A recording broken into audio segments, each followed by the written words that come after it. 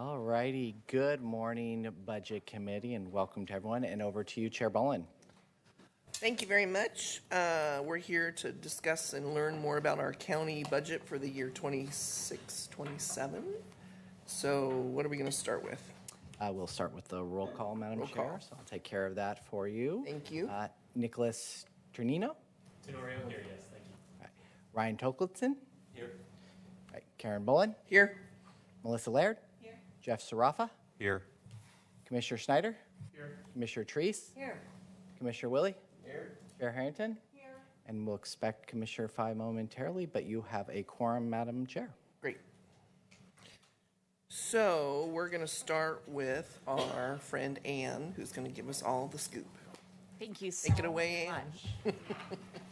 Good morning to everyone. My name is Ann Ober. I'm one of the Assistant County Administrators, and this is one of my favorite days of the whole year. So thank you for spending it with me. This is our opportunity to talk to you about the great work that the county does and to talk to you about things that often go unseen. And I'm just so excited to be a part of this and to have each of you here sharing with us. As we're going through this process, please ask questions if I am not clear. Sometimes my boss has to say more words. So just say more words. I will give more explanation around any of the given topics. Our goal is for you to understand what we do and why we do it. And you can only do that if we're clear with you. A few things that I want to go through today.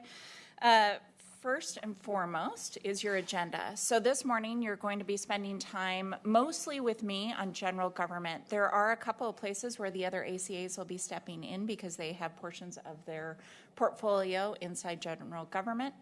We're taking a break at around 10:20, and then we'll take a break over lunch at 12:25. It is going to be short, so just know that. It's about 25 minutes to get your food, and then we're going to continue working through the day. A few things for you to recognize just as general housekeeping. The first is that there are going to be page numbers inside the box of the pictures. So you have an example up here with the 4 ducks. There's going to be a box, a blue box, that'll have the page number on the printed budget. So if you have any questions about where we are in the budget book, you can go back to that slide and it'll show you.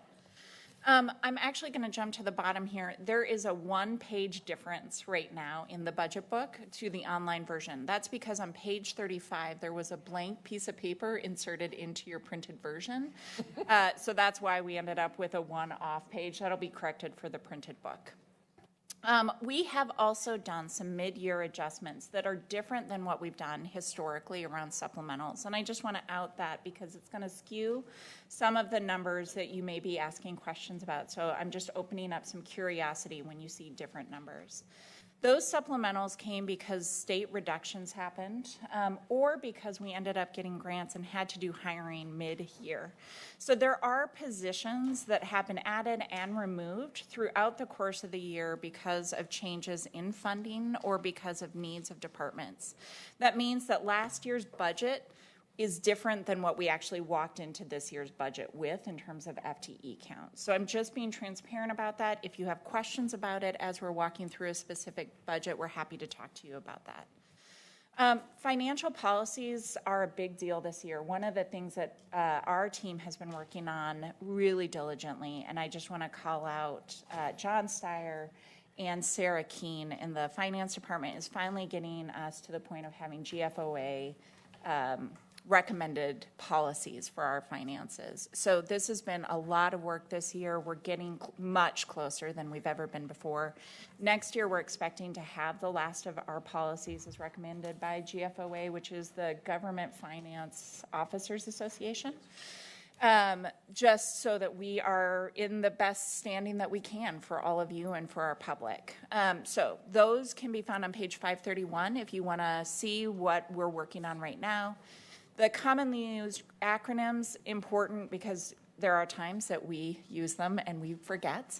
Those can be found on page 538 if you're trying to understand what we're saying. Commonly used terms start on page 571. And then there's a few things I didn't put on this housekeeping slide. Restrooms. If someone who is on the budget committee doesn't know, there's a restroom actually back behind this door, or you can go out and use the restrooms in the hall. They're about halfway down the hall on your left. There's also some snacks, some water. If you need anything over here on the table, feel free to help yourself. And then the final piece of this is just if there is any, you all have parking passes if you needed one. So if you are a community member, the orange passes are good for the week and can be used in the 2-hour parking. If you go back behind the railroad, on the other side, there's a 2-hour parking lot. You can just put that in your window, stay there all day, and it's good for the entire time that you're serving over the course of the next week. Are there any housekeeping points or questions that people have or want to ask? Does everybody know how to use the mic? Green's on. Okay, Green is on. green is on. Rocking and rolling. Perfect. Okay, so the next thing I wanted to just go over briefly, this is a slide that actually talks about everyone's slides throughout this process. So we do have an access and opportunity budget considerations process that when the requests were made by the departments, each of those departments went through in order to consider whether or not we were actually bettering the lived experience for residents in our community who maybe are not getting the best experience today. How do we better serve those who have been underserved in the past? So the things that we've looked at this year, access to services, targeted investments, use of data and community input, technology and innovation. Most of the things that did move the needle forward are falling in that second bullet, which is in the targeted investments. We also listed those inside the budget book. So if you have questions about that as we're going through, you're welcome to ask us any specifics. The other thing I just wanted to call out is that language access is a big deal here, and we have a large contract that we use, but it's funded throughout all the departments. So you're never going to see a place where there's one big line item. It's actually distributed. But this year we will be coming back to the board in June asking for an extension on all of those contracts because we are hitting up against the cap of how much we've already spent over the course of the last year for providing those services. Yes. Thank you. Yeah. Thank you for going over this slide. I have a quick question about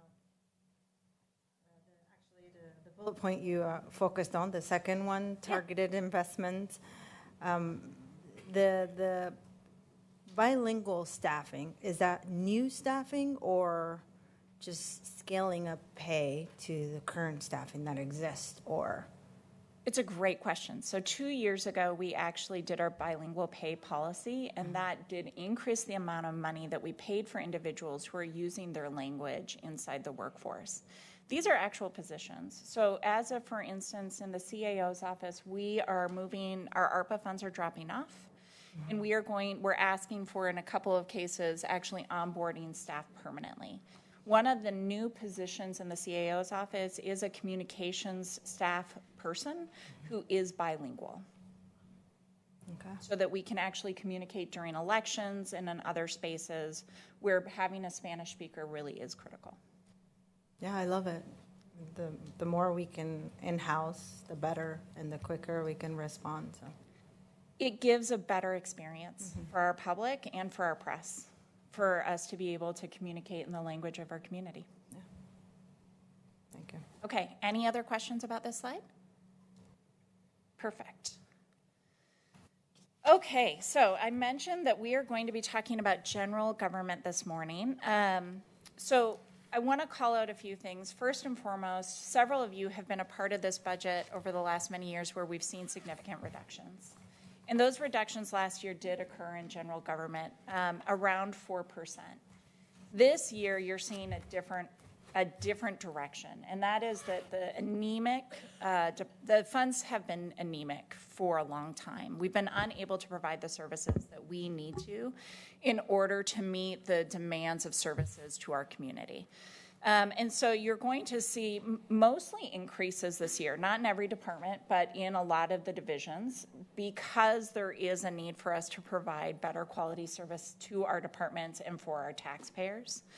The reason that I'm calling that out here is in a few of the cases on the right-hand side, you'll see that there's a percentage change, and it looks like in some cases we've seen a significant reduction. It's not actually the case, and so I wanted to explain why that's happening, and it's for a few reasons. First, I'm going to start with the OAO office, just to be transparent about last year. We made a move for one of those staff people to the CAO's office from OAO, from the Office of Access and Opportunity.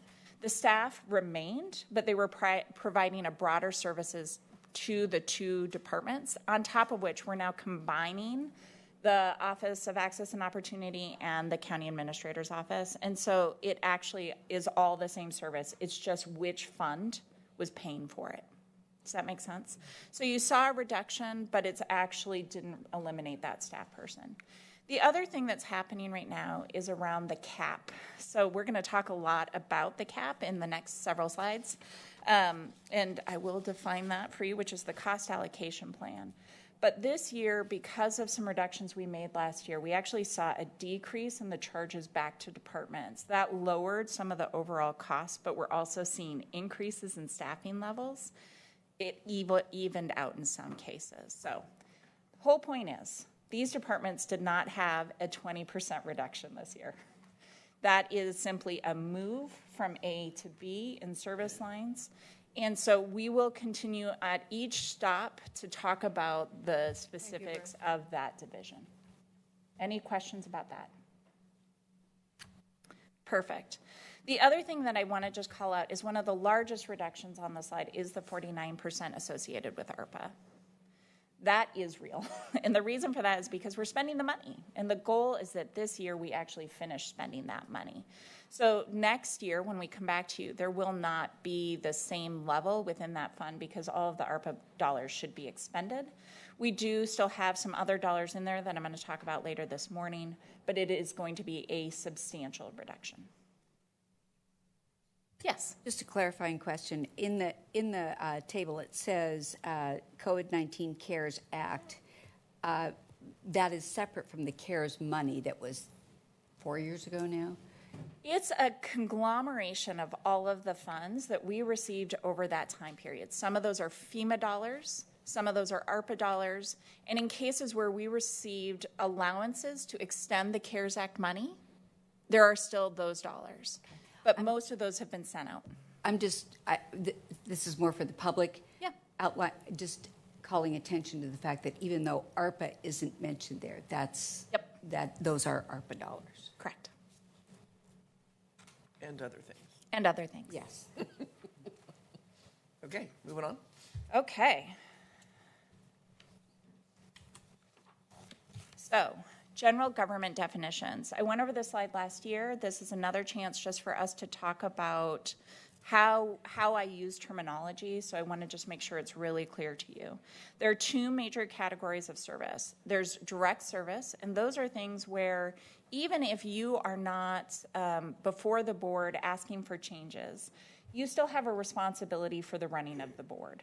They are the deciding members of this community and of this government agency. So it's not necessarily correlative. You don't use X amount of time with the Board of County Commissioners and pay Y. It is simply you pay your share of the county commission. And then you have the internal operations. That is far more focused on what you use within a department. So as an example, Dave is serving as our county counsel today. The attorneys are doing different levels of work for different departments. And so in some cases, department will pay more because they're using more of that time than another department that uses very little of that time. So I just want to make sure that everybody knows there are times when you're just paying a portion and there's a time when you're paying your portion. Make sense? Okay. So the cost allocation plan is where we do that work.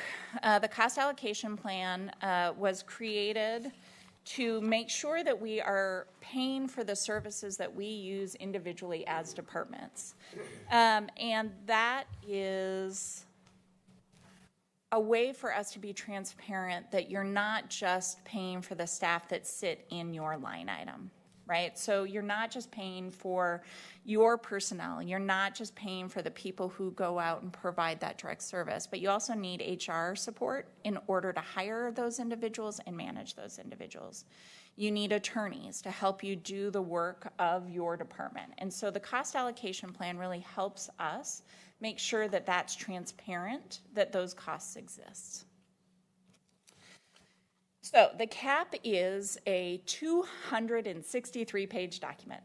And if you want to have a good time, at the end of this section of my budget deck, you can click on the link and go read it. It is a process by which it's a function as well as a document. So we partner with an organization to go through all of our costs and to calculate what the cost should be for someone's use, for a department's use. We then go back a second time to make sure that the departments, mostly the internal service funds, also are paying their fair share. That means that we have to know how much they're going to get from the other departments before we can calculate what they have to also pay. So it's a very rigorous process, and it is a complicated process, and every year we swear we're going to make it more simple. We have not figured out how to do that yet. And as much as we would like to spend some time working on that, we have some other priorities that we've been focusing on over the last couple of years, like our ERP and Questica changes that are impacting today's budget meetings. So I'm just letting you know that the public know that if they want to learn more, that document is available and it is posted online. And how long have we had that program? 4 years, 5 years? How much? Long time. Oh, really? Okay. There's two different. It's not new. It's not, but there is a piece of this that is new that I'm going to Okay. talk about in this slide. There we go. So the why is that we actually moved in the fiscal year 23-24 budget to having internal service funds, and that gave us better information about who is paying for what into that process. So yes, we were doing it in the past, but this allows for a more transparent way of seeing the dollars move between services. In the past, what happened is we gave general fund revenues to a service and said, this is what you have. But that meant that we didn't always get the money from, say, a grant that we should have because they were using so many of those services, and we weren't maximizing what we could with the federal and state dollars. Does that make sense? Yes. Okay. I remember this. So there's a couple of things that I just want to talk about in terms of the CAP. The first is that this is a delayed process. Because it takes so long, we start this process in September, and it actually is reflective of decisions that were made the previous budget year. So this year, you're going to see some numbers. Those do not reflect all of the new costs associated with those employees because we've used our reserves within those divisions to pay for the first year of those employees. And then in future years, that is costed into the CAP for departments to pay their share. There are a few exceptions to that this year. We had the enterprise resource planning process. We had that new software package that we brought in. There were 4 FTE that we actually included into the CAP this year for this year's budget. So 4 of the positions I'm going to talk today are already in the CAP, but all others will be added next year, and you'll see the impact to departments next year. Does that make sense? Yep. Any questions about that? The CAP will go up. And so part of what we are trying to get to is we've been talking about it as a pendulum. The goal is that we stop having big swings, and over time, we become predictable. Our goal is that every department in the future will know what they are going to pay in general, and they'll understand why they're paying it. Not everything is predictable. So utility costs are really volatile, especially right now. That includes our gas and our diesel, right? all of you are watching the news the same as I am. We're going to talk about that some today when we talk about fleet. So our goal is that we stop being the unpredictable part or nature of that cost. But what has happened for years is that we weren't adding staff as we were adding square footage or as we were adding staffing in other departments. And that means we had insufficient staffing to be able to provide the services expected of our internal services. One of the best examples I can give you all today is our audit.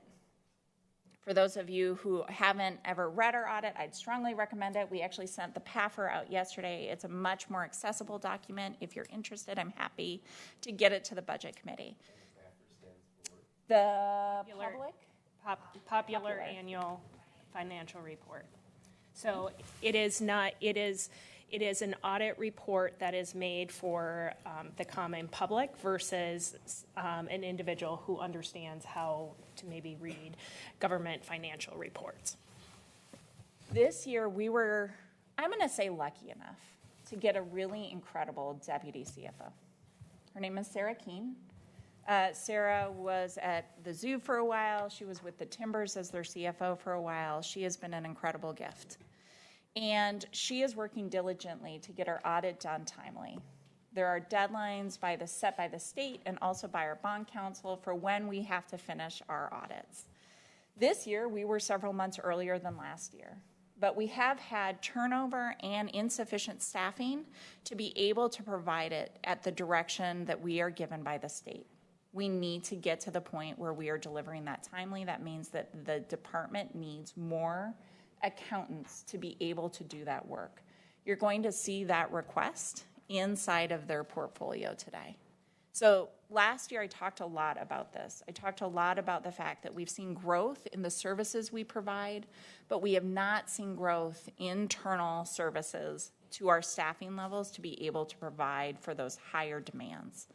This year we had enough information to finally really try and start right-sizing that to the needs of the county. So that is all included in there. But going back to your question, Commissioner, our hope is that this gets us now even where we needed to be. And as there's growth, we are asking better questions about what will that service require to these internal service funds, and we will be bringing you FTE changes that reflect the needs based on those new demands being placed on the departments. I deeply appreciate the duct taping that our teams have been doing for a long time. They are scrappy and fearless and amazing.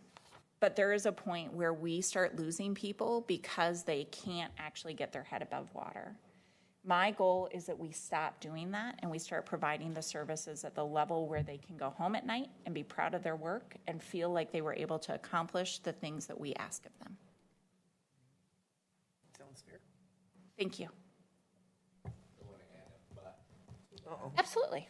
because they are also under the same budget restriction.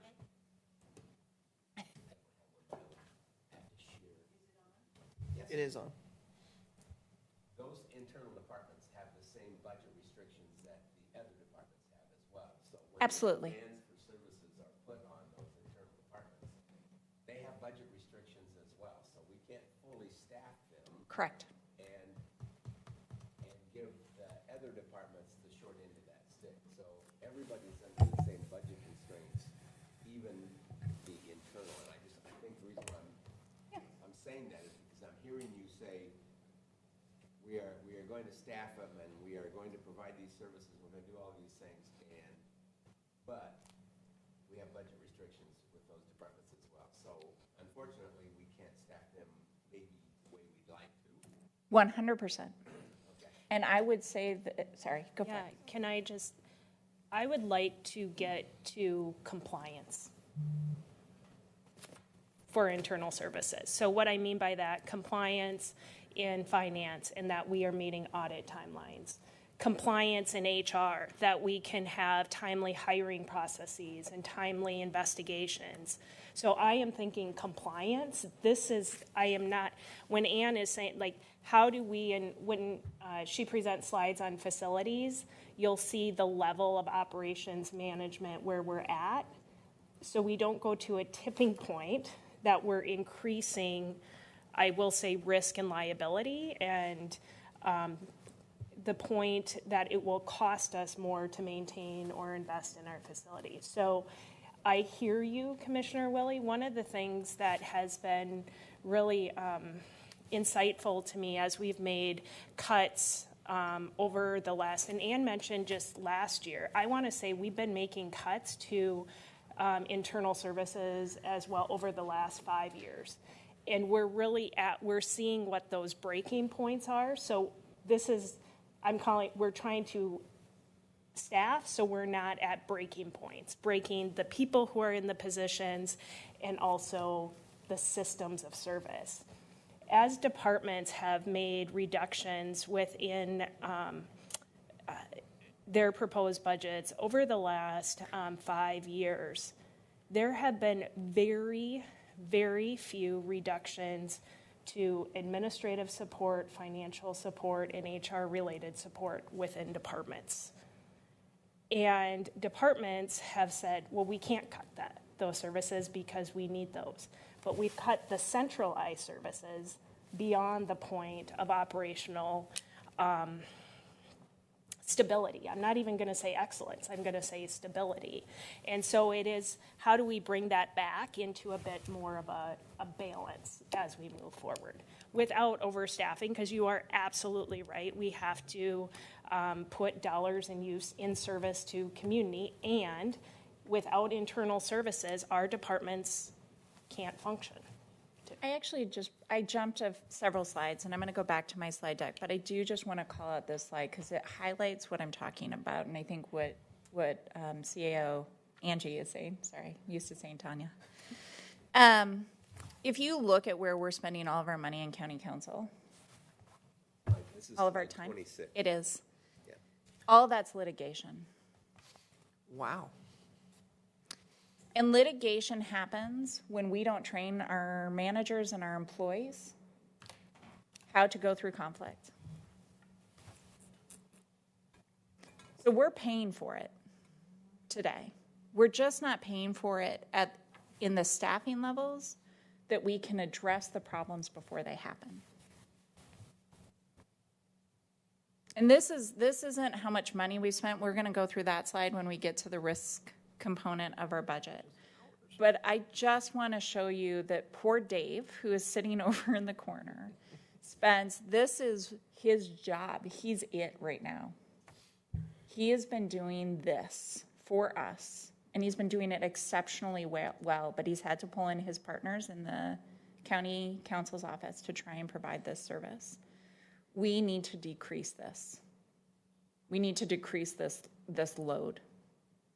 So that's really, I think, what we're trying to say. Commissioner, I actually agree with you 100%. This is, the package that we're presenting today does not get you to Disneyland. This package gets you to function. Well, and I think, Tanya, your explanation was perfect because there are areas that we absolutely have to be adequately staffed. Finance is one of them. We all like to get our paychecks on time, and we certainly like to see budget reports accurately done. So I appreciate that overview that you gave there, and with an emphasis that we are and have been for the last few years at critical junctures in each one of those departments. And so, yeah, we have to, the printing press has to get started up again somehow. Somehow. And this is really important. I mean, and I actually really appreciate your question and your comments. I don't think we've gotten to the level that the departments would tell you it's enough. I think we've gotten to the level in this budget where I feel like maybe we can start seeing if we're on the right path. Okay. Can I? So, yeah, please. The previous slide Yeah. is for clarification for our community members here. When part, and I'm trying to figure out if there's also a but to Commissioner Willie's point to the good news, but is that where you see like a supplemental budget process coming in, that when? Or are you connecting the good news to the when? The when is that this coming September, John's team, and actually, I haven't had the opportunity, I will in a few minutes to thank the budget team, but this is Ting Ting. So Ting Ting is the person who is responsible for our CAP. She's really incredible at it. She works with our partners to make sure that we're calculating these costs with the departments. She will start in September with the budget that you all approve, going through that budget, especially for internal services, and starting to calculate how those will impact the charges out to departments next year. The good news is that we now have hit our reserve levels that we needed to hit for those new internal service funds. That means that the growth rate is significantly less. You'll see that this year some departments saw an 11% reduction, others saw a 4% reduction in what they're paying towards that cap. That will continue, but there will be a growth margin when we add these staff people to those departments. In some cases, the departments are actually asking for those levels of increase in staffing. So I'm going to give you an example right now. We'll talk about it more in a bit.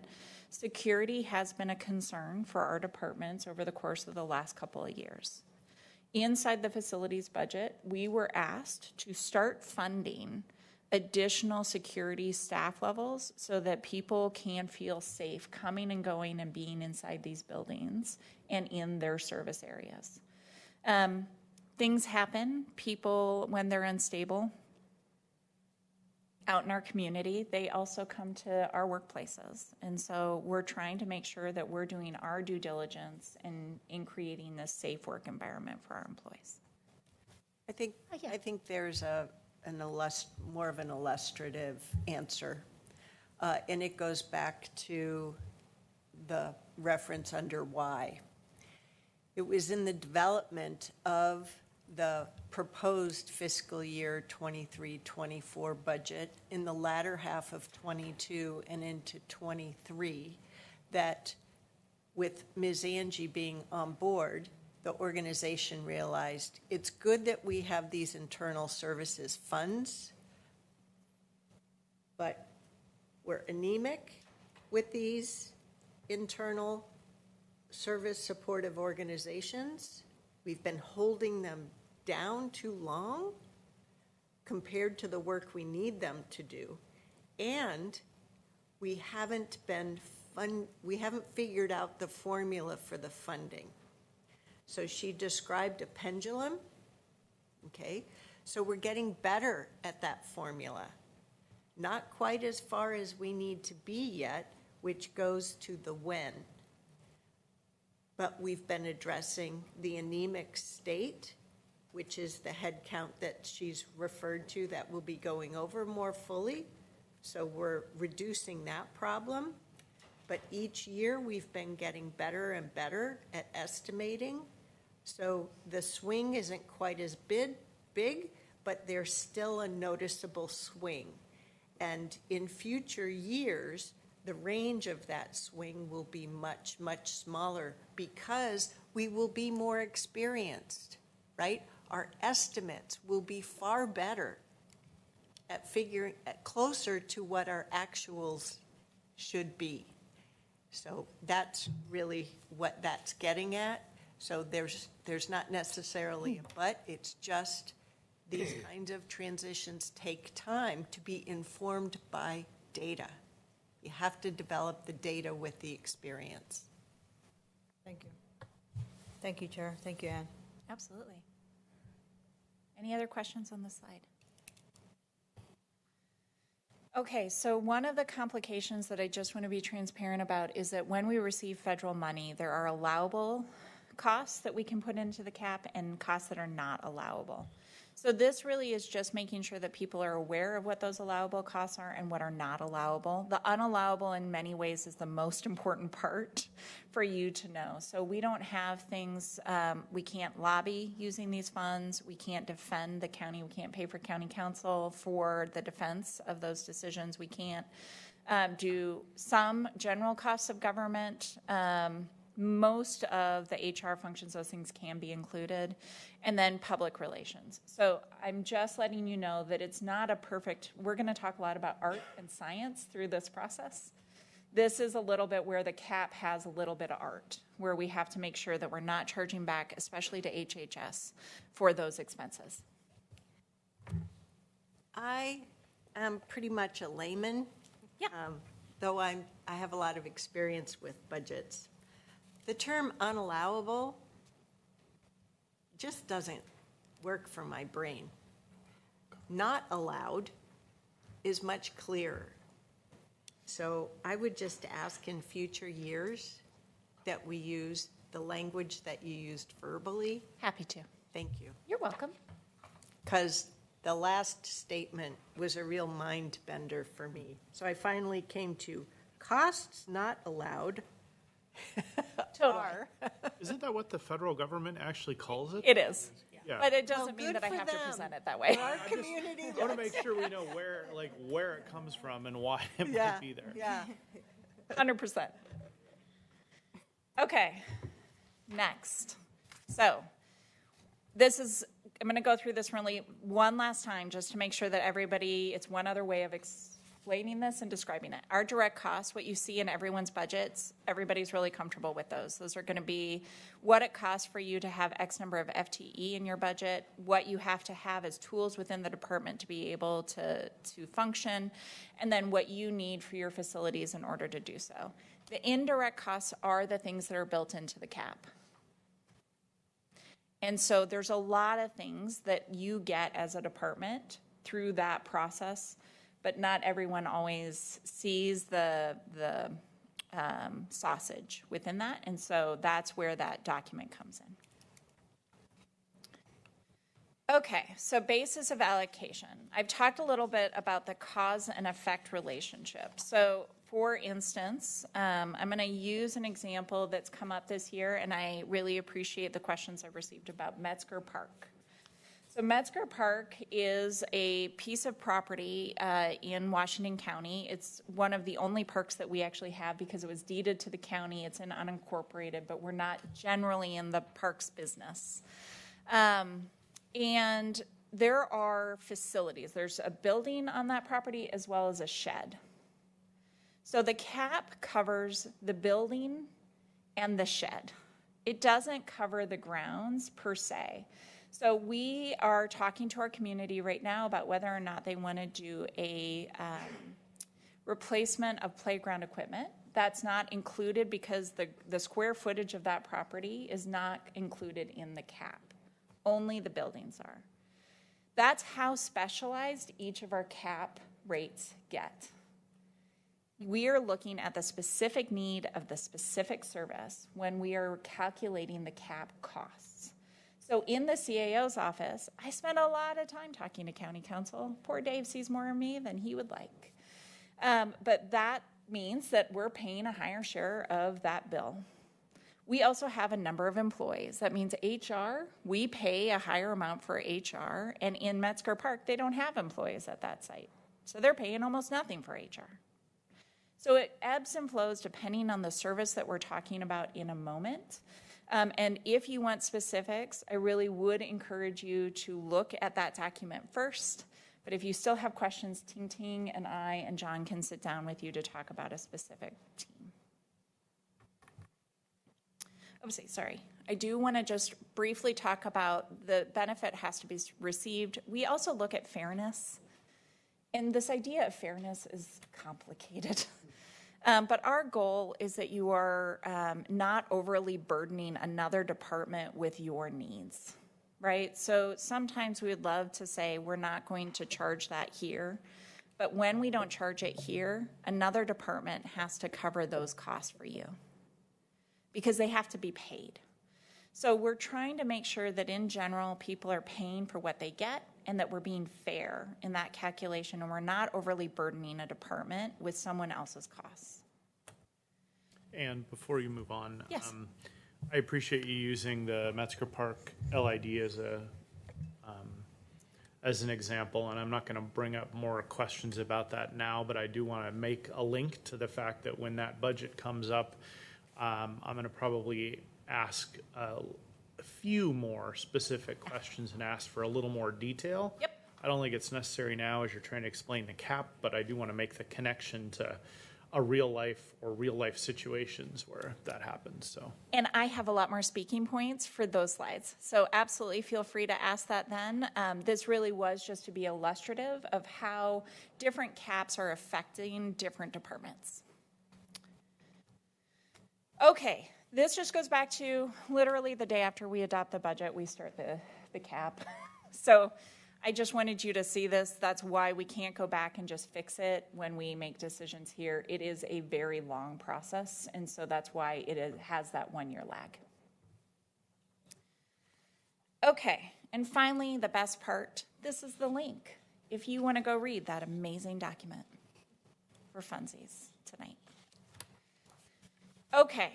Now I get to talk about my actual portfolio, and I'm really excited to do that. I do want to start by just doing a couple of thank yous before we get started.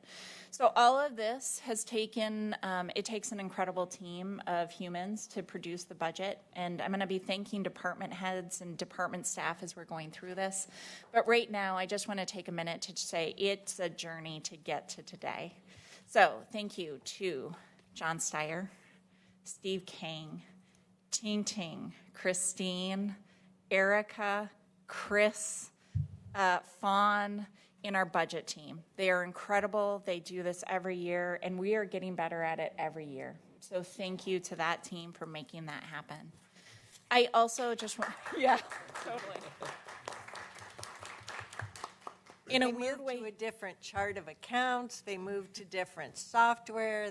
It moved to the cloud. It's awesome. it's been a big, big year for this team, and it feels like the start of our process, but really it's the end of theirs. So I just want to thank them for getting us to today. There are two other people who just do so much of this outside of the budget team, and that is Philip Bransford, who's in the audience here today, and Brenda, who's sitting over in Brenda Bartlett. Brenda, what we have discovered is she has a super secret power, which is she sees details that we miss. And she says she's not a math person, but she actually is incredible at seeing the missing links. Our budget process is getting better because of all the people I just listed, and I cannot thank them enough for giving us such a great experience. So thank you to the team. Okay. On to, anything you wanted? Okay, perfect. On to the general government slides. So, we're going to begin. The county administrative offices this year is going to be combining with the Office of Access and Opportunity. So I'm just calling that out because next year you're going to see it differently. We have been exceptionally busy in this team this year. This makes up all of our comms staff, our government relations staff, our soon-to-be our Office of Access and Opportunity staff. Our ARPA team sits within this office. Our ACAs and Tanya sit in this office. It has been an incredible group of people for me to get to work with over the course of the last 2 years. I feel very lucky. A couple of things that I just want to call out that did happen that I haven't talked about yet. The federal changes are still impacting our team. So Marnie Kyle has been leading the charge around discussions with the county about the money that we receive from the federal government and how we stay in compliance for those funds. It has been an incredible lift, and it has required some hard work by everyone all over the county, to be honest. It's been amazing to watch. We also did the 2 local option levies. We're going to call that out when we get to the BCC as well, but this, the Board of County Commissions, but this is, it was a big deal, and that actually helps us provide the budget that we're here presenting today. The general revenue options, Brenda has been leading the charge in our office, but we've also had partnership from LUT that's been really great, and with finance, and trying to find alternative mechanisms for funding the county government. All in all, it's been a really incredible and productive year. Things that we see coming up, just so that you're thinking about them, we do the onboarding for the new county commissioners and the new chair, so we're already working on that. Tanya Angie has been meeting with candidates in their preparation for possibly becoming one of our county commissioners. We've also, I want to call out the staff assistants, have done a really great job of creating materials that help people prepare for that service. It's been really amazing to watch. The other big thing that's going to happen this year is the spend down of those ARPA funds within our division, our department. And so that's been really cool, watching FISA on that front. I just want to call out that the piece that you highlighted, the onboarding of new county commissioners, we started that with the last cycle, but we didn't do that previously. And it has, so the escalation of the effectiveness of that process is really important and not something that we can just, say lightly quickly. touch on. So I just want to really focus on that and say thank you for that work. I also want to call out a structural change that's happening in this department. So historically, an assistant county administrator has been the primary manager within the office, managing other managers within the office. We're actually changing that this year. So we're doing a 3-person co-leading team, and they are doing incredible work. So I just want to call out Aaron Doyle, Philip Bransford, and Alicia Sojourner for coming together to find ways to co-lead the team and figure out ways to cover for each other and really start thinking strategically about how this team functions. It's been amazing to watch. It's only been happening for about the last 2 months, but we're excited to see what happens in the new year. This year, there are some changes to our staffing that are included in the budget. So we had a disproportionate number of ARPA-funded employees. We also had a SIP-funded employee who had come on, actually 2 SIP-funded employees that we had funded. One was a government relations employee as well as a comms employee.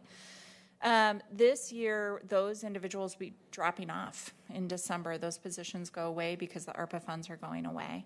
And so the budget includes part-year funding for a few positions. The first one is a project manager, which is what we've realized crucial to the success of our team. We do a lot of high-level projects within our department. Those are often being carried by ACAs or by managers. We need some people who actually just keep the train on the tracks and keep us moving forward on some of those projects. So that position is in the budget. We also have a limited duration government relations position in the budget. Those funds are coming from LUT, so you're going to see it in the LUT budget, the transfer coming over to us. This is going to be a big government affairs year. We're going to be doing the long session, and it is expected that transportation is going to be a key part of that legislative cycle.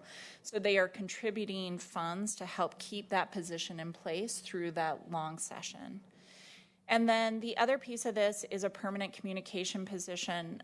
When I talk about anemic parts of our team, Philip Bransford has long carried the communication for the county. I think he's been here 23 years. 22 years. And he does incredible work. We're so lucky. But over time, he's doing 2 people's jobs. We started adding some staff over the last 5 years. And we're at the point where the ARPA-funded positions really did help him function and help the county function. We can't lose all of that overnight. So we are creating a permanent communication position in addition to 5 total positions that already existed in the office. There is another position that Erin Calvert's going to talk about later in her presentation materials specific to the public safety and justice work. So there are 2 comms positions. One of them is funded here. Any questions about that? Okay. Office of Access and Opportunity. So this is Alicia Sojourner's work. It has been incredible to watch over the last years. We've had to do some really hard things. And I say hard things because Alicia was a critical part of working with us on the federal expectations and funding changes. I really appreciate them stepping up and helping us lead in that space. And we also they've made some great hires. So I also just want to call out, we've brought on some new staff that I'm really excited about doing our ADA work and our civil rights work. And then one of the big projects this year has been looking at our data sets. Whenever we talk to community members, especially those who have been disproportionately affected, they talk about how data matters, how measuring what we do matters. And so Aster in our office has actually taken the lead, is a trained statistician, is really brilliant at helping us understand data differently and better. This year we did a community survey. That was a big deal for us. We've talked about it for a long time.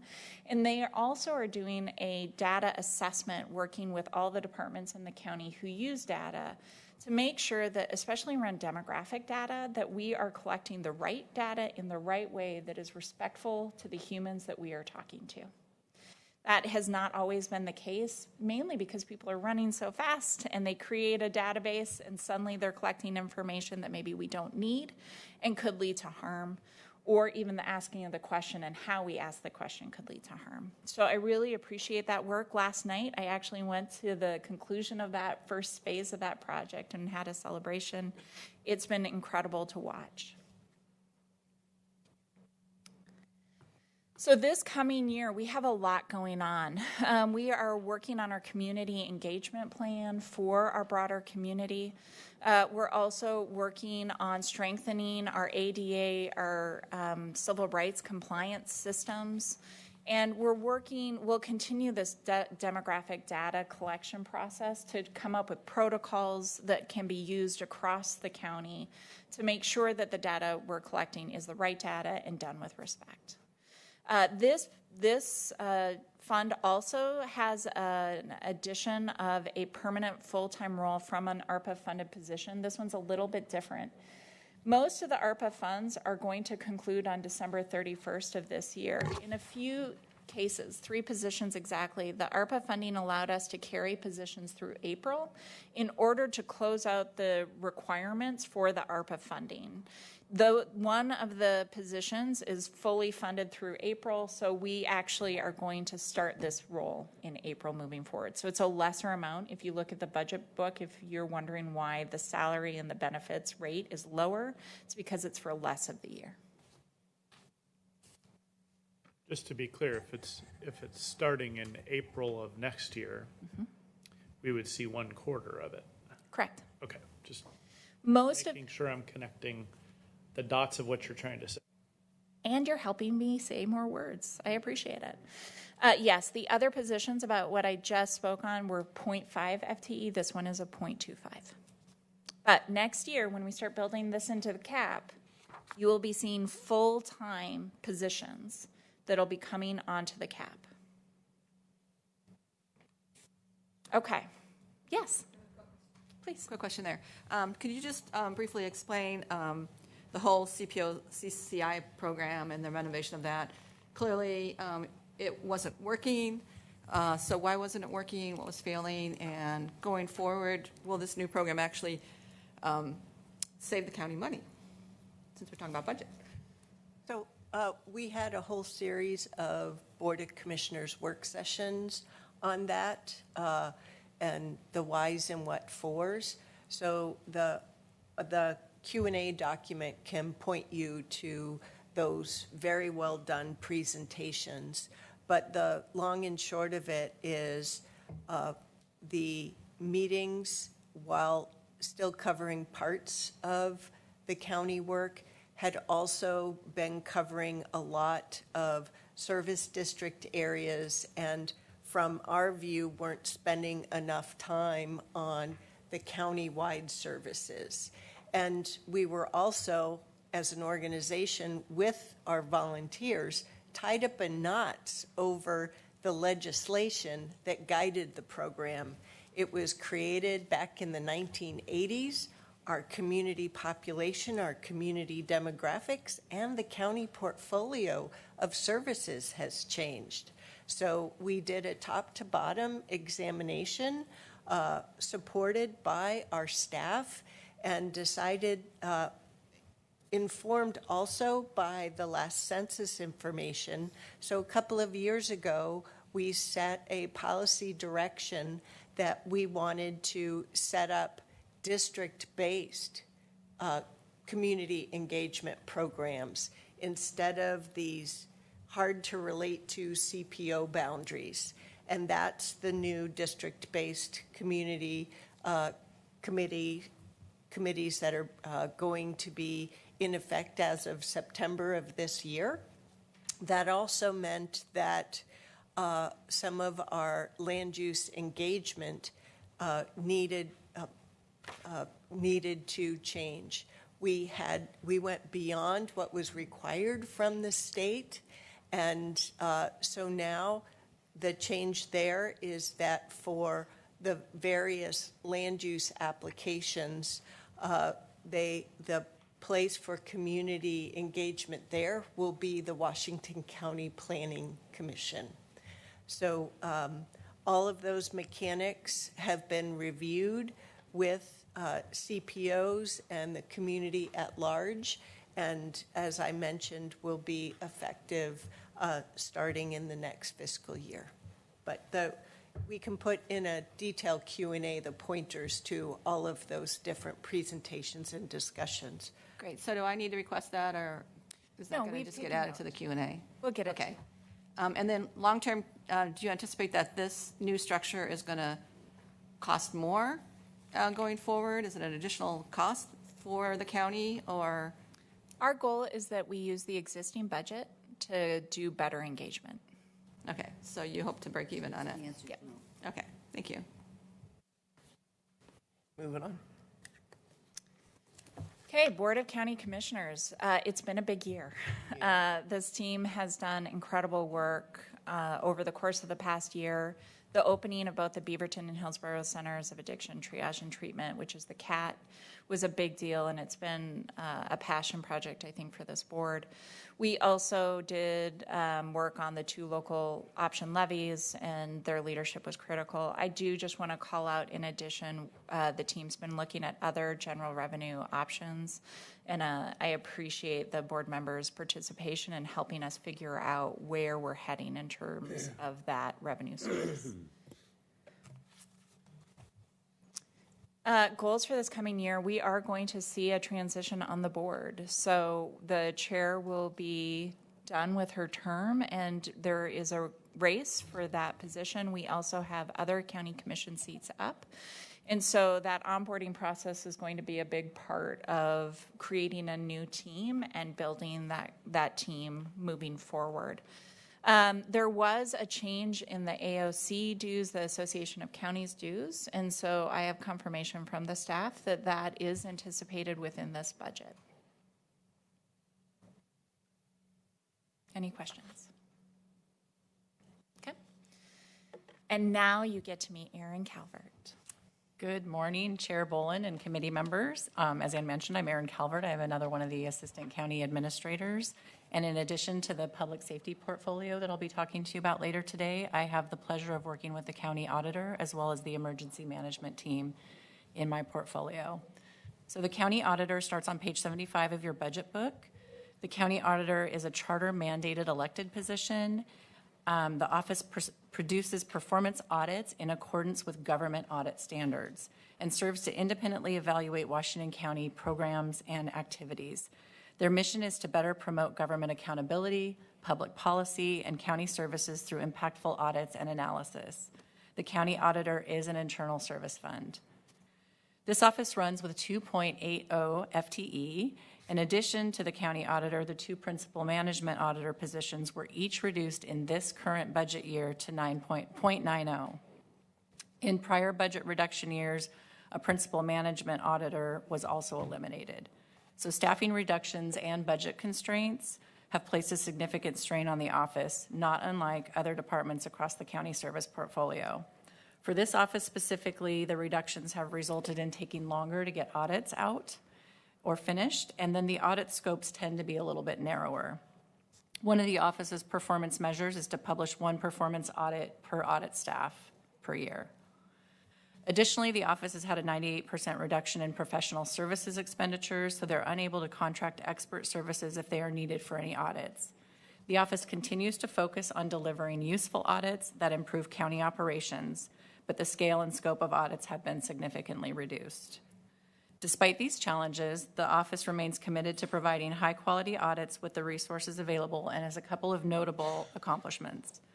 During this current fiscal year, the auditor's office passed their first external quality audit, which is essentially an audit of the auditor. They've also incorporated analysis into every audit to examine access and opportunity of public service delivery. Thank you. Looking forward to the 2027 goals and initiatives, there are some charter change. Yes. Oh, I'm sorry, Jeff. Thank you. Thanks. I wanted to know if you could talk about what technologies are being used in new processes with the county audit team with, like, example, artificial intelligence has some new capabilities, and maybe talk to how that's being utilized by that department. Can we note that for the FAQ and get back to you? It's a great question. Thank you. Looking forward to the 2027 goals and initiatives, there are some charter changes on the May ballot with the election next week. And if those changes are approved, the revised charter would take effect in January 1st of 2027. Regarding audit topics, the community was invited to provide their ideas for audit topics. And as you can imagine, those topics submitted by the community varied widely. The auditor considers each topic against several factors and then determines ultimately which audits to pursue. The schedule was recently released and covers the audits that will be done from April of 2026 through March of 2027. So this timeline covers 2 fiscal years. In addition to the current audits in progress that will be completed this year in 2026, an additional audit, land use and transportation building permits, is expected to start in the 3rd quarter of 2026. There are no position adds or reductions in this proposed budget, but as mentioned earlier, the office is continuing to adjust their work based on the decrease in resources over the past 2 years, and they're ensuring that work plans are commensurate with the work resources. Back to you. Just a quick comment. So when I was going over my ballot, which I was doing last night, the charter changes there, I had never really heard, there wasn't a lot of communication out that was going to be on the ballot, and it sounded very reasonable, but I was just surprised. I was like, oh, I've never heard of this, and I do a lot of work with the county, and I never heard that this was going to be on the ballot. So hopefully people just read it diligently and say, that sounds reasonable, but we can point. It was like, I didn't see any communication. I was just shocked that it was on there. I had no idea that it was going to be on the ballot. Maybe it was just me. Maybe I missed it. We can point back to in our FAQ, as well as a couple of presentations that the county auditor did for the Board of County Commissioners and placing it on the ballot and going over the information. I can. It's done. It's on the ballot. It's in the voters pamphlet. There's 4. There's nothing against it. There's like 2 people who said something. All I'm saying is that there was no kind of PR announcement or education on that to let people know it's coming, and it's worse. What? Because we have no money for that. Yeah. Anyway, it surprised me. Campaign work is always done by a separately funded campaign organization, and generally for auditors and even for charter amendments, they're very low to nothing. And this is similar. This is in line with that. That doesn't say the auditor could have, in her own time, worked with other people on outside campaign work, just like we county commissioners work, some of us anyway, work with outside campaigns for our levies. It's not the government's job to do that. And I just want to point out that I did submit with personal funds a support message in the voters pamphlet, but that was, again, personal funds. Thank you for the question. I also just want to make sure it's clear to everyone, since we have a few new budget members, that we are going to say the word auditor in 2 different ways. So we have a performance auditor who is an elected official in here. Nice to see you. We also have a financial auditor that we hire. And so the financial auditor is hired actually through John Shop, and we do an annual and single audit for the county finances.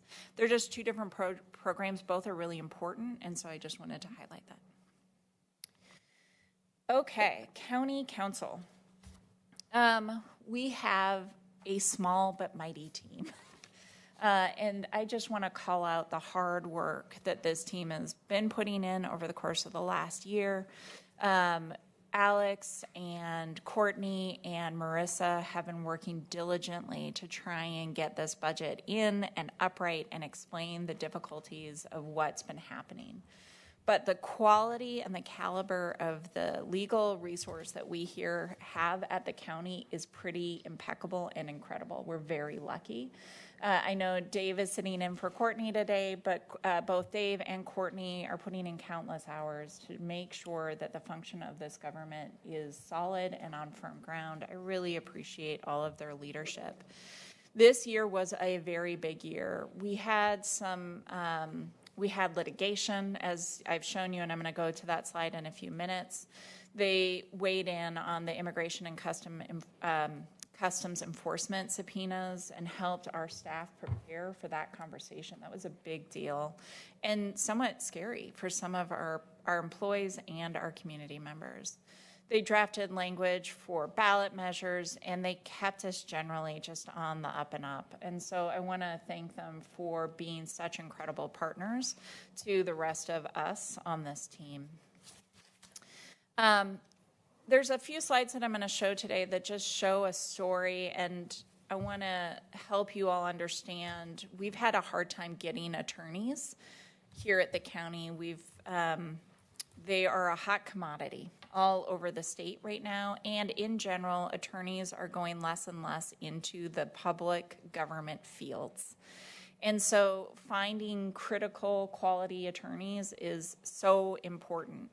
This slide, I just want to show you that between 24 and 25, we saw a significant reduction in the number of hours billed. The reason for that is not because we had less work, it's because we had less people. And the people that we did have were trying to do more. So we have had individuals working overtime for a year trying to keep up with the pace of county government, and I just really want to acknowledge and call out an appreciation for that. This is the other slide that I was on earlier. This is around where a lot of our time and efforts are going. We are in a time, coming out of COVID, there was a national trend where it's more litigious. There are just more people suing more people. That's just a real thing in every industry. And we're seeing it here at the county. So our costs and our hours around things that we need to start trying to deflect so they never come in to the county council's office is high. You're going to hear me talk about that, especially in HR, because that's where we train managers and we train employees. But finding a way to decrease the number of hours that we spend on litigation because we have fewer cases is important for the long-term health of the county. So with this in mind, last year we were trying, well, the goal of the year is to get fully staffed. That's just the truth of it. Last year, we had made a reduction in the budget around a management analyst position. Everybody was trying to get to that 4% cut. And they gave one step too far. I'm going to be honest, they just can't do the amount of work that comes into the paralegals team and keep the office functioning. We have incredible humans there, but they're working way too many hours of overtime. The management analyst position is returning a cut we did last year. So 2 years ago, this position existed. Last year, we removed it. This year, it's being returned. The other position is that we, along with the litigation piece, there is an increase in volatility, which means that communication patterns break down and you have investigations at a higher rate. In that, we are paying more to outside investigators and we are bogging down our HR business partners too much. they are unable to do all their duties. So we are recommending we hire an investigator position into the county council's office to do employee investigations here at the county. This won't be 100% of those costs. In some cases, we need to go to an outside investigator. There are times when it's not appropriate for an employee to be doing the investigation. But this would allow for us to have a professional focused on doing these timely and right. So this was also a give. We talk about One Washington County. This was county council stepping into a void for HR where they needed help and support, and I really appreciate it. Any questions? Yeah, thank you, and I have a question, and I'm trying to figure out billable hours. Do we need them higher? Do we need them lower? Type question, but the more pertinent question I have is slide number 25 and 26. That 19,000 number, the next slide is the breakdown, the disaggregated of what is in that 19,000. Okay, thank you. Now going back to slide 25, I feel like I was trying to really intently listen to you, but I think the message escaped that you were trying to get out of this slide. We don't have enough people billing enough hours. This isn't that we're seeing a reduction in work. We're not getting to work because we don't have enough people functioning in the system. Because of the cuts last year. Not just cuts, we've had a hard time bringing people in, hiring people. The availability. Correct. Okay. So it's a twofer. But right now, we need people to sleep, and I need those numbers to reflect the actual demand. But we don't have enough people for them to get to all the requests that are coming from all the departments. Do you have an estimate of what that number would have been if we'd been appropriately staffed last year? Right now, we're down 2 FTE, so you've got 2,080 hours. 2,080 hours per year. So you times that by 2. Not every hour is billable, and some get billed twice, right, Dave? Is that how it works? Well, we have vacation and holidays. So I would say let's just pretend that we were at 1,500 hours per person. It would go up by 3,000 hours. It would have been over 24,000 hours. Yeah. If we had the humans to do If we had the humans to do the work. And that's just getting us to the staffing levels we are already approved to. I want to be clear, this goes back to our earlier conversation about whether or not we're running a lean machine or whether or not we are going to the levels that a department might ask. This is us getting to lean. I also want to remember, I continue to hear, and thank you for referencing the cuts that took place last year. Yeah. These are cumulative cuts over the last 4 years, though. So there has been more than just that management analyst that has been cut from this team. Prior cuts have included an attorney, a paralegal. I don't have that list memorized off the top of my head. So what we're seeing, especially internal service, the cumulative impact, because we cannot cut those services from the county because they're demand services. And as departments have grown or new services have grown, the demand has grown. One example I'll use is housing. We did not have supportive housing services funds prior to 2020. And so that has been a whole significant body of work that we were not staffed in county council or internal services to help support. So there's good news when there's increases in funding, but there becomes that work demand on internal services. And just one more question, just for clarification. The added new investigator position is to help reduce litigation by resolving issues before they happen. Is that the connection? Yeah, and part of what happens right now in HR, so we have business partners who work with each of the departments, and those individuals not only do the direct training to a manager when they're going through a crisis, they also are often doing low-level investigations. So when they are doing an investigation or not doing it because they're getting stuck in every other request from a department, you are seeing multiple cascading effects. The culture changes in the organization because people are not trusting one another. They're not able to talk about certain things within the space. That causes a breakdown in trust within the department. That creates a catalyst to misfunction or to destruction within teams because there's no ability to fix it till the investigation's closed. We're in the process of doing our 301 investigation policy. We're updating it right now. And part of that goal is that we get to the point where investigations are concluded, majority within 60 days. In some cases this year, we haven't had investigations going for 14 months. The destruction is because we don't have enough people to do enough things to keep all the wheels on. So what does that mean in some of those cases with investigation? And when we're talking investigations in this context, this is internal HR related, personnel related investigations. Employees sometimes are on administrative leave.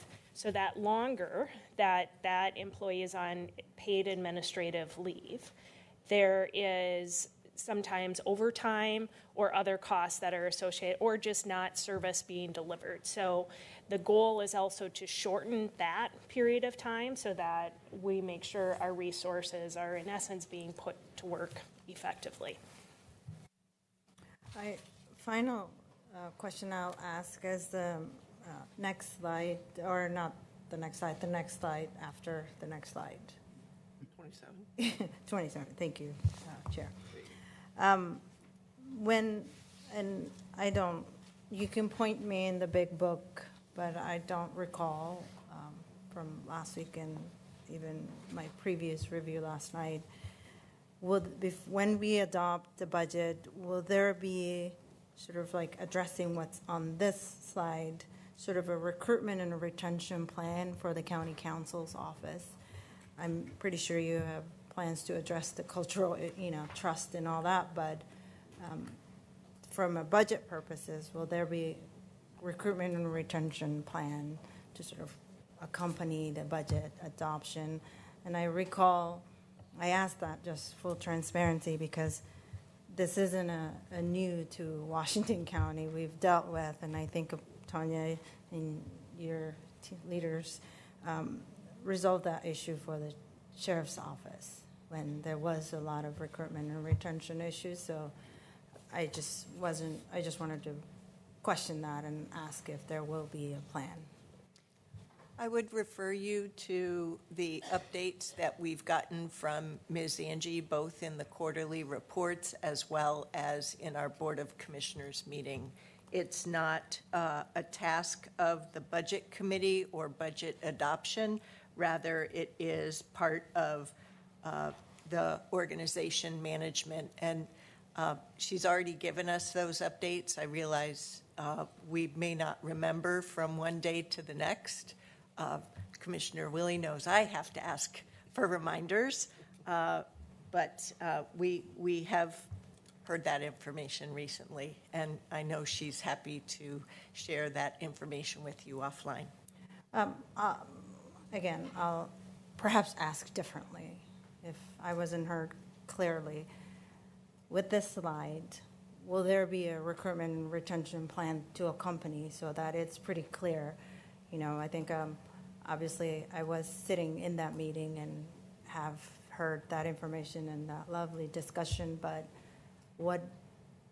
how do we fully adopt the budget in terms of this? So there's a couple of things that I do just want to add in to help address that. One is that the class comp project is going to be something I am talking about in the HR section, and it is a substantial project for the county right now, looking at how we address both the classifications of positions and how they are paid. And when I say this, I'm going to say it every single time I talk about our class comp process, no one will be losing money. No employee will make less through this process. So that is coming, and that is a part of us assessing when we're struggling to hire. Is it because our compensation packages are off? Is there a retention plan? What is the right secret sauce to bring people in and to keep them? But I also hear you asking for county council, and we can note that as employees. The employees who would manage a retention plan are not here today, but I will note it. The other piece that I do just want to say, it's not on the slide, but it is going to come up in the HR slide. We have added a number of unions over the course of the last 2 years. And in that, we have seen a significant increase in the legal costs associated with bargaining. Last year, it was about $266,000 that we paid. No, that we paid in 1 year for those legal fees.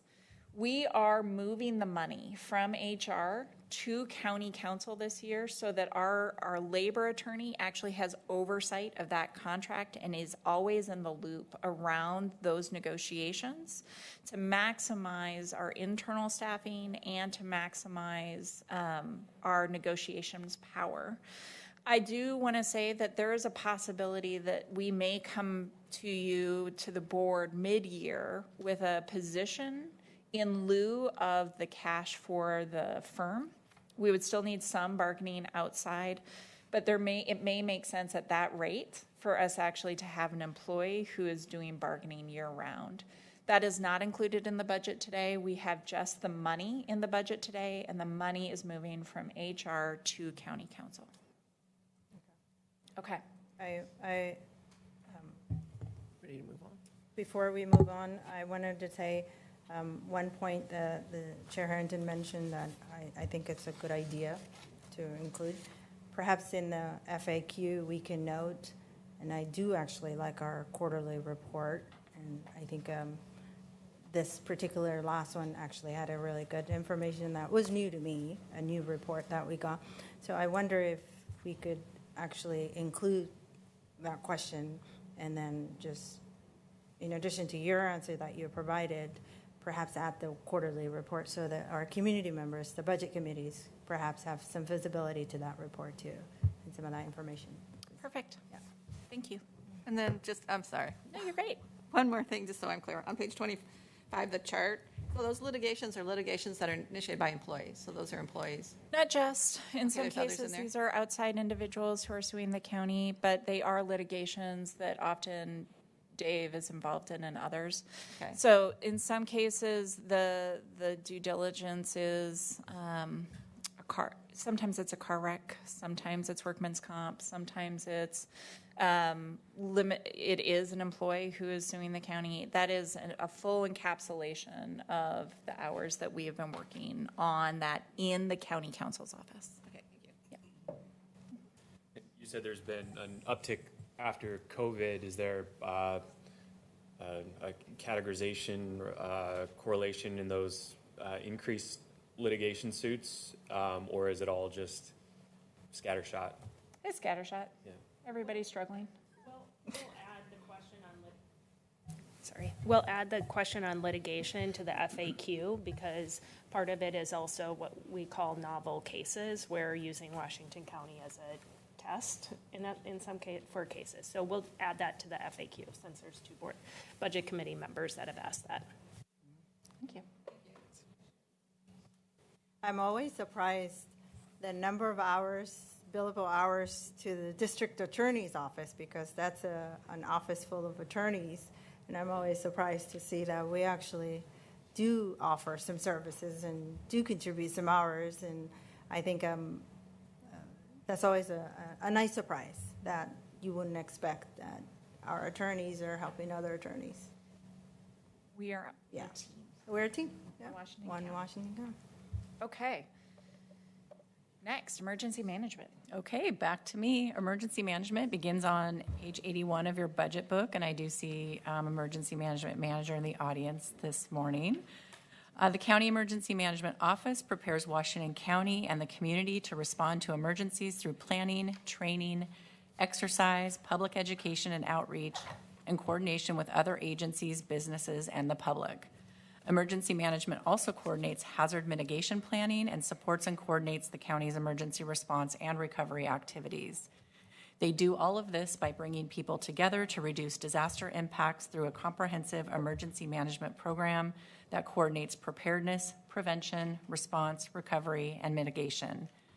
Planning and preparedness happens in the region and community by partnerships and memberships with the Regional Disaster Preparedness Organization, or RDPO, and the Emergency Management Cooperative, EMC, which is made up of agencies and jurisdictions within Washington County. The work of emergency management includes training and exercise, emergency operations, recovery, community outreach, and education, as well as hazard mitigation planning. This is all done with just 7.50 FTE. 7 of those employees are pictured on your screen today. The part-time position is there to handle some special projects for the team. In this year, the emergency management team has accomplished a lot. This includes the completion of the Community Wildfire Protection Plan. They've continued work with county departments on the continuity of operations planning. We refer to that as COOP, which ensures that county essential functions will continue to the extent possible and that plans are in place to understand the most critical functions of service delivery and how to ensure they can operate in an emergency. The 2028 Hazard Mitigation Plan project has been started. Emergency management has made improvements to the alert and warning system, and effective May 4th, they finalized the development of over 400 evacuation zones covering the entire county. These were developed over several months in coordination with county fire, EMS, law enforcement, and other agencies. The zones are incorporated into our alert and warning system to improve the speed and efficiency of evacuation and other protective actions. Emergency management has made other improvements to the county alert and warning program this year. The team is also working with departments to ensure that Emergency Operations Center, or our EOC, is ready for the next call. As you all know, emergency events are not getting less common, and we find that our emergency management team is often called upon during wildfire and smoke events, ice storms, heavy and inclement weather, and a myriad of other emergencies that happen in our communities, region, and across the state. The emergency management team conducts a number of tabletop exercises, and as we know, training and practicing will make us all better during a real emergency. This fiscal year, emergency management has completed a hazardous materials tabletop exercise, as well as an emergency drinking water tabletop exercise. They participated in 26 community preparedness events and worked to complete their strategic plan. For the upcoming year, emergency management will continue to strengthen the work that they do every day. They'll continue working on the 2028 Hazard Mitigation Plan. They'll focus on support for community members with disabilities and other access and functional needs. There's work being done to expand the emergency workforce, which is inclusive of county staff, community-based organizations, as well as volunteers. We're looking forward to the continued work of the continuity of operations planning to ensure that the county's most critical services can continue if possible during emergency or disaster, and ensure that the Emergency Operations Center is ready and fully staffed. The team will continue their work on alert, warning, and evacuation planning and preparedness, mass care and shelter, and team training and professional development. In this proposed budget, emergency management doesn't have any changes to personnel, and they do have a vehicle upgrade, which transitions them from a passenger vehicle to a light truck with a canopy and towing capacity, which will help them be more sufficient. They've really had to lean into the partnership with the Sheriff's Office, which has worked well, but this will be a better way for them to be more sufficient in managing their equipment and getting to locations. One rather just large area of caution that I want to call out for emergency management budget is the grants funds that come from FEMA. 11% of the budget is funded by FEMA's Emergency Management Performance Grant, and these funds have declined since fiscal year 23-24. Recently, as many of you may know, FEMA has attempted to apply terms and conditions on the grants that would impact the eligibility of Oregon jurisdictions for that and several other of the FEMA grants. To date, the courts have overturned these efforts. The fiscal year budget accommodates the potential award of these funds, but the funding, if the funding is approved, we expect that FEMA may continue to put some parameters on the spending, and so we're watching that really cautiously. There are some reform efforts that may also present long-term risk to federal funding for local emergency management. Disruption of these funds could be devastating to the program and would require either budget considerations like bridge funding or reductions. Let's see, another piece to the appearance of the increased revenue that you'll find in your budget book is that the team estimated high on the revenue from the FEMA grants. And since there is uncertainty on the amounts they would receive and when they would receive them. Emergency management right now is also receiving all of the UASI grants for any county department that's awarded or any city in the county, and so they take that into the fund and then they disperse that out to the awardees. This combined with the higher beginning fund balance and driven by the cost allocation plan that you heard about earlier, all contribute to the increase in the emergency management that you saw on the slide at the top of the portfolio. And that concludes emergency management unless you have any questions. I'd like to make a comment here that I sit on RDPO, and the level of respect that our department has in that organization is extremely high. And within the structure of RDPO, they are also experiencing major cuts from FEMA, and our support to that organization and how they have restructured has been instrumental. So I just want to really underscore that first. You talked about it, Erin, in the beginning, Ms. Calvert, about RDPO, but I really want to let the Budget Committee know that that relationship is very strong. Thank you, Commissioner Trace. And Appreciate that. RDPO stands for? Regional Disaster Preparedness Organization. Thank you. Yes? As part of the FTEs on the emergency management staff, is there a dedicated communication type public information officer, or do they rely on the services of the county? They're relying on the services of the county, strong partnership with the county administrative office to do that. Good question, thank you.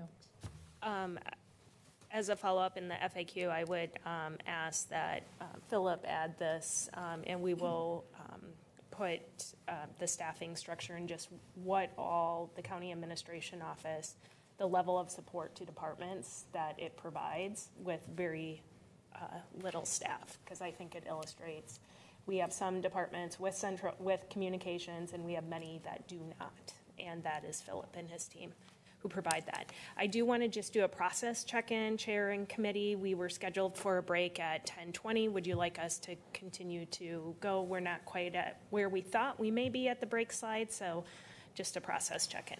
How much more do we have with Aaron? Aaron's done, I'm done for now. I'll see you this afternoon. So I would propose what do we want, 10 or 15? 10? 10 minute? 10 minute. I would propose a 10-minute break if everyone's agreeable to that. Okay, Thank let's take a 10-minute break. Thank you. I need a coffee. So just for everyone watching clocks, according to that clock, that means we'll come back at 10:42. No rounding. Yes.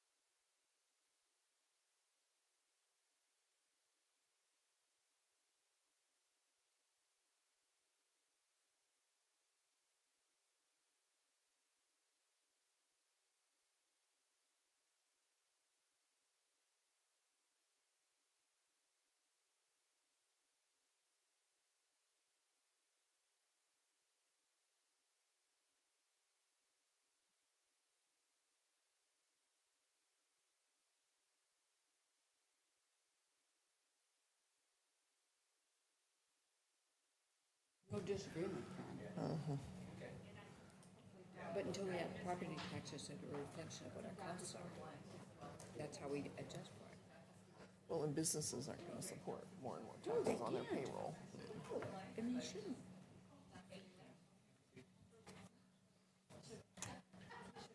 You answered. We played off of each other. You were great. So in my business world, we charge people when they're late. Good morning, everyone. You did great. He's a businessman. He may be on a business call. Yeah. All right. Good morning, everyone. We are back. Hit a gavel and start us up? Or no? All right, so let's get going again. 10:43, we're rolling. Let's go. Thank you very much. Let's go, people. This is why we love Chair Bolin. That's right. Okay. COVID-19, our favorite topic. COVID-19. So these are funds that we received back in 2020 and 2021. This, I just want to be really clear. I talk about ARPA. I talk about the CARES Act. We also received FEMA money. This is a pot of funds that all came in around the pandemic and that we have been managing as such. So this has allowed us, these funds have allowed us to do some really important things that we were unable to do. And this is the first time in a department slide where I'm really going to talk about the ERP. The ERP was made largely possible by funding that came from this process, and we're still onboarding it, but it really is making our systems better and allowing us to get data in a way that we have been unable to historically. So it's really wonderful. The second piece of this is that the HVAC upgrades, the heating, ventilation, and air conditioning upgrades for our congregate care facilities are on track. And I'm going to be really transparent with you right now. We have this in the budget, but we are so far ahead of schedule that it is possible that we will be doing a supplemental because we are actually going to be done this summer. So originally we were hoping to hit October, but the team is doing phenomenal work. And I just want to call out Laurel Brown and her team for making the commitment and delivering on the outcomes. It's been really incredible to watch. Government ahead of schedule. I know. What a concept. And now you can see why. Woo! This work has been largely done by FISA, who is also here in the office or in the auditorium today. FISA is always optimistic, always hopeful, always just has such grace and presence. I so appreciate her. Hi, FISA. I should also disclose that this team is not reporting to me. This is actually me being Marnie right now. But FISA and I have had the chance to work together over the course of the last 2 years, and she is just such a delight. So as you're looking at this, you can see where we started with receiving those funds, and you can see how close we are. I'm really excited to say we are on track for the expenditure of these funds. There are a few things that I just want you to notice. Inside the budget, you're going to see a number that says reserves. And I want to call out what those reserves are made of, because you're thinking the budget's going away this year. We have to spend all the money. We received reimbursement through FEMA for a portion of the services that we did starting in 2020 when the pandemic hit. Those funds are more flexible than the ARPA funds or the CARES Act funding that we received originally. There is always a danger when you spend money fast that we are going to not do it perfectly. And so we have a 5-year audit process once this is completed, to where the federal government could come back to us and say, you need to spend your own money on that thing. You cannot use these funds.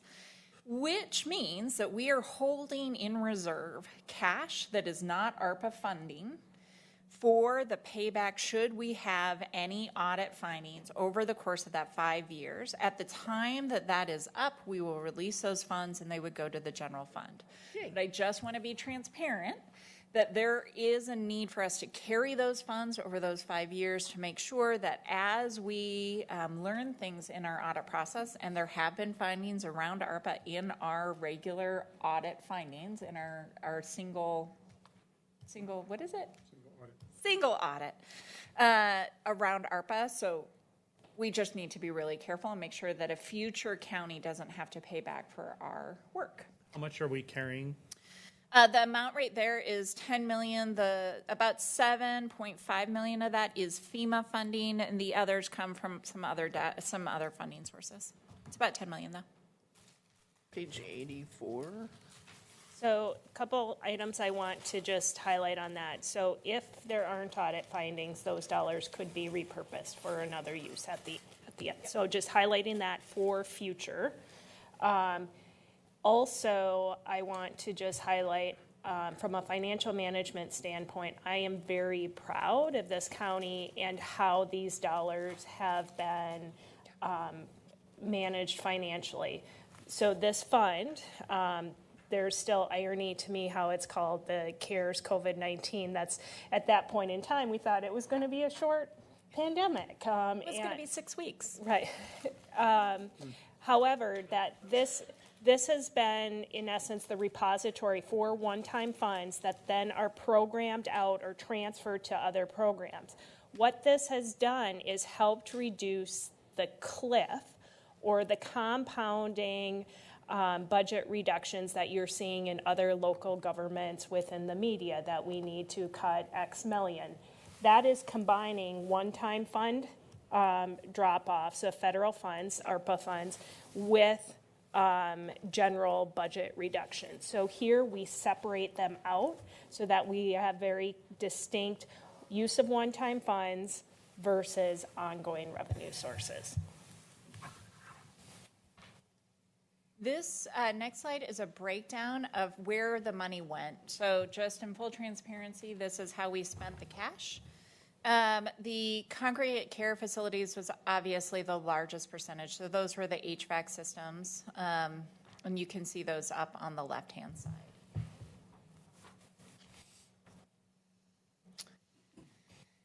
So the goal for this year, by December 31st, we have expended funds. There will be a small carryover to allow for the coverage of the 3 employees that I've talked about who are responsible for doing the reporting to get the final reports completed and published to the federal government. After that is done in April, then that's the last of our ARPA funds, and those are out. We also have, as I've mentioned before, some funds that are sitting in there that came back as reimbursement. Those are flexible dollars. That's why they sit there, is they have allowed for us in cases where the federal one pocket of the funding wasn't allowable, but we needed to still make up the difference. We've used small portions of that to make up the difference. That is all I have on this today. Any questions about the CARES Act, COVID-19 funding, ARPA? Okay. Facilities. So while we were building the budget, literally building the budget, we were sitting in rooms over at our conference center, and we received phone calls that this building was not functioning well because we had a blockage in our sewer lines and the entire building shut down while we were working on the budget. I say this because it highlights a few things that I'm going to highlight as we go through this slide. One is our exceptional staff. I just want to call out Michael from facilities. He's our new facilities operations supervisor. He jumped in, he made sure that as we repaired the problem, that the problem actually was repaired in a way that keeps it from happening again. So originally the contractor was going to just fix that one section, but he wasn't going to fix how we get into that section. And Michael said, no, that's not sufficient. We need to be able to fix this next time instead of having it shut down the building, which was really insightful and smart and fierce, and I cannot thank him and others like him for doing that important work. The second thing it highlights is that we have been doing duct tape for a very long time. And the duct tape breaks, and when it breaks, we shut down. So in facilities, if we do not invest in our infrastructure the way we do in MISTIP and in other places, what happens is our facilities don't function, and then we are unable to provide the services. We've seen that for years with the jail. We've seen that with our courthouse, but it happens in all of our government buildings. And so it's really important as we are looking at the solutions to our CIP, which was recently presented and approved by the board, that we actually look for ways to fund the facility needs of our department. Okay, so I've already called out Laurel Brown once. But Laurel Brown is here in the audience today. She is an incredible leader, and if you ever need bad news, she is the best person to deliver it. She can make everything sound possible and like it's all going to be okay, but she also is honest and true, and I am so thankful that we have her here at the county helping us lead this important work. They have been incredibly busy. So sometimes the ways that they are busy, they're always driven by the needs of other departments. So they were really involved in the CAP build out, which was really great in a critical service of the counties, but they were the people doing the day in, day out work. They also get really creative. So I just wanted to call out, we also added all of the public facing EV charging units this year out in the parking lot. They're always looking for ways to make improvements, even when we're using that duct tape. They received grant funding for those, but they're just constantly looking for a way to make us better using the fewest resources possible, but recognizing that they also need the resources to do the work. While we were talking, I talked a little about security in our various different departments. Safety and security is critical for the service of the county, and right now this year we hired our first countywide safety and security program manager in Laurel's team. That position is going to be growing over the course of the next year, and you'll see that in my next slide. Okay, this is one of my favorite slides. What? I know I don't actually like what it says, but it's really important. So we talked, this goes back to the beginning conversation. This is where I learned Disneyland. Yes, this is our Disneyland Building. Mm-hmm. So when we talk about what level we're trying to get to, we recognize that everybody would love to be able to get an A+ on everything we do. We cannot function that way. We don't have enough money. We don't have the ability. We would be taking services from the services needed out in the community. And that is not our goal. Our goal is to make sure that it stays above the tipping line where it becomes more cost effective to do what we're doing than to delay it and pay a higher rate when you have to go in and replace things. So you can fix things for a while. When you wait too long, they break entirely, and then you have to fully replace them, and that gets more expensive. We also have a problem where our staff end up, if they're not doing preventative care, they're doing responsive care, and that takes more time and money and effort. So we are trying to keep our team focused on the preventative care. We're trying to have enough staff doing preventative care that we don't get into these lines where instead what they're spending all their time doing is a year working on replacing elevators, which is what happened here 2 years ago. That is costly, and it doesn't allow for the full function of our building. It means that people who have access issues can't get into our facility. That is not acceptable. So we have to find ways to keep above that line, and that is our goal within this budget, is to stay above the line. This year we've done a better job dividing what are the capital costs for a department versus what is an operating budget. This today, what I'm talking about is our operating. This is about our people doing the work, who are doing the preventative maintenance to keep the buildings functioning. Tomorrow we'll be talking about the money that goes into and the funds that we use in order to keep the buildings functioning. And then are you going to have a dollar amount from brown to green, or green? Are you going to have like if we had a fairy godmother and we got another 100 million, we could get to brown, or what? I mean, is that going to come up? Well, so you remember how I spoke about the amazing Laurel Brown? I am sure that in her brain by tomorrow, I could get some story about what it would take for us to get all the way to the top of that line. Oh, okay. That's not a part of this. It's not. My goal right now is that ideally, we would be in comprehensive stewardship. Okay, that's fair. Our goal isn't to get to the top line. It is to have the system work efficiently and well. I think Brown would be good. A bit of context, since the cuts over the last 5 years, when I had came to the county, we were in comprehensive stewardship. So a combination of the budget cuts, which have impacted not only public-facing services, but internal-facing services, that brought us down to the managed care line. So we have gone down. In addition, the facility square footage or footprint that we have to manage has increased, so that's compounded the issue. But we have not increased our facility staffing cost to commensurate with the comprehensive stewardship. So could I just editorialize on that comment just a moment? I would question whether or not we really were at level 2 because we didn't know where we were in all cases because we didn't have the information. So I would challenge back that just having the information now it's a lot clearer than it was before. That doesn't mean that to your point, we still have had those cuts that affect. I'm not challenging that. I just am stating that where we are today is that we're knowledge-based. Mm-hmm.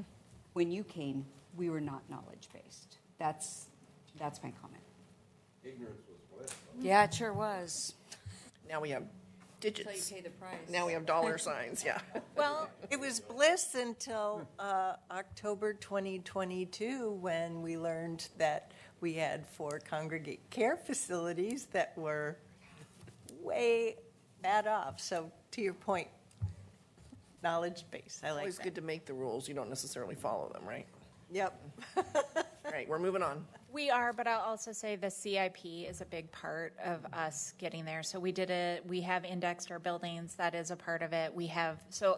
Tomorrow when we're talking about the actual money that goes towards the physical attributes of our facilities, we'll talk some about that. But in general, we are not at the level with the growth that we've seen. So this chart, actually, the reason I included this one is I just wanted to show you a couple things. One, utilities are captured inside this budget. So when utilities go up, we are covering that for the full county.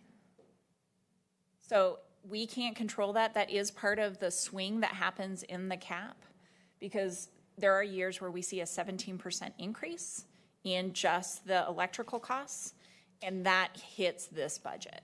The next thing that I want to talk about is that people are also expensive. We are becoming more expensive because of inflation and other things. So that also, you're going to see a rise in the costs associated with that. And then the final thing is, I thought this was really interesting. There's a little bit of a dip in that yellow line. That's because we also let go of one of our lease spaces. So our goal is to consolidate and maximize the use of the facilities that we do have. It's a goal of Laurel's.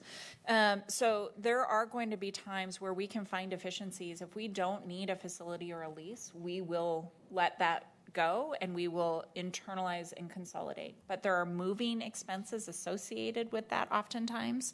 So I just want to say that there is an upfront cost in the moments when we decide to make those shifts. Okay. So it's going to be another huge year. We are working on the initial planning and design for the jail and community correction expansion. We're working on the feasibility study for the new courthouse. We're doing master planning. We have those critical facility infrastructure replacement projects. These aren't necessarily about the $36 million. This is about the person who actually has to go in and do that work. So we have staff who are managing those contracts, who are working on those designs, who are leading those projects, and we're just so lucky with the quality and caliber of people that we have in the department. We have realized a couple of things that we need. One is that we do a lot of procurement out of facilities. We buy things a lot because we're buying physical pieces of buildings. And in that, we do a lot of money. We move money a lot because we have major project and construction areas. And we have a new ERP system. So all of those things mean that they have requested this year a new senior finance analyst. We have one, we need two. To be able to do the level of financial management within the department and to make sure that we're actually managing taxpayer dollars well. This was done in consultation with the finance department, and there was a recognition that this team in particular needed an additional position. The second is it's a misleading title, so I just want to talk about it briefly. The security software specialist, that actually is a security position. What we have right now is we have an electrician or we have a facilities individual who's actually managing technology in our buildings that are security related. So the badge access or the cameras or the whatever those pieces are, we need a person who's looking at our security software as a whole for keeping our employees safe. So this is and our public safe. So this is the next step in that security system and program that we've talked about earlier today. Any questions? Yeah. I try to pay attention to contingencies and ending balances as a relationship to the overall budget for that particular department or service. And so we, as you have pointed out, we are barely above the line, but we increased our contingency $2.4 million. So could we have, is there a plan as to why we are increasing our contingencies to maybe a year from now be able to do something that costs a little bit more money, a little bit bigger? Or so what's the purpose of that when we are kind of at a critical point in your graph there? We're going to do this as a two-for answer. Number one, I'm going to get back to you. I think that this is a Q&A where I want to actually sit down and talk to Laurel. So we'll add this to that sheet. But the second piece is we've talked about this is a system, right? So we live in an ecosystem, and the information that I'm talking about today, the general governance, is an ecosystem. It is your one Washington County. And when we struggle in one department, you can see the fallout throughout the rest of that internal system. And in this case, we've had a really hard time hiring into facilities. We have good pools when we get there, but the delays to get there, the management needed to get all those positions into place and executed timely has caused us to not be able to deliver as much as we need to. So that's the one piece I'll just leave you with, is by helping HR on our hiring and getting the right positions there. We also, the fallout is that other departments are able to hire and retain their employees better because we've solved this juggernaut. Mm-hmm. So it's twofer, but I'll get you the rest of that answer into the Q&A. Okay. So just page 91 to see that 2.4 million on your budget book. Correct. Yeah. Okay. Thank you. And just because it's a huge number, the facilities division has 1.9 million square feet of built space. Like, it's just 1.9 million. But we don't own it. Not all of it, but we own a lot of it. Yeah, the jail, the courthouse, these are big buildings. Well, let's sell some stuff. All the parking lots. All the and parking we have lots. multiple construction projects going on, which is part of that contingency. Okay. All right. Okay, fleet. Fleet. So fleet is an anomaly in and of itself because this group of amazing human beings manage 569 vehicles and 215 pieces of equipment of inventory. They do it they haven't grown their staff the last several years. I just want to call out, this is probably the last year you will see me here without having to grow staff within fleet. So a couple of things. We've talked some about the administrative policies and the financial policies over the course of the day. The big focus for me and for this team this year has been we were delinquent in getting our policies, in some cases even to exist, but in other cases updated. And so one of the things that I really appreciate about the fleet team this year is that they prioritize getting the vehicle and equipment policy updated and the clean fleet policy updated. Angel is the division lead on this, as well as Laurel has been critical in making this happen. So just special thanks to them for all of their work and effort. But if you ever want to see something amazing, go in and see the storeroom in Fleet. You could eat off the floor. It is actually incredible how well managed that structure and facility is, and how clean and well kept. The team takes such pride in the work that they provide for all of you and to the various departments and divisions. It's really quite beautiful. This is where I show you that they haven't grown. And this is not going to be able to continue. This year, we're going to be adding additional vehicles. And tomorrow, Brenda was really great about adding an excellent slide and image, and I'm going to talk about it there. We all think that these are cars, but so many of the things that we actually manage are random pieces of equipment that you have to buy parts on eBay for. And I say that because things like our lifts have been in our inventory for 20-some years. The parts are not made anymore. We have been buying things off of eBay to try and fix our vehicles. They are that scrappy. But there is a point where we can't do that anymore. So I'm just trying to relay to you that when we say we have replacements, it's because we have quite literally exhausted all possibilities before we have moved into the next purchase. And they take their finances so seriously for all of you and for all of us and for our residents, and it's just really pretty amazing to watch. So that was me geeking out, but it is really incredible. And next year, you're going to probably see an increase in staffing for it. I think we can get a tax refund from OPB for some of those. Okay, we'll get right on it. Thank you. Okay, I've already thanked this team. This is our finance team, but wow. Yes, go for it. There's, in the paid fleet vehicle acquisitions, there's 2 investigation vehicles that are funded by the general fund. Can you tell me what those are? We are actually doing the vehicle piece of this, the purchases, tomorrow. Okay. So we moved it. It was in the budget in the wrong space. And we caught it this year thanks to Brenda and others. And so it's going to be tomorrow. Yeah, absolutely. Okay, finance. This team has gone up like 6 notches, I think, this year. And I just want to call out, the team has always been incredible, but under John's leadership, we're seeing just a really great commitment to who we need to be as an organization, as fiduciary responsible community members. And it's been really pretty awesome to watch. The GFOA adopted policies is a big part of that. Being transparent about what decisions are made and why and how we track those dollars is a critical part of retaining trust of our residents. And this team has done so much with so little for so long, and I really appreciate that.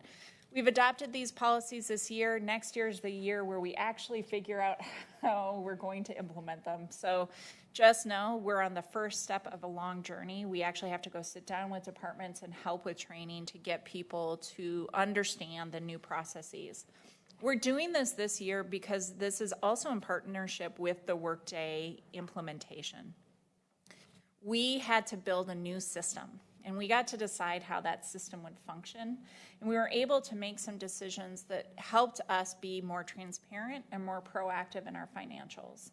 And so now we're just working with departments to help them learn this new system and help us tweak it so it works for both parties. But I really appreciate the forward thought process about how do we do this right, not how have we always done it. And I think that we are on a really great path using Workday to get there. That was not our only budget, that wasn't our only software package that we did in finance this year. The entire system is brand new. The team has done so much work, and we have some longstanding employees who really spearheaded parts of that. So I want to call out that the Questica, the cloud-based Questica was Steve Kang. He really committed to making sure that we could even print this book for you this year. We also had Cobblestone, that's our new procurement. It's taken a village, but every process has touched a new software package this year. Okay, Goals. Now we have to implement. That is this year.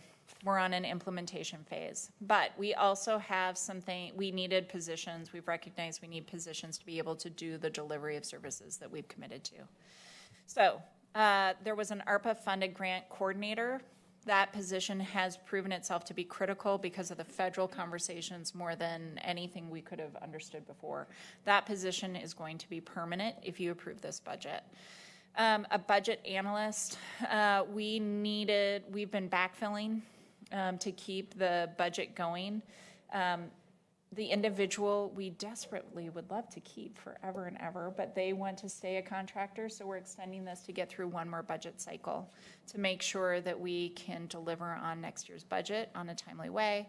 The accountant too, we really need somebody who can float in the accounting sphere within the department. This position has been floating. This will make it permanent. And then this was actually at my request. There is no administrative support between finance and HR. So when they need to take minutes at a meeting, they don't have somebody. There isn't somebody who can help us function, and it is causing us to overpay for services that we need to have done because everybody else is doing it instead of their jobs. So we are recommending that we also create this position and that it's shared between the two teams.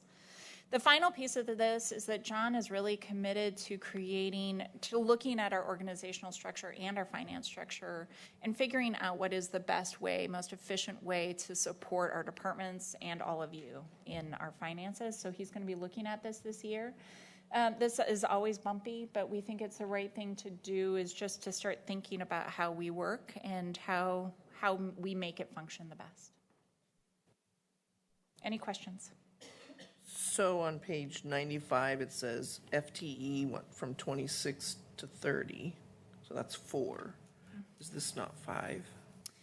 So this goes back to we have lost positions and we've gained positions in all of this. And so that's what I was saying at the very first day. Okay. That you're going to want to go look at the FTE count and you're going to want my ads to equal the total. It's not going to work because we've also lost positions within the structure due to ARPA. Well, that makes sense. Any other questions? Okay. Human resources.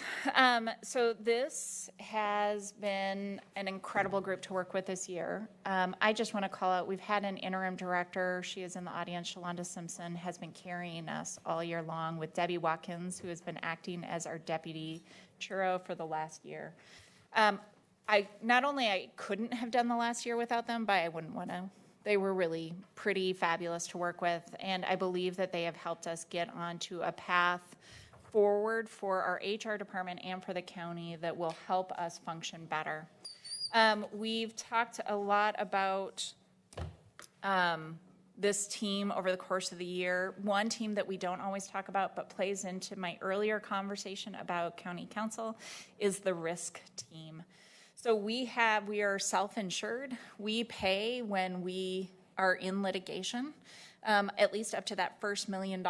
And so it is costly when that happens. We have a team that helps us mitigate the risk. They are working this year on trying to reduce that risk through the trainings in HR and helping us help managers and employees do their job and do it well. Good to hear.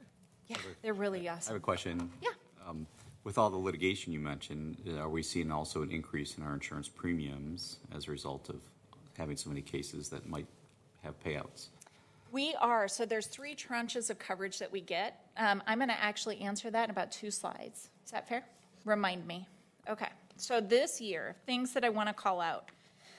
Debbie Watkins has really championed the improvements to our personnel rules and regulations in alignment with Workday, but also just in not having 20-year-old rules, policies and rules in place. She has been independently carrying that work and talking to her team and doing the work for them to make sure that that document is getting updated. Cannot thank her enough. The revised and updated policy 301, this one has taken a village. Adriana, actually in county counsel's office, We've brought consultant help in. We've had Shalonda working on this. It too has been making sure that we have a clear policy, but also a procedure when we do an investigation about how that's going to work, what it's going to look like for the employee and for the person who is on the receiving end of the complaint. I'm really impressed. So thank you to that team. Modified employee pay cycle. It sounds like such a little word. And yet it costs 2 months of my life. We changed the pay date to have enough time to actually do our pay stubs. And I know this sounds weird, but we used to have like 3 days from the time people submitted their timesheet till when we had to have a check in their bank account. It was insufficient time, and when we had a problem, we were barely making it to the bank. We have legal obligations to get people's paychecks into their accounts. So when we did the workday change, we actually added a week to that process. Everybody still got paid all their money, but it was on a further week delay between when you submit your time to when the paycheck arrives. It has been a massive lift, and I just want to call out John as a thank you for standing up there with me, and Adriana, who stood up there with me as well. Yeah, to add, what that week allows is truing up the pay, especially for employees that are salary and paid overtime, because otherwise that 3 days did not allow that, I'll call it true up period. So there were always corrections afterwards, which caused a lot of work within departments and also finance to make future corrections. Like to the tune of 60 reissued checks every pay period. What? Yeah. So it was a substantial burden on employees as well as on the finance team. Okay, and then the other piece of this, we've talked about labor agreements. It took a village just last year, but we were able to get through 5 of our bargaining units, and we're now in bargaining with a couple more. Okay, this goes back to the risk question of what we're seeing. So everybody likes to look at the orange on this slide. I like to look at the numbers in blue. So the numbers in blue is how many cases or how many complaints we've received or requests for payment this year around our risks. And we are not through this year. This is a calendar year. And right now we are at 296. Wow. So I'm just making sure everybody is internalizing that as we say we're growing, the number of complaints are growing, it's growing. And so we have to find a way to start bringing those numbers back down, or we're going to keep paying higher amounts out through the court system or through payments in workman's comp or other spaces. Make sense? Yeah. Okay, so you asked about our coverage. So we are self-insured up to $1 million. That number doesn't change. We have a reserve that we carry. Then next you have our tier from 1 million to 10. That number is going up. And then you have 10 and up. That number has stayed pretty stable. So there is going to be an increased premium based on the amount we're having to dip into those funds.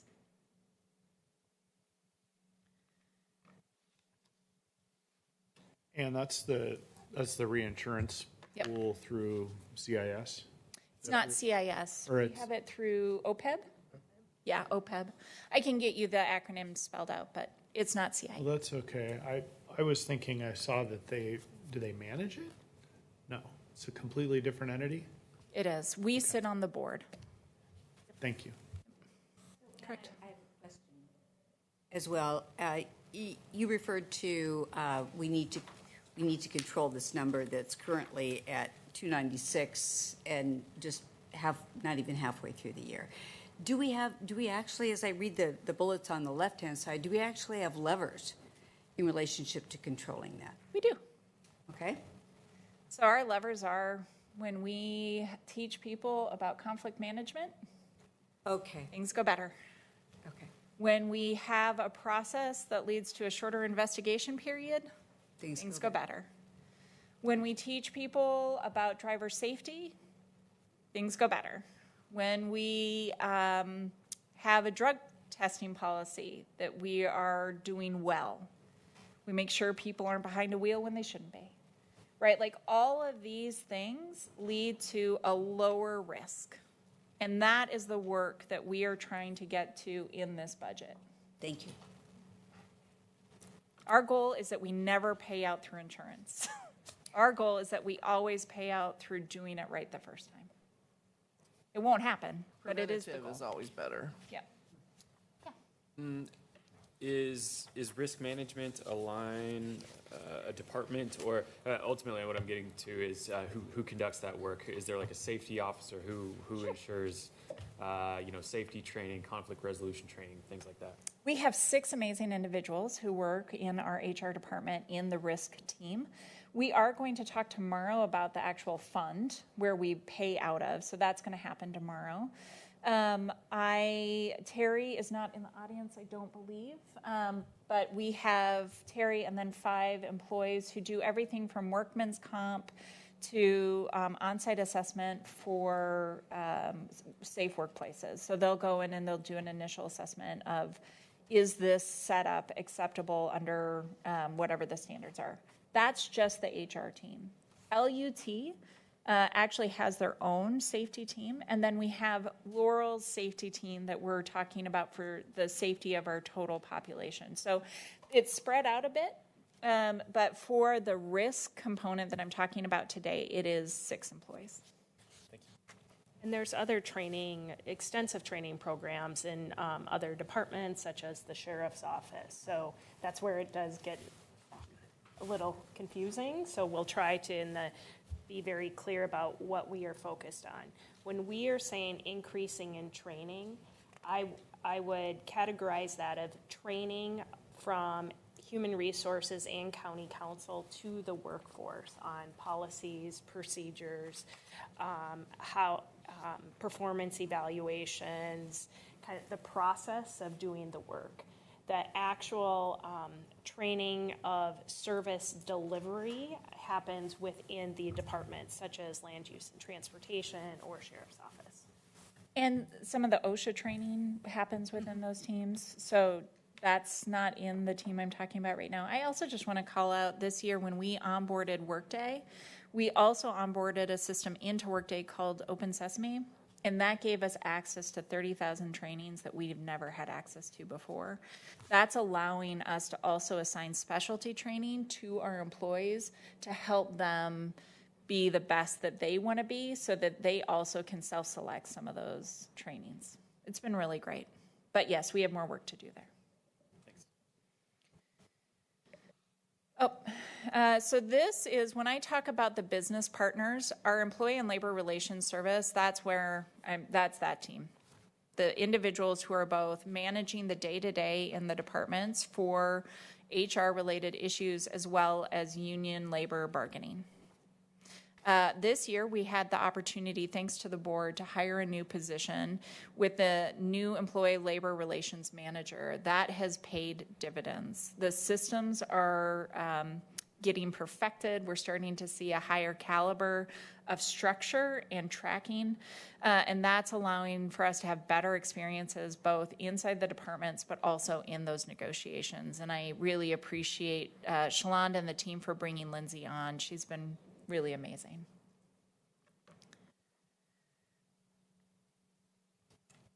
So this year, we have a lot to do.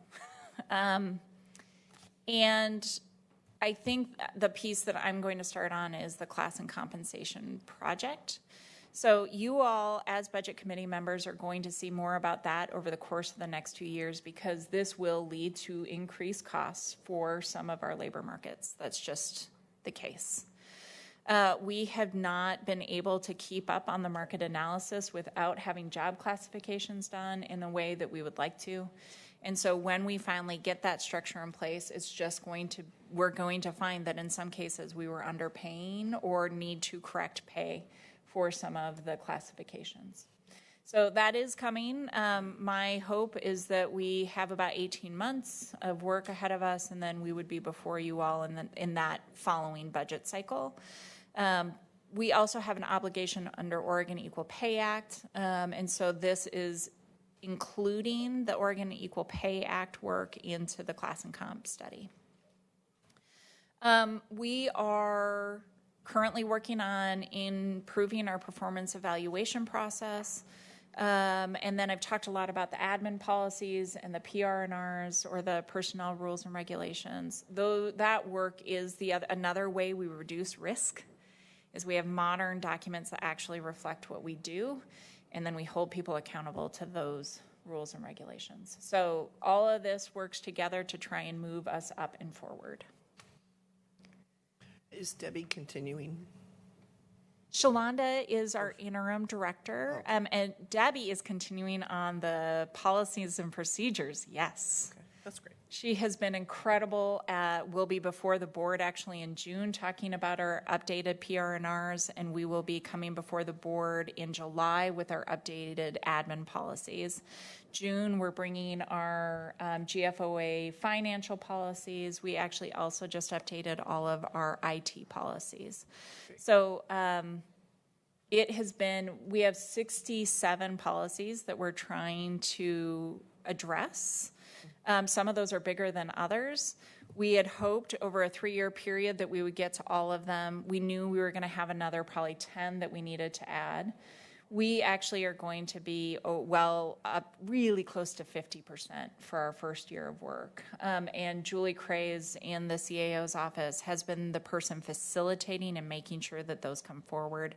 I could not have done it without her. She is incredible. That's great. Okay, position changes. So this is one of those places where you are going to see significant position increases because of what I have talked to you about throughout the entire presentation.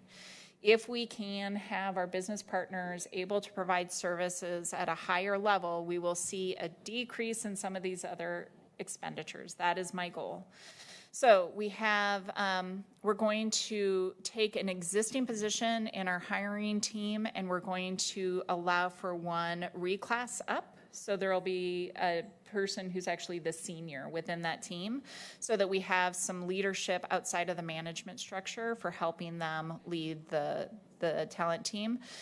We are also doing an added senior human resources business partner. Those are the individuals who work with the departments. The new union bargaining agreements have taken a significant amount of time from those partners, and we need to have more people with the departments to help us address some of these crucial issues that are happening inside departments. And then the next two are positions that we had under ARPA that are transitioning to permanent. This is because the new ERP system is requiring us to have different system management and engagement with our employees. And then you're going to see a small increase for just general recruitments, because sometimes we have to go outside. The most important thing here after those is that I want to remind you we moved money from this budget to county council for the labor attorneys. So that is part of how we're balancing right now, is we're moving the funds out of HR into county council. Any questions about that?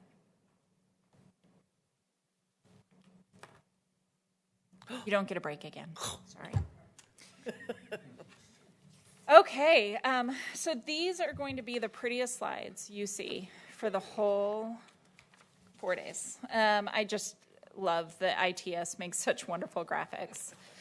They always are on it. And as I want to thank Luke Ross, who's here in our audience today. He has been in the position, I think, now for almost 18 months. Yeah.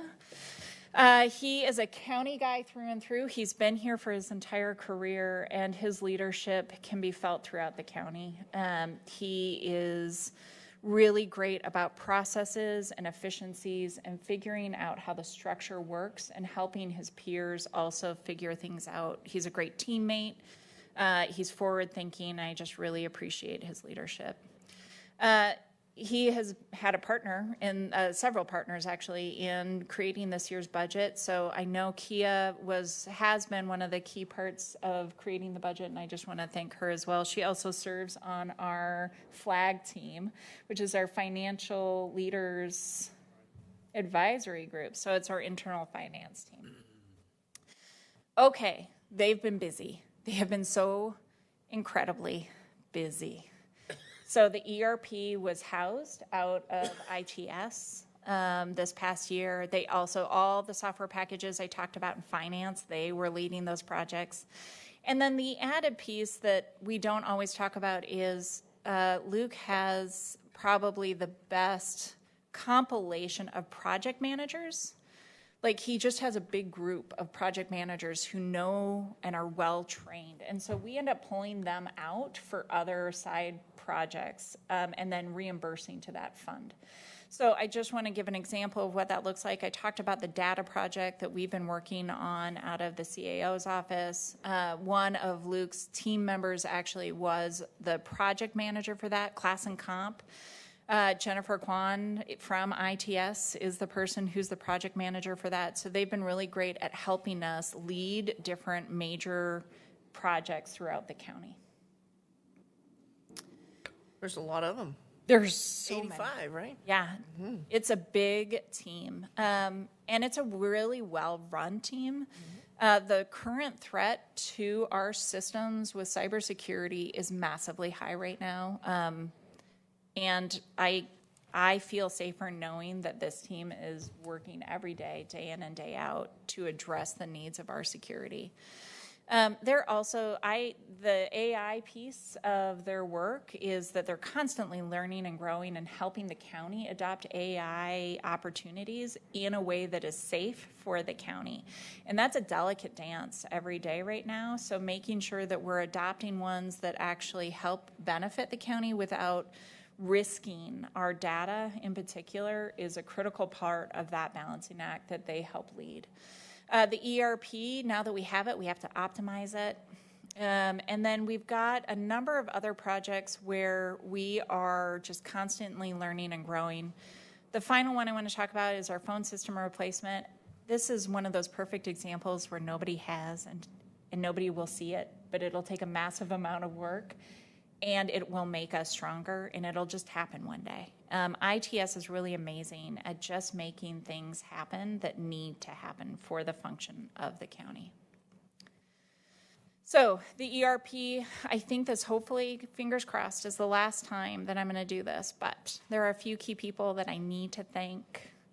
Destiny, Kurt, thank you for making the ERP, leading this incredible challenge. I also want to thank Wayne in our ITS team. He was the person who was leading the Wizard project for 20-some years, where he was duct taping that software together even after it was no longer supported by Oracle. Thank you, Wayne, for keeping us upright. We did not see it crash out, and we are very lucky. So, great work. We now are in the process of actually getting the system to work for our departments. So, as an example of that, facilities, there's a module that does projects.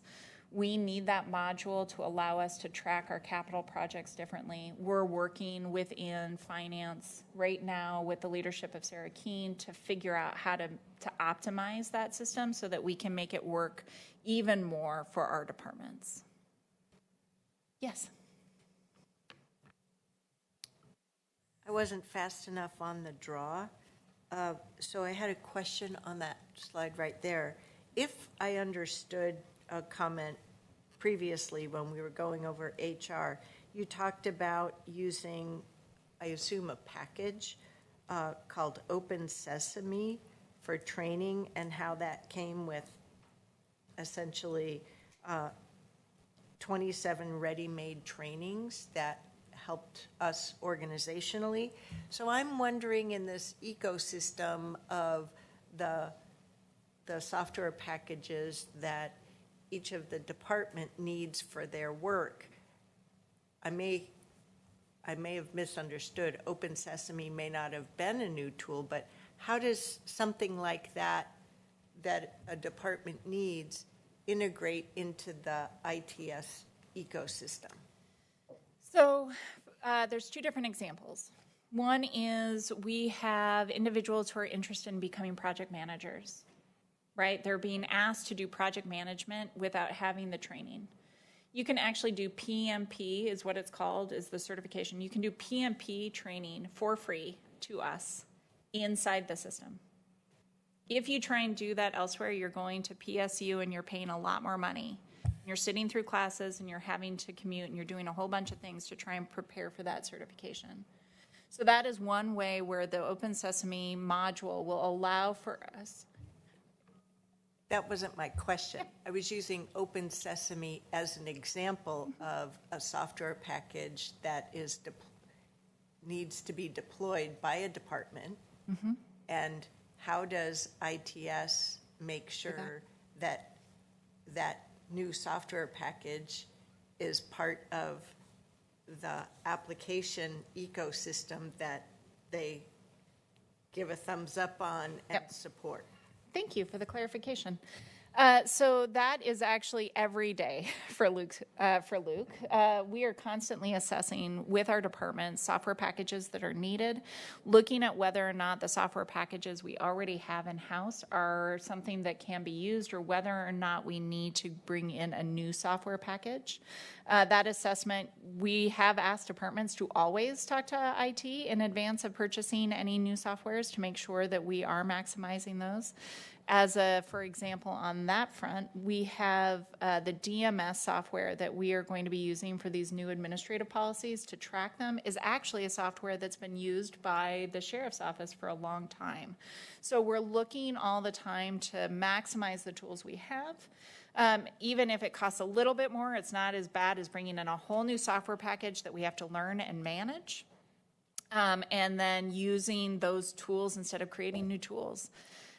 It is amazing how many tools we use here at the county, and it's a really high number, and at some point we should probably assess whether or not we can remove more of those. Well, so I think that is a really important aspect of ITS that through board work sessions I've come to really appreciate how much is supported for the organization to function. It's above and beyond, if you go back one more slide, it's above and beyond the accomplishments, right? It's like there's this bullet of additional support packages that departments need. It's one of those unseen things that doesn't make it into a budget document, but boy, do we need that done each and every year to be an efficient, modern organization. That's all. We will add in the FAQ, because I know we have the information, I just don't know it off the top of my head, just the transition from Oracle to Workday and what that change meant to decommissioning software packages. And through that process, we also held tight of not customizing it for each individual. So Tanya may want something different than John wants, but no, this is the Washington County software. And so that lens of handling those requests from departments, because we are contacted by IT vendors, or a subject matter expert goes to a conference and they have a vendor contact them, oh, I would like this. No, we keep our systems, try to the best we can confined, and how can they be multi-purpose and multiple departments than just specialized. And there does need to be specialized tools. So we'll provide a little bit of information and context in the FAQs on that. Okay. So it's going to be another big year. I'm actually going to manage most of this slide tomorrow when we talk about these funds. But this year we have request some increases. They're not substantial. So the ERP change manager we need. We just have to have somebody who's sort of that hub. And so that position is in here. That position, I believe, is one of the ones that was in the cap originally that we worked in. And then we have some increases to materials and services in support of the ERP or Workday. And just an acknowledgement that all of the cuts, Tanya's talked about how the wear and tear of those cuts over the last 5 to 6 years has been impactful. This team has always stepped up to the plate to try and support what we needed to do in those reductions, but there is a cost. And so we're doing what we can with what we have. And I think it's a lot. I think they've done an incredible amount, but it's still hard. Okay, I know this is crushing to you all, but this is my last slide for today. Mail and print Last but not services. least. Communication. So this team is small but mighty, and we have a group of individuals. They actually report in through Laurel as well.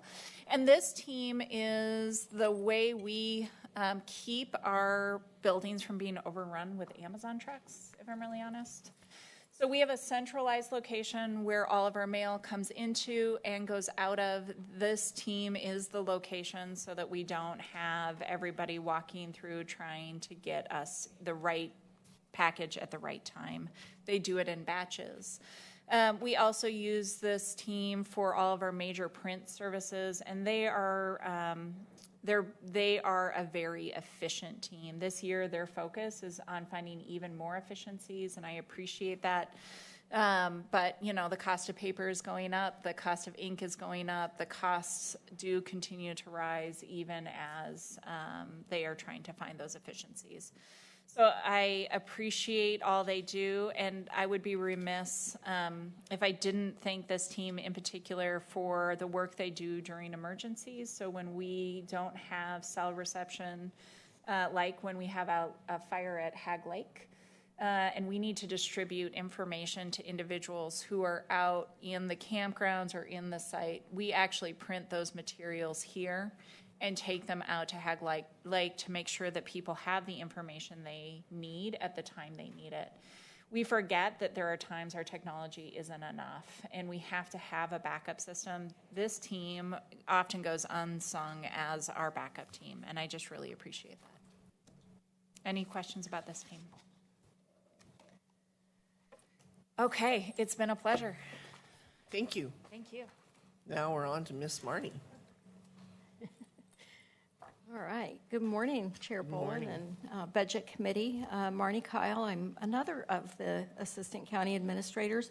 I'm assuming you'll want me to go through A&T and elections to finish up general government and then maybe come back and begin LUT after your lunch break, but that will Let's see be how it goes. up to you. Yeah. Okay, so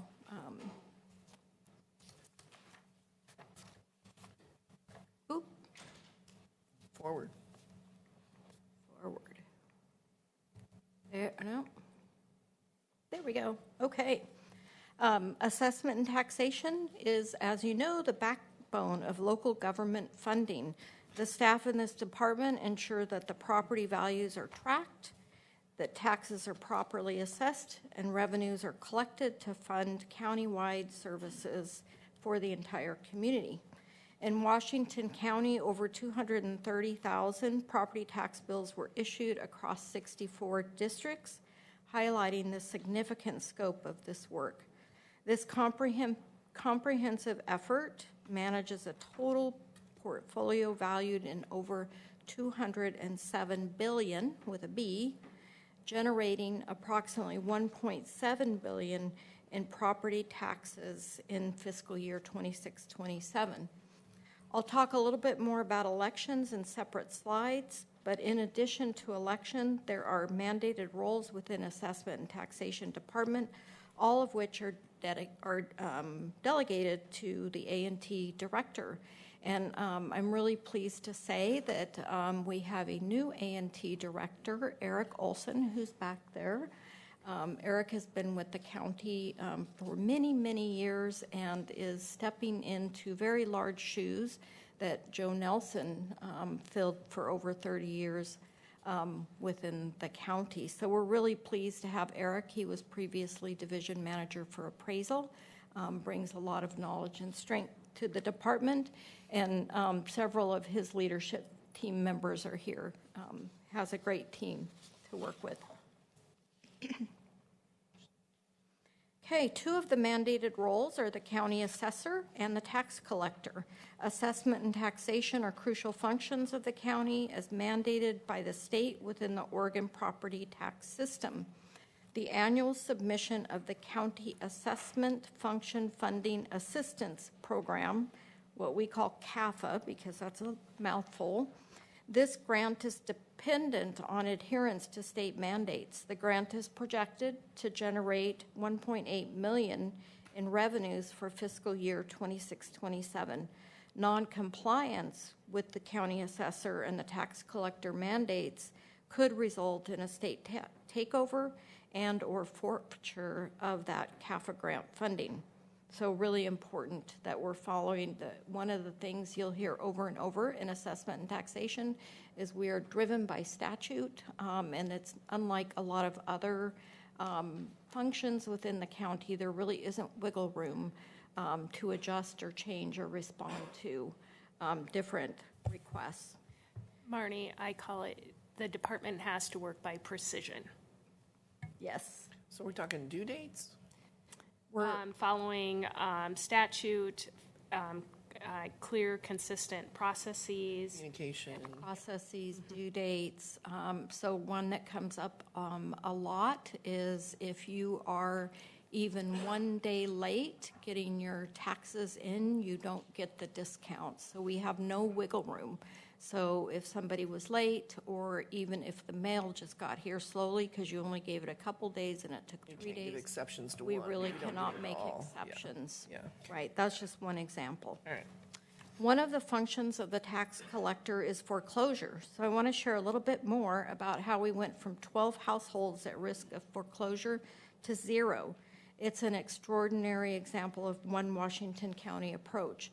So last year, there was a list of 12 potential foreclosures, meaning that the county would have had to take possession of those properties, including some properties with, there were people living on those properties in those homes.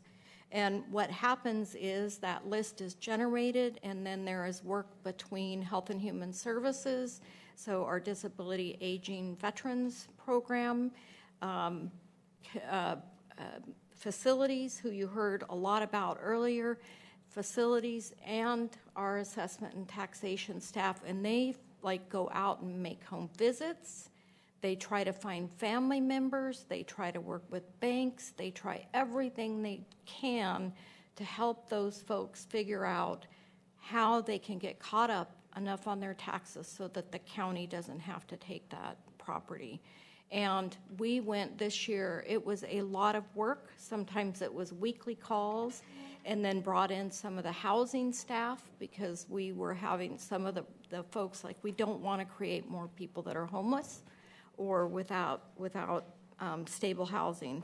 And we were able to do that process over several months and got down to 0. And so we took no property that had people living in there. So it's a great example. Then moving on to the third mandated role is the county clerk. The county clerk is responsible for administering elections, which I'll talk about in a little bit, and also records and indexing documents affecting real property and issues. They also issue marriage license and domestic partnerships. So as you can see, the department functions like links in a chain. Each link is critical to other functions, which is critical to assuring that not only Washington County as an organization has our necessary revenue, but all 64 taxing districts, including cities and special districts. Just a few little fun facts about assessment and taxation and just the work that they do. 35,000 permits equals about $4 billion in new AV. 1.825 billion comes into A&T in Washington County, and the organization itself keeps only about 16% of that. The rest, you'll see in the next slide, goes to other taxing districts. There's 9 counties that are home rule, but none of them are organized like us. In many of those other counties, the assessor, the clerk, or both are elected, whereas we have an appointed positions for these mandated positions. And then also one link in the chain brings in about $16 million, and that costs around an average of $148,000. As I've shared, the department collected $1.7 billion in tax revenues and assures that this is appropriately distributed to all 64 districts. This dollar bill shows the distribution of those taxes. The county receives about 16% of the tax revenue collected. The remainder is distributed, as you can see on the slide. The majority, about 45%, funds education, about 14% funds cities, and the remainder provides funds for special districts like fire, regional services, and urban renewal. In addition to historical collection inventory, which you'll hear a bit about in a couple minutes, the enterprise zone administration volume continues to be an ongoing concern, particularly due to the significant strain it places on county budget, staffing, and resources as largely an unfunded mandate. Just a quick review of their budget. Overall, about over 22 million in resources. And although I keep saying I'm talking about elections in separate slides, elections is part of the budget or part of the department, so their budget is included in this slide. It includes all three functions. Revenues increase due to additional FTE, which are going to be offset by a transfer in from the SIP fund, which I'll talk about a little bit more in a minute. A&T is eliminating 2 part-time variable hour seasonal positions and replacing them with 1 FTE position, administrative support position. A&T is also adding 2.0 FTE to support the historical collection inventory project. The additional historic inventory project is fully funded through the strategic investment plan. And then also you'll note that materials and services have decreased overall. So a little bit more about a couple of large projects within A&T. Washington County's historical collection was previously managed on behalf of Washington County by the Five Oaks Museum until the museum closed on December 29, 2024. On April 7, 2025, the historical collection was returned to Washington County for care and stewardship. The historical artifacts and archives continue to be housed at the former museum building on the PCC Rock Creek campus. Washington County owns the building and is negotiating with PCC to extend the ground lease through 2038. After many, many months, you can see from late 24 all the way until February of 2025, we did a lot of research and conversations with interested parties in the community, different stakeholders, and our Board of Commissioners. And on February 24th, they approved, the Board of County Commissioners approved a plan for a 5-year project inventory project. This proposed budget reflects 1 year of the 5-year project needed to inventory the artifacts. At the end of the estimated 5-year project, staff will issue an RFP in an attempt to find an organization with robust and sustainable business plan to take back the historical collection. The other urgent need that we have is for a record center. The record center that we have currently is inadequate, and so we are working with facilities to develop a plan for a dedicated record system or record center that can house all of the required historical documents that the county is required to keep. Question on that? Yes. Because I don't see it under assessment and taxation trends and initiatives for 2027. Could you document through the Q&A where that record center follow-up will be? That's all. Because I didn't notice it under facilities for 2027. It may have been buried under that new master plan, but given the urgency, I just wanted to make sure it's called out. That's all. Yes, we'll add that to the FAQs. And one thing that I'll just note. Is your microphone on? Thank you, Chair Bowen. So Record Center, there's other facilities such as the CAT Center, which is exciting because it's direct service to community. But records is really one of those backbone services. We are required to maintain records, and it is not just that we are out of room. We need to make sure that the records are protected from weather conditions, whether it's heat, rain, or emergencies as well. So this is really an essential building, and Chair, we will add that information because in this current fiscal year CIP, we did fund, as Marnie indicated, the assessment. Thank you, Chair. I will answer it more thoroughly in the Q&A, but the reason you're not seeing it in either budget this year is because it's on the plan, but it's right now, there is no funding identified. And so I just wanted to highlight that this is a future concern that we need to keep on the radar. But thank you. And then the last thing I wanted to share is that I talked about the historical the historical collection. The funding is coming from SIP, and I wanted to just highlight that we're using SIP funds because the intention is this is a time-limited duration project. SIP is limited to one-time or limited duration projects, and so this aligns with our priority and policy to not use SIP for ongoing operations. The funds that are included will pay for current personnel. We currently have a program coordinator as well as the 2 additional new administrative specialists, the CAP costs that you've heard quite a bit about, and materials and supplies. So just quickly, some of our fees are increasing due to increased costs, and that this will help recover costs for staff time and materials. You can see that that includes custom reporting fees, manufactured structure county tax certification fee, and imaging project labor fee. In addition, the marriage license fee increase is due to a legislative change, Senate Bill 97A, and so A&T will collect this fee and pass the fees through.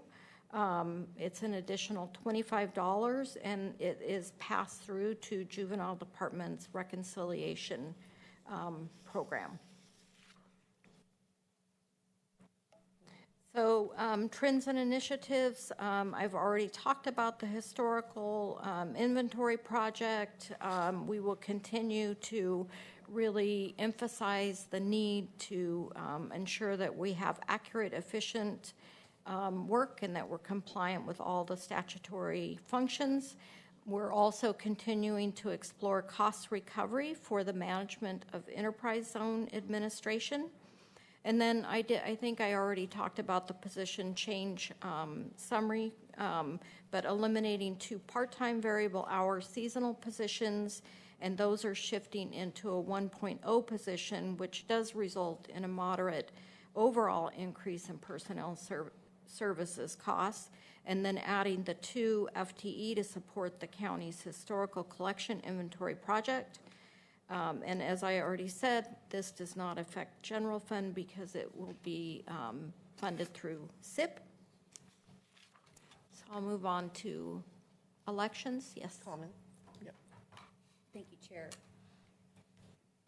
I had asked a question that was on page 10 in our Q&A, and there was a comment that there was not clarity around what the question was, and it was in regard to assessment and taxation. The question is, and it's okay to answer it in the Q&A, is are we properly staffed in the number of appraisers that we have as we look to make sure that we're inventorying renovations, rehabs, whatever type of work is going on in terms of increasing our property values? And we've looked at this previously. That was the question. It doesn't have to be answered now, but it is in relationship to revenue growth. Thank you, Commissioner Treese. I can give you a quick answer now that last year, in the current fiscal budget, we were able to add an industrial appraiser, And that did bring us up to a level where we feel very comfortable that we're capturing all of the Did you say, and you said industrial? industrial appraisal. And I'm asking as well about commercial and residential. Right. And so right now, we feel like we are fully staffed to capture the new, any new revenue. Of course, moving into the future, we'll have to keep an eye on the growth within the county. Thank you. That was just a question about making sure we were capturing that revenue. Thank you.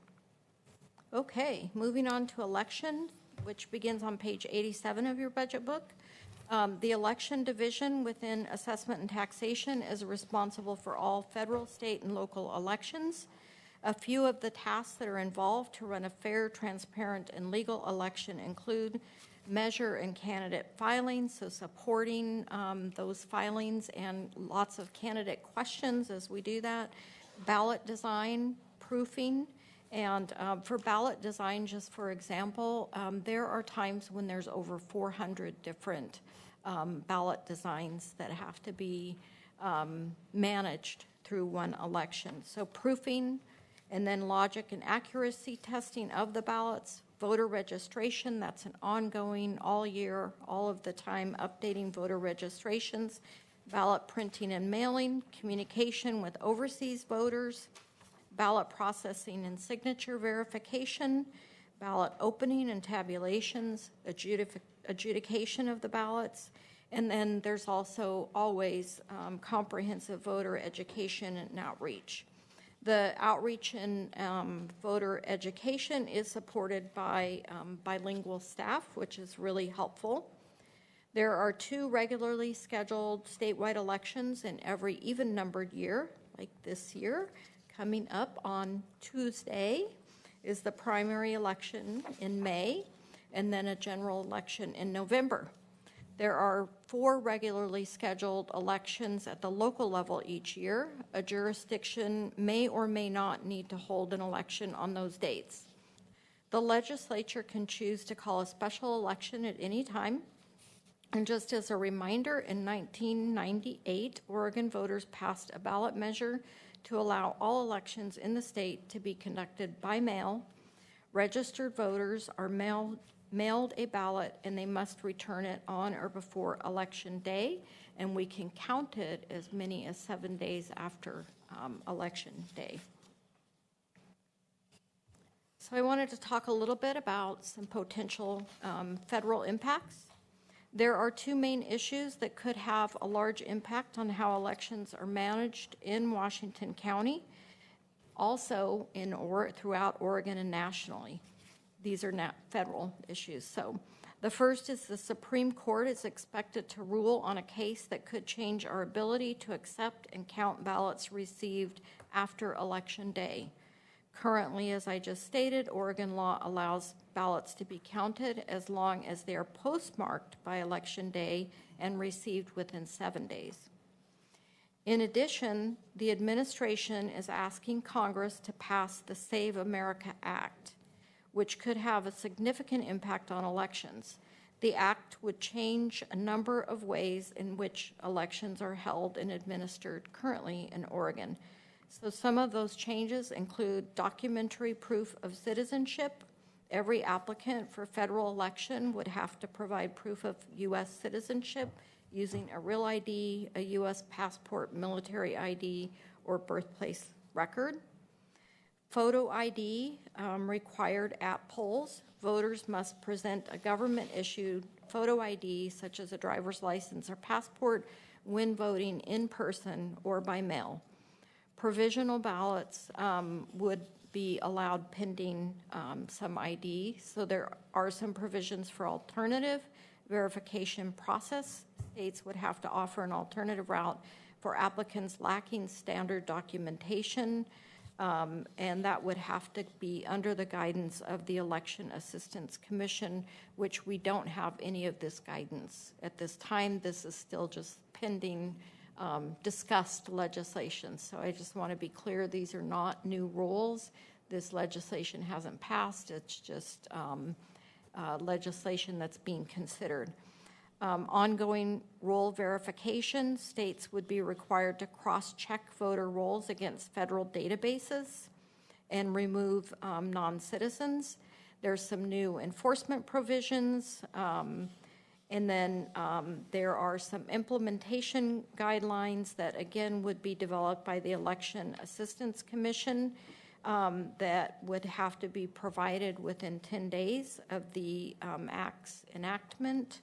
And then state programs would need guidance in place within 30 days after that. So as soon as these are changes that we are keeping a close eye on, and as you can imagine, it would fundamentally shift how elections are run within Oregon.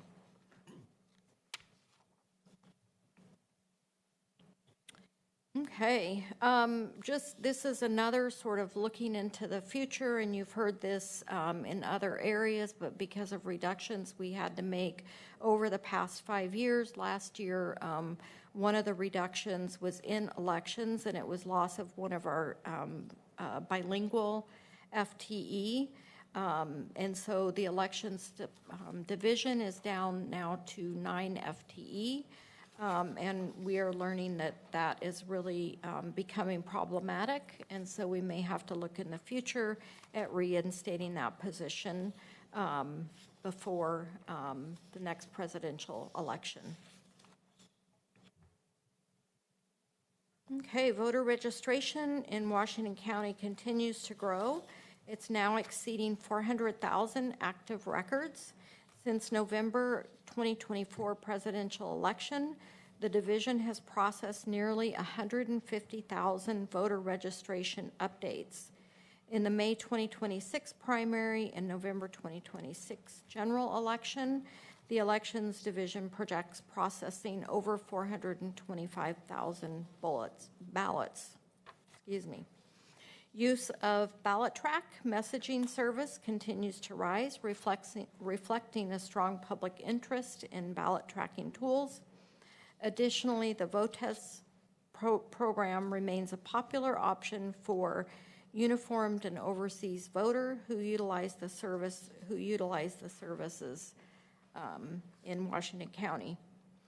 We are also pleased to share that all ballot boxes are now tamper-proof. And then just from the budget perspective, revenues are projected to decrease slightly, primarily due to a reduction in anticipated election-related fees that are reimbursed, along with some incremental declines across several other revenue sources. Personnel services increased mainly due to just normal increases in salaries, retirement, and health benefits. And material and supplies costs are decreasing slightly, associated with contractual obligations related to printing, materials and services, those sorts of things. And that is it for assessment and taxation and elections, and I think it marks the end of general government. Yes. Comments? Yes, Jason. Yeah, Marnie, thank you. We had the presentation about printing and mailing services and their capabilities, and I got the sense it was a mighty group, but was capable of putting out a lot of work. What is the reason why the ballot mailing and election stuff is not managed print and mail-wise in-house? Thank you for that question, Commissioner Snyder, and I want to be very accurate, so I will put that on the Q&A list and get back to you. My question's around, could you quickly describe what were the increases in the video capacity for observation of elected processes? What did you do different that made that better for people to view the election process? So in this proposed budget, there is a request for an increase in materials and supplies so that we can add more video capacity, so that we can show more areas of of the election process. So more videos maybe on signatures, more videos showing what's happening in the area where the ballots are opened and separated from the envelope. This is not, they will still be on screens, so it'll increase the number of screens, I believe, in the observation area. This is not expanding that area, and it's not adding any access back into the secure area where the workers are working through the election process. Like, for example, some of the camera views used to be on a rotational thing, and I think the plan is to try to have less of that. I don't know if it eliminates it, but that'd be the kind of, yeah, instead of just rotational, I think. And I can also add more detail to that through the Q&A. Okay, thank you. Other comments? Very nice, Marnie. Thank you. Thank you. So we're going to adjourn for lunch, working lunch. We ready? And then, so we're going to adjourn until 12:50. And then we come back together, and then we hear from land use and transportation. Is that correct? And who's that going to be? You again. All right. So we'll adjourn till 12:50 and get our lunches, and then come back to work at 12:50. Okay. 12:50. 12:50. 50. 10 minutes to 1. And Budget Committee members, your lunches are just right outside these double doors to the right.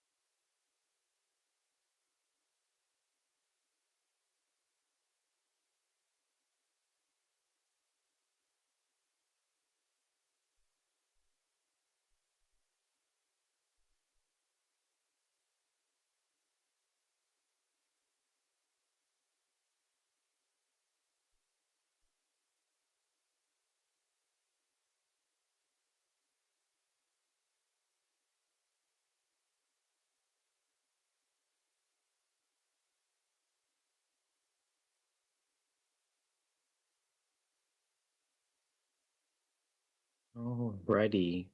Good afternoon, Budget Committee members. Let's come back together. Yeah, we're trying to get everybody back in the room. 12:50. Oh, I think they're getting the message That now. dollar donation program.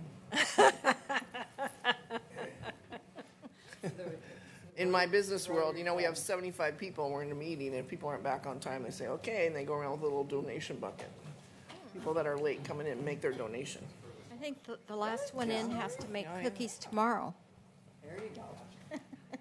Oh, yeah. Welcome back, and back to you, Chair Bullen. All right, we're ready to roll. We have everybody in, or we have a couple missing. All right, well, we're going to keep going. So, Marnie, welcome back. We're going to right. continue with our conversation about land use and transportation. All right, thank you, Chair Bowen. Nice to be back. It's been a while. Okay, today we're talking about, or now I'm talking about land use and transportation. I also want to acknowledge the land use and transportation leadership team is back there, the division managers, communication manager, and they make me more nervous than you all because they are true subject matter experts. Really? And they're probably taking notes if I mess anything up. And they're all clustered in a corner. So I will do my best to represent them well. So nothing's going on in Washington County while they're all here. Yes, yes. So the mission of LUT, Land Use and Transportation, is building and maintaining a great transportation system, planning and protecting uses of the land. They are committed to supporting complete, accessible, and welcoming communities through planning and permitting services, balancing growth, housing, economic goals with safety and natural resources, protecting farm and forest land, planning, building, and maintaining a safe and connected transportation system, improving internal systems and enhancing staff capabilities and capacity. And you'll hear quite a bit about our quality improvement efforts, providing excellent customer service, and ensuring transparent and inclusive community engagement while enhancing collaboration with other county departments and partners.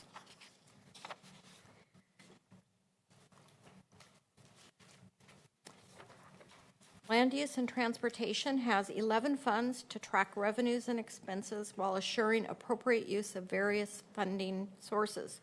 The department is organized into 7 functional areas, and I'll provide, through this presentation, a brief overview of each of the divisions and major programs.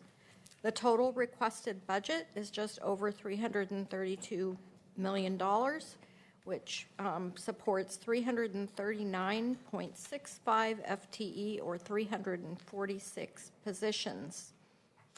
You'll hear a little bit more about MSTIP, major street transportation improvement projects.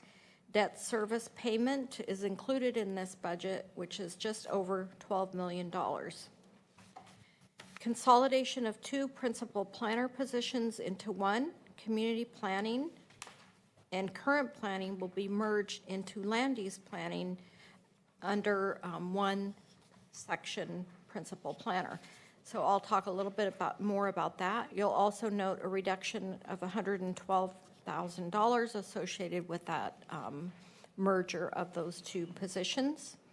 And then you'll see an elimination of general fund subsidies for the Water Master Program, which I'll talk a little bit more about under that program, which is a reduction of $389,189. And then there has been a small transfer of general fund to survey fund, and so you'll see a small reduction in that of around just over $56,000. Capital project construction costs have stabilized in the past 6 months, so staff has seen recent project bids significantly below engineer estimates. To take advantage of this favorable bidding climate, LUT staff have advanced 2 projects to lock in favorable costs. However, the war, tariff impacts, and others may result in material price increases. So staff just continue to closely watch that situation. Revenues from some long-standing transportation funding sources are declining or projected to decline in the future. For example, fuel taxes, like other road taxes and fees, are set at a flat rate that is being continuously eroded by inflation. If the state fuel tax had been indexed for inflation since 1993, it would be approximately 55 cents per gallon today rather than the current 40 cents per gallon. The gas tax is also expected to decline due to the increasing adoption of electric and other hybrid or high-efficiency electric vehicles. Pending and future transportation projects with the assumed federal grant funding may not be able to move forward due to potential federal grant funding freezes, reductions, or cancellations. Also, alternative funding sources may need to be identified or other ways to backfill those potentially lost federal dollars. Department leadership continues to monitor this and assess and develop mitigation plans. There's also ongoing pressure on the county general fund, leading to a fifth year of expenditure reductions to general fund programs. The general fund is the largest source of transportation capital improvement funding through the annual transfer to the county's major streets transportation improvement or MISTIP projects. After experiencing reductions totaling about $15 million over the 3 previous fiscal years, I'm happy to say today no reductions in MISTIP general fund transfer is proposed in this 26-27 budget. However, long-term trends indicate continued pressure on general fund, as you've heard quite a bit about today. I'll move into the different divisions, starting with Administrative Services Division. The division is responsible for the oversight and coordination of all department functions, including fiscal management, personnel support, IT, training, and emergency preparedness.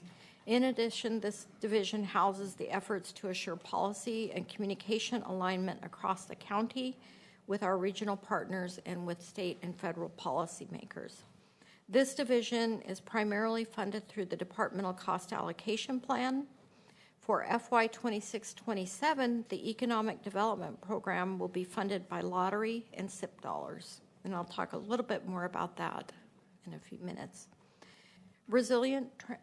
Can we just pause there? I just want to ground everyone. So this morning, Ann had spoke about the cost allocation plan as it relates to internal services.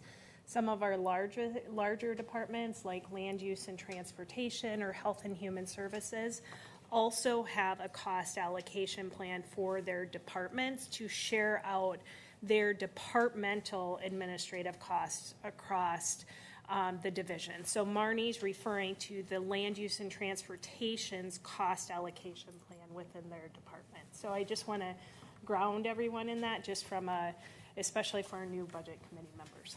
Thank you for that clarification. So a little bit about resilient transportation funding options. Due to the ongoing pressures of the general fund, land use and transportation will continue pursuing a strategic approach to sustaining a robust transportation capital improvement program while reducing our reliance on general fund. The Major Streets Transportation Improvement Plan in FY 25-26, the county completed a successful sale of debt obligations yielding $150 million to complete prior MISTIP projects. And we'll talk a little bit more about that tomorrow when we talk about capital projects. Intergovernmental agreements is another important service within this division. Land Use and Transportation and Clean Water Services worked closely over the past 2 years to complete a comprehensive review and update to the interagency operating agreements with an emphasis on partnership and collaboration. In addition, LUT has established an interagency agreement with Yamhill County to improve services and clarify maintenance responsibilities for roads along our shared border. Hi, thank you. I have a question. With the misstep bond of $150 million in proceeds, was there a bond premium that generated additional proceeds beyond the $150 million? Yeah, it was a premium. The actual bond issue was $121 million, I think, or I have to get the right numbers, we can put it in the FAQ. Yeah, so we did have a premium on the bonds because of our rating. And that's included in the 150. Yeah, so we actually we received more than we issued bonds for. That's the premium that you're talking about, correct? Good question. Thank you. Okay, a little bit more about economic development. In June of 2025, oversight of the Economic Development Program transitioned from County Administrative Office to the Department of Land Use and Transportation. This aligns with best practices across jurisdictions that co-locate economic development and land use development and infrastructure planning. The Economic Development Manager is conducting an analysis to understand how ARPA investments have strengthened the resilience of the economic development in the county and workforce ecosystem.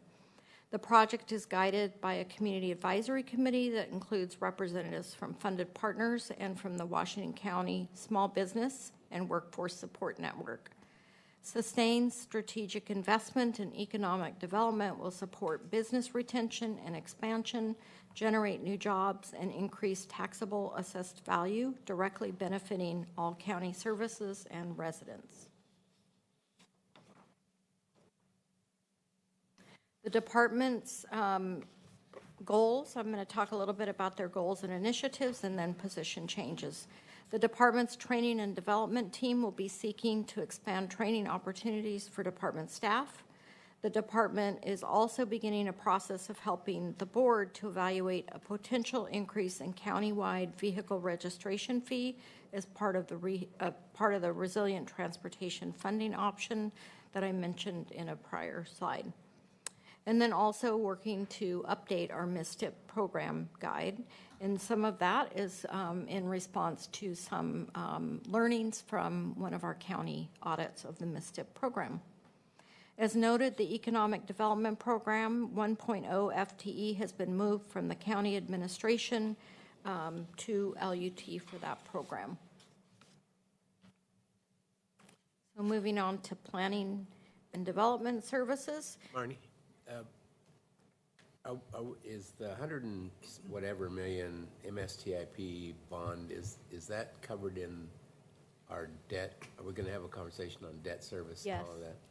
And I believe that's tomorrow. We're going to talk a little bit more in depth about capital and debt service. Okay, thank you. Mm-hmm.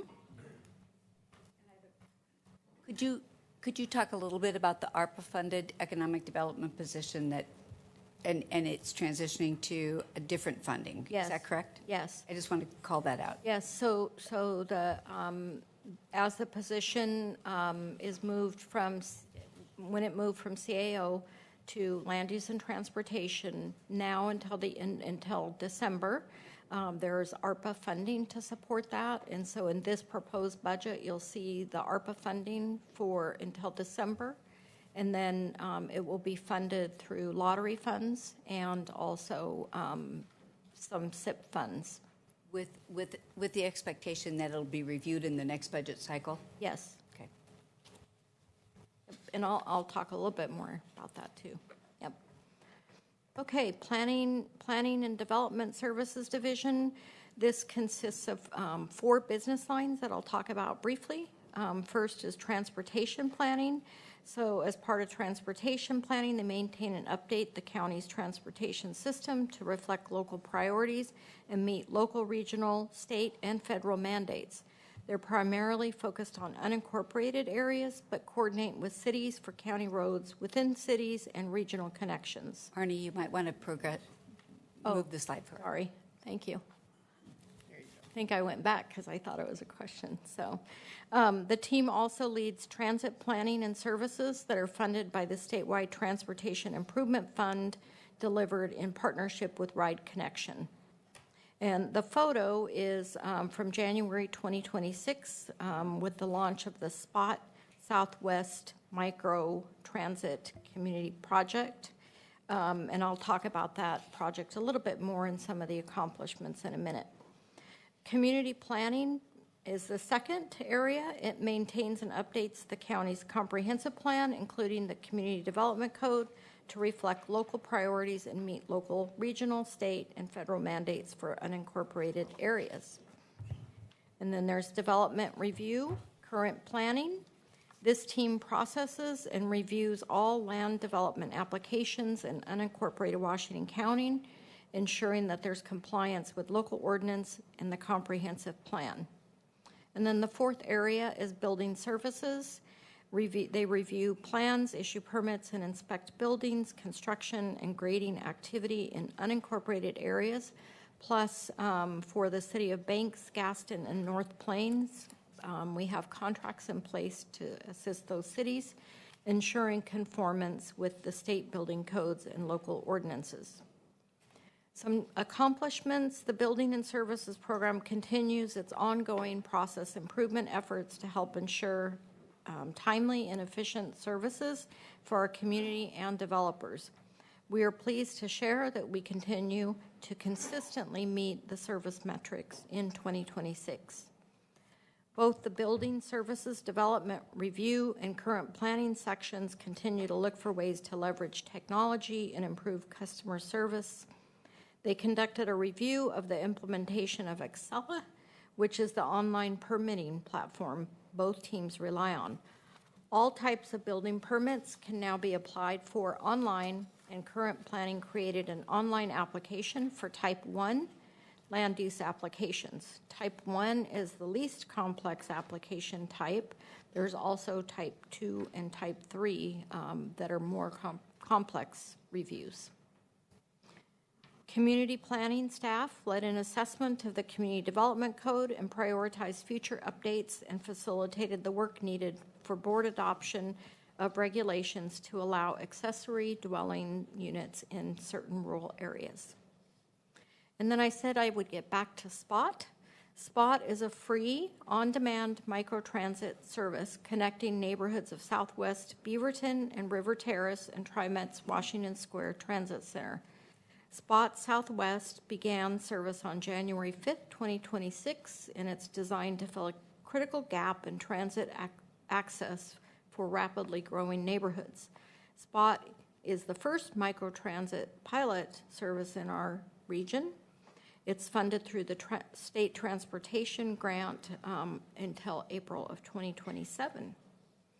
Then the last thing I want to mention here, and I'll mention it again because this was a cross-divisional activity, is the team was able to complete the Transportation Safety Action Plan.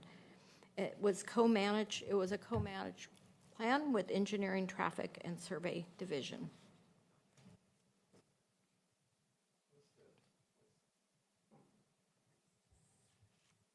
What's the anticipated cost of SPOT that we're going to have to fill by April of '27? So I believe it's a pilot right now, and we'll look at the efficacy, usage, and I will get back to you on estimated costs within the Q&A. Okay. Okay. Now on to, we're still in Planning and Development Services Division, current planning and building service fees. Last year, there was an 8.5% fee increase for current planning and building services to offset rapidly increasing program costs. This proposed budget is only a modest 3% fee increase proposed. Keeping the increase to 3% required the elimination of a vacant senior planning position and reducing the principal planner to 0.5 FTE within current planning, which is due to upcoming administrative consolidation of current planning and community planning under a single principal planner. So community planning and current planning consolidation, LUT is administratively combining the current planning and development review and community planning sections into a single land use planning program. The consolidation is not reflected in the proposed budget, but will be reflected in the 27-28. So you're seeing some of the reductions now in preparation for this consolidation. This change will help the division manage costs, keep the fee increase to 3%, improve coordination between the two work groups, and provide greater flexibility to shift workloads based on pressing demands. Okay, on to engineering, traffic, and survey.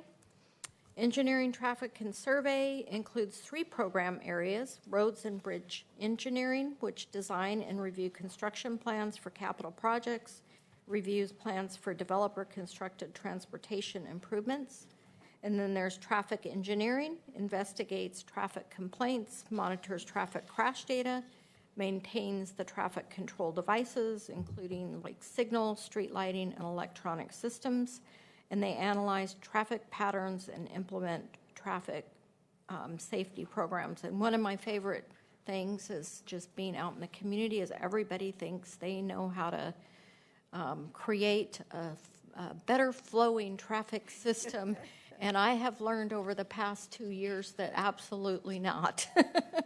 Our team, working with their partners in the cities and state, are doing a fabulous job. It is quite complex.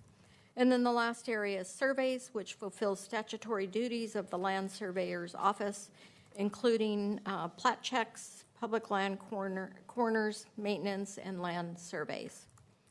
So division accomplishments, a few that are included here. We're really proud of the internship program. LUT has continuously partnered with Civil Engineering Cooperative Program to provide internship opportunities for Oregon University students for over 25 years. As mentioned in the last slide, they also, traffic engineering, traffic, and survey was integral to the completed safety, transportation safety action plan. Also, we've been working hard this year on Americans with Disability Act public right-of-way coordination. So had to have completed ADA transition plan for the public right-of-way. So phase 1 focused on sidewalks and curb ramps. And then the Road and Bridge Engineering Division facilitated cross-departmental meetings to discuss the ADA project-related challenges and work with the county civil rights officer to track and investigate accommodation requests and implement the transition plan.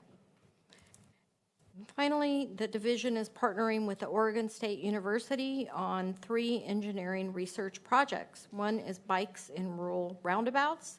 The Oregon State University finished a study looking at how cyclists interact with Washington County rural roundabouts. As a result of the finding, the county made signing, striping, and rumble strip improvements at the Verbote Cornelius Shefflin Road and Verbote Martin Road turnabouts. And I've rode out there, and I'm glad to see these improvements. Sometimes it's confusing exactly where you're supposed to be, so this is much improvement. Before and after study to evaluate the effectiveness of an illuminated no turn on red sign that activates during pedestrian crossing movement at the Shoals Ferry 175th Avenue traffic signal adjacent to Mountainside High School was also studied. And then developing friction factors for common road surfaces in Washington County to help refine sight distance requirements for traffic visibility. Lots going on to keep us safe. Okay, engineering, traffic, and survey division continued. As you can see, the goals for next year is preparing to implement Senate Bill 974 provisions, which establish a 120-day shot clock for engineering reviews for housing development. So they're looking at their processes and making sure that we can meet those. Those take effect July 1st, 2026. The engineering and traffic team are also working to complete phase 2 of the ADA transition plan, focusing on pedestrian signals. Traffic and engineering is working to implement the updated transportation safety action plan, assure 100% connectivity of traffic signals by the end of next fiscal year, and implement a new manual on uniform traffic control devices as adopted by ODOT, rebuilding the design team and improving capacity, and road standard updates. One of the new engineering technician 2 positions, one new engineering technician 2 position is proposed. It would be funded by the road fund. It's not using county general fund. The additional staff capacity is needed to keep important initiatives moving forward in a timely manner. The work is important for maintaining a safe and efficient transportation system and reduce county's liability and exposure risk to lawsuits. Traffic engineering continues to have more projects than employee time available, which can impact, of course, response times to investigate, community-generated concerns and complaints, prompt inspection of capital improvement and development projects, timely data collection to support operations and maintenance, contract development, and projects.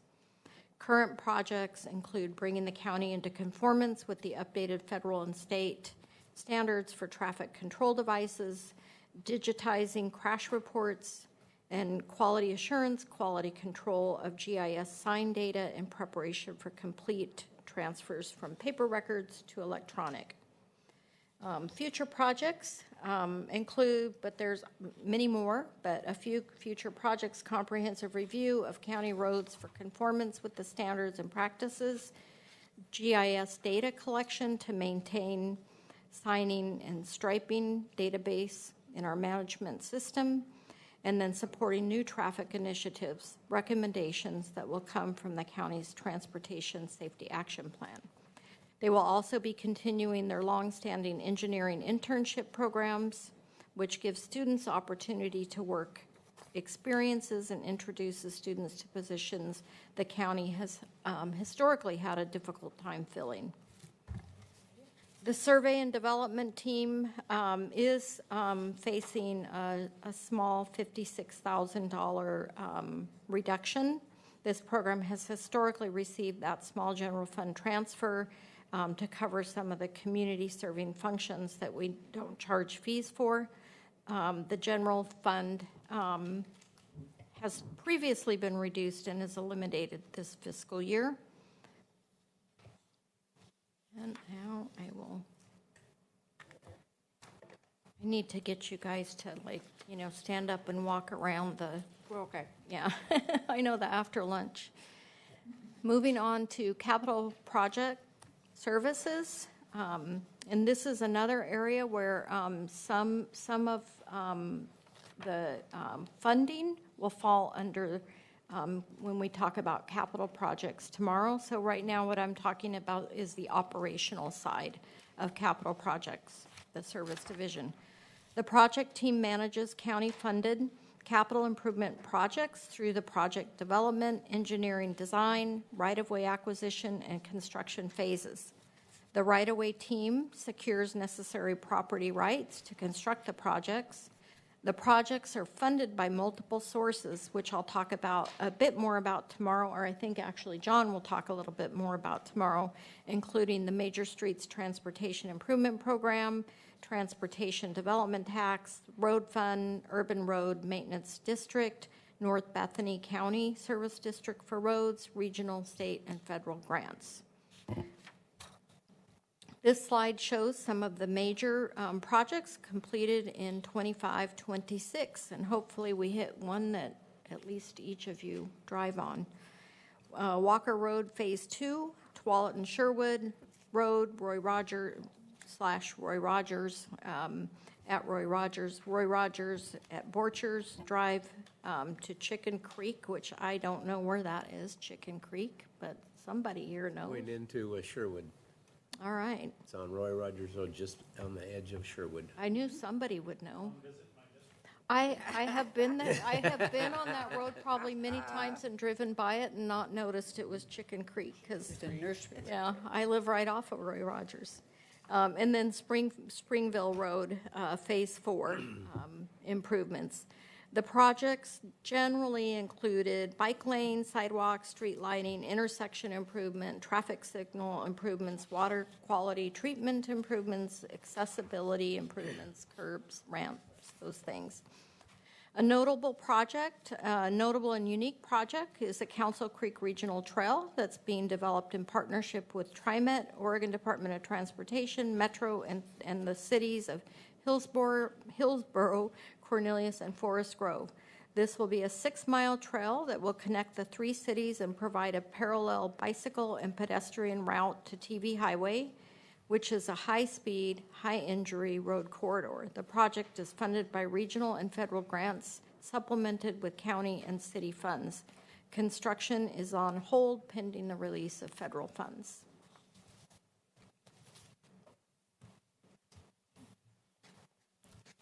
If I could just add a little bit more to that, Council Creek Trail, we had a public meeting on it last week, and we are working on, because as it goes through, of course, you can imagine Cornelius and Forest Grove, it goes through, crosses over streets, and since we need to have pedestrian protection there as people are on the trail and they cross over a street, we want to make sure don't have car interaction there, and then there's a couple of bridges that need to be built as well. So the project is moving along rather slowly, but it is progressing. And next will be a partnership with who's going to maintain their share of it. Hillsborough has a portion, Washington County has a portion, Cornelius and Forest Grove, and so those respective organizations have to have maintenance agreements to maintain the trail. So that's where we are. Thank you. Thank you. Okay, moving on to 27 goals and initiatives.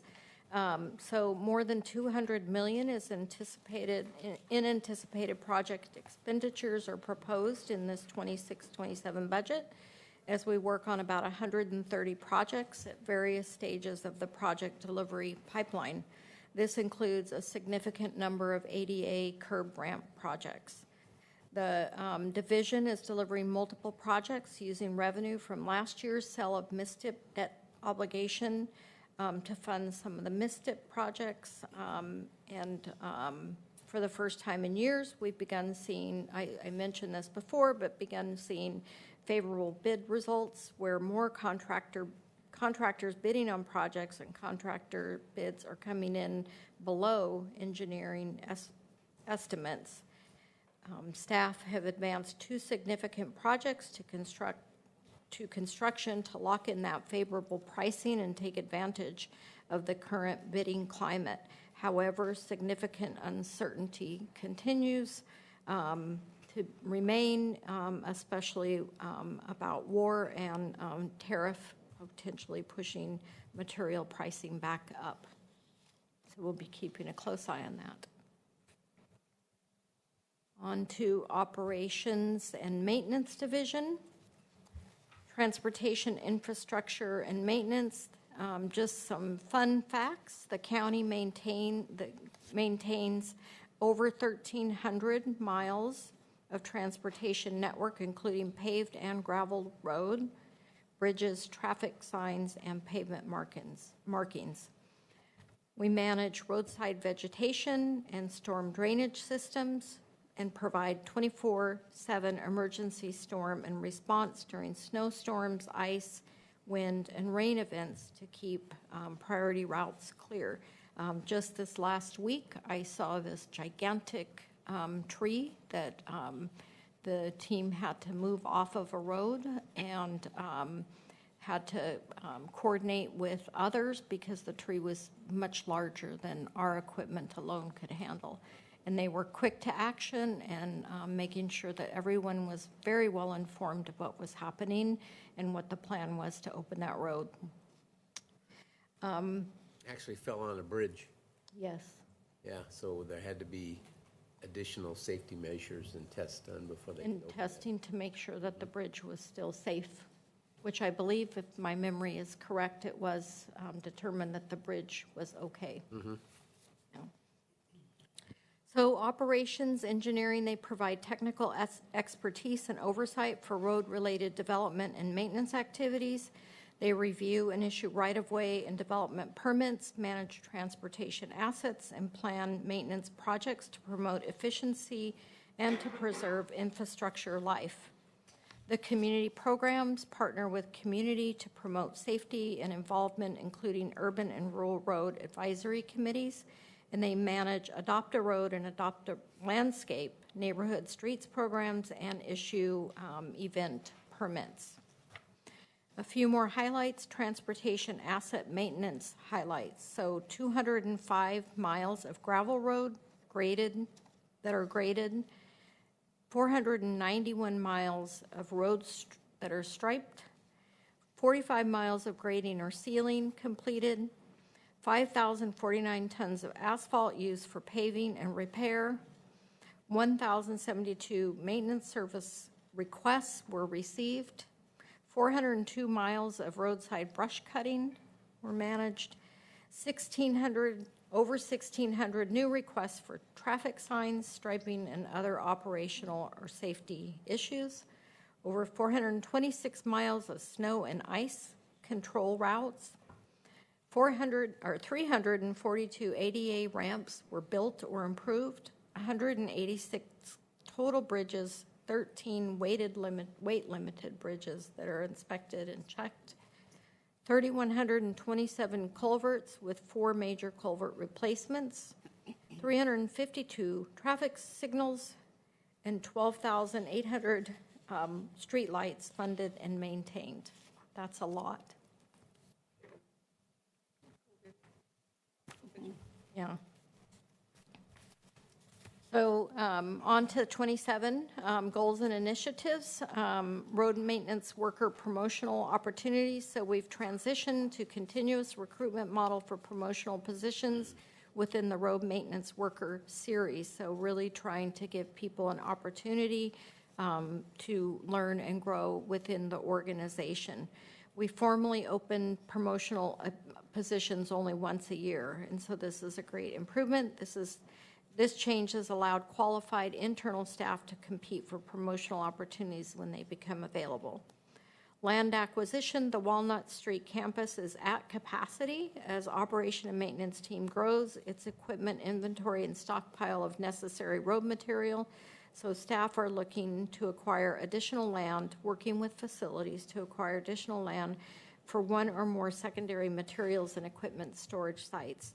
These acquisitions would help alleviate congestion at the Walnut Street Center while allowing for dedicated space with improved safety to conduct training for current employees and recruiting efforts for 30-plus candidates each year. Quick question. We've heard, including through the Clean Water Services Budget Committee meeting, that the big equipment replacement has incredibly long lead times now, up to a year and a half, so beyond one fiscal year.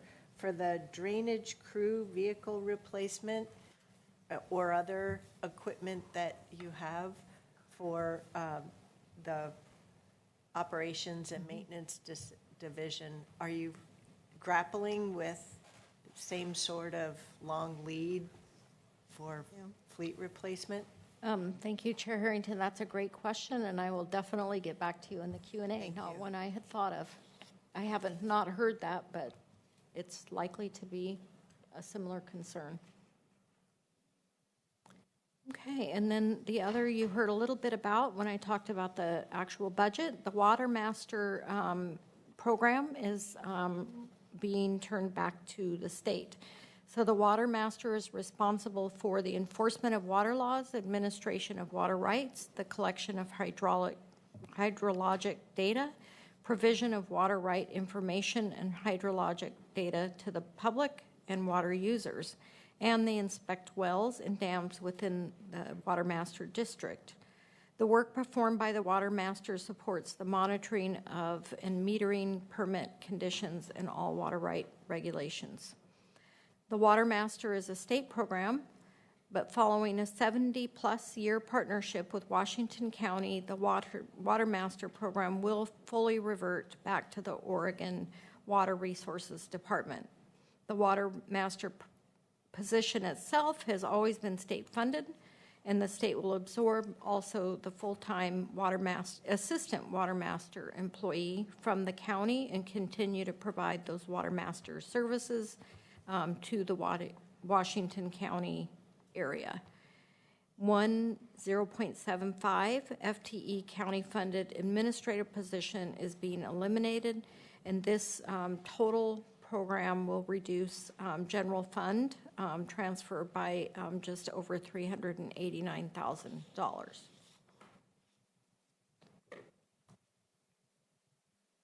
Okay, moving on to fee changes. There are some fee changes, but as I mentioned, we were able to keep the fee increases moderate at a 3% to continue the policy of full cost recovery. Held increases by reducing the one principal planner and eliminating that vacant senior planner position. And so we were able to maintain those fees. Okay, moving on to department level goals. So most of these are multi-year initiatives and are either continuing into the coming budget, considering budget consideration, and some will begin next budget year.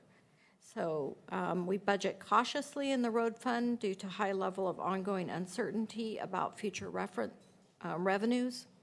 The largest share of road fund revenues comes from state and local fuel taxes, vehicle registration fees, as well as state weight mile tax on large trucks. In Oregon, state transportation tax and fee revenues are generally shared between the state, 50%, counties, 30%, and cities, 20%. Fuel tax revenues are volatile.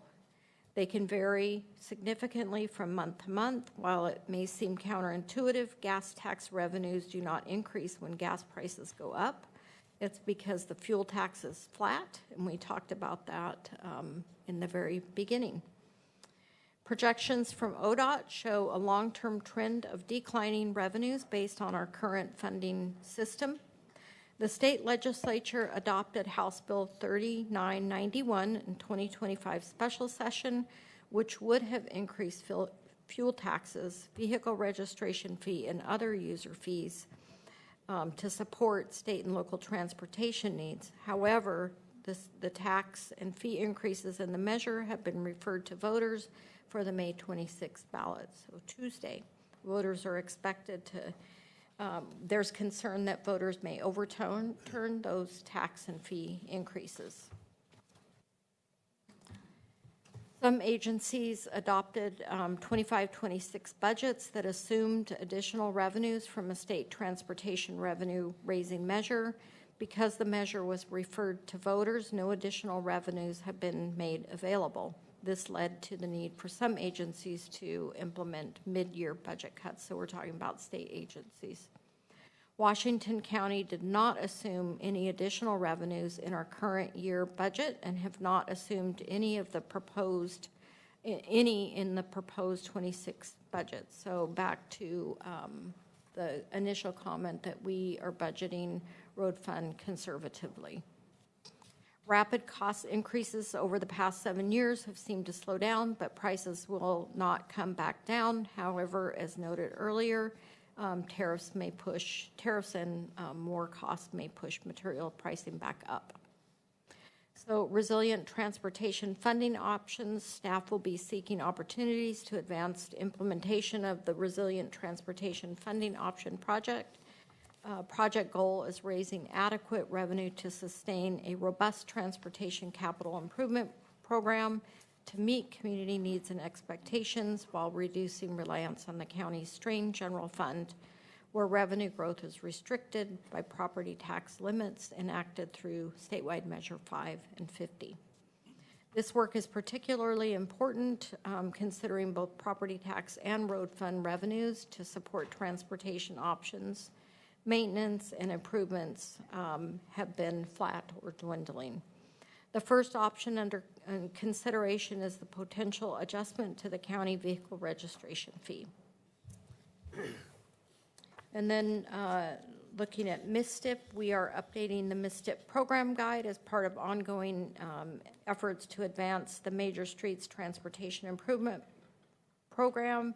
We've committed to preparing a comprehensive program guide to catalog all official MISTIP program objectives, policies, and procedures into one document, including relevant provisions from prior board resolutions and board-adopted administrative procedures. It could also describe the program's history, including funding cycles, timelines, capital project delivery, and include an overview of the typical funding allocation process. And then in community development, staff are currently completing an assessment of the Community Development Code, which regulates how development can occur in rural and urban unincorporated areas.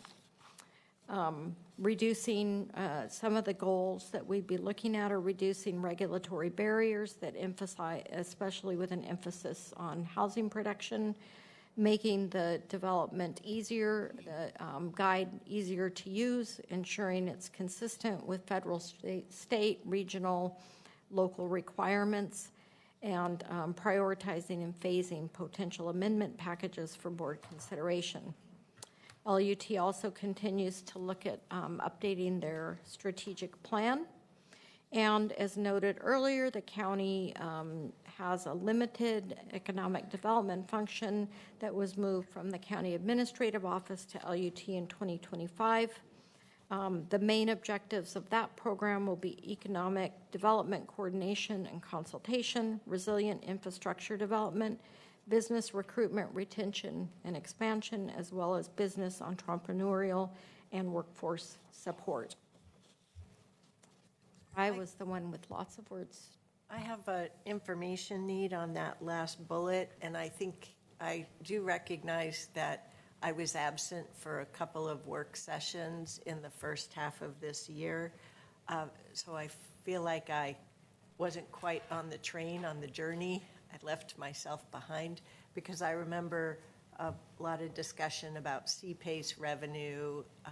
So this bullet and information on page 243 just made me feel like, wait a minute, we're back to funding it the old way, but at a level that gets me to think the old way versus what we said we wanted to. So I have to catch up, and I think that's probably a verbal conversation versus a Q&A kind of. Okay, and I can give a high level. Current, you want to move on? Okay, yes, I'm happy to connect with you and provide a high level or more explanation. So, Ann talked a lot of words this morning, and I just talked a lot of words this afternoon. We are done today with LUT. Special districts are scheduled for May 20th, and Stephen Roberts, the Director of Land Use and Transportation, will be the speaker for that per tradition. Happy to take any other questions. Now it says you get a recess, but I think that was from this morning, but so I don't know. Also, no comments. Thank you, Marty. That was very thorough. Thank you. No comments? Oh, Ms. No. Angie? No? No, I just want to comment on, well, the recess. So it's up to your budget committee if you want to take a recess. I would say we just got going, though, just under an hour ago. So I would maybe suggest getting through the sheriff's office and also the district attorney and then taking a break, if that's comfortable for you. Okay. You have 8 minutes. Okay, I have a lot of words to say as well. 8 minutes might be a little bit of a challenge. Did you see how thick the pack of papers you put up were? A lot of words. All right, Chair Bolin, are you ready? We're going to defer our recess until we hear from public safety, and then we'll have a recess following that. Two of the departments in the public safety and justice. So the sheriff and the DA, and Okay, then we'll both. take a recess, and then we'll move Come back. through the others. Okay, got it. I agree. More reflective of the agenda.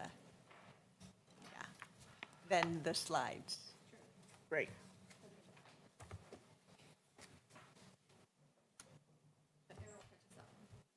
I will try and catch us up. Chair Bullen, are you ready? I feel like I am. Okay. Well, good afternoon again, Chair Bullen and Budget Committee. I am Erin Calvert, for the record, one of the Assistant County Administrators. And in addition to the two prior offices, I've got to work my notes and the clicker at the same time. Okay. I got to tell you about a couple of departments earlier this morning, and I also have the privilege of working with the Public Safety and Justice portfolio, which is what I'm going to talk to you about right now. You can find this functional area in your budget book on between pages 118 and 220. This portfolio includes the Sheriff's Office, the District Attorney's Office, Community Corrections, Juvenile Services, Conciliation Services, the Law Library, and Justice Court. I see many of the elected department heads, the department directors and staff here in the audience today, and many who will likely come in closer to their department's presentation time. I just want to publicly thank them and their teams for their hard work in developing this proposed budget and for continuously teaching me more about the very important work they do so I can better tell their story. Budget is definitely a team sport. Okay, this slide shows you both a graph and a pie chart on the public safety and justice requirements. In the graph on the right side, the top part of the graph is showing you the primary funds for public safety, inclusive of the general fund, the public safety local option levy, a myriad of special funds, which includes grants and other funding, and the Enhanced Sheriff's Patrol District, or ESPD. The general fund, local option levy, and the grant funding will be presented in more subsequent slides today. And then, as Marnie mentioned, the ESPD budget will be presented to that budget committee by the Sheriff's Office on May 20th during the special district presentations. The FTE for the Public Safety and Justice portfolio will increase this next budget year from 970.75 to 1,007.08. The bottom part of this graph breaks down the requirements by service area. Of note, you can see that the funding in the local option levy administration line decreased due to the new levy no longer providing funding for shelters, as that's being funded by the Supportive Housing Services. We're also showing levy contingency in both the graph and the pie chart. The pie chart on the left indicates the percentage of public safety funding requirements by each service area or department. Before I talk about the specific offices and departments in this portfolio, it's important to understand how the public safety local option levy fits into the picture. You can find information in your budget book on the local option levy on pages 126 to 131. And generally, the levy provides funding for the Sheriff's Office, the District Attorney's Office, Community Corrections, and Juvenile Services. The Levy Administration Organization Unit is the central fiscal entity for all levy proceeds and disperses levy funds to the department or units. Levy Administration will also provide funding for 1.50 FTE Program Coordinator to assist with the myriad of public safety projects, including the Jail and Community Correction Center Expansion Project, the Courthouse Replacement Project. It will help staff the Public Safety Coordinating Council and work with the Levy Steering Committee on the next cycle of the Public Safety Levy. The Levy Administration also funds a contract with the Family Peace Center. The levy helps support the work in the departments, and going back to what you've previously heard about our constrained tax system and the cost of delivering services to our growing community, the levy is an integral part in ensuring Washington County can maintain and evolve public safety services that meet community need. The local option levy must be approved in 5-year cycles, meaning that before a cycle ends, a levy renewal or a replacement must be referred to the voters. The public safety local option levy has been in place in Washington County, renewed or replaced every 5 years since 2001. This current budget year marks the end of the levy cycle, and fortunately, Washington County voters approved a replaced levy, public safety local option levy last November at an increased rate of 66 cents per $1,000 of assessed value. That will begin in this next fiscal year on July 1st, and the levy will expire on June 30th of 2031. I will talk a bit more about new levy positions throughout the department presentations, but you can see a chart of added positions broken down by organizational unit funded by the local option levy on pages 129 and 130. And then this pie chart on the right of your slide just shows the levy expenditures by department.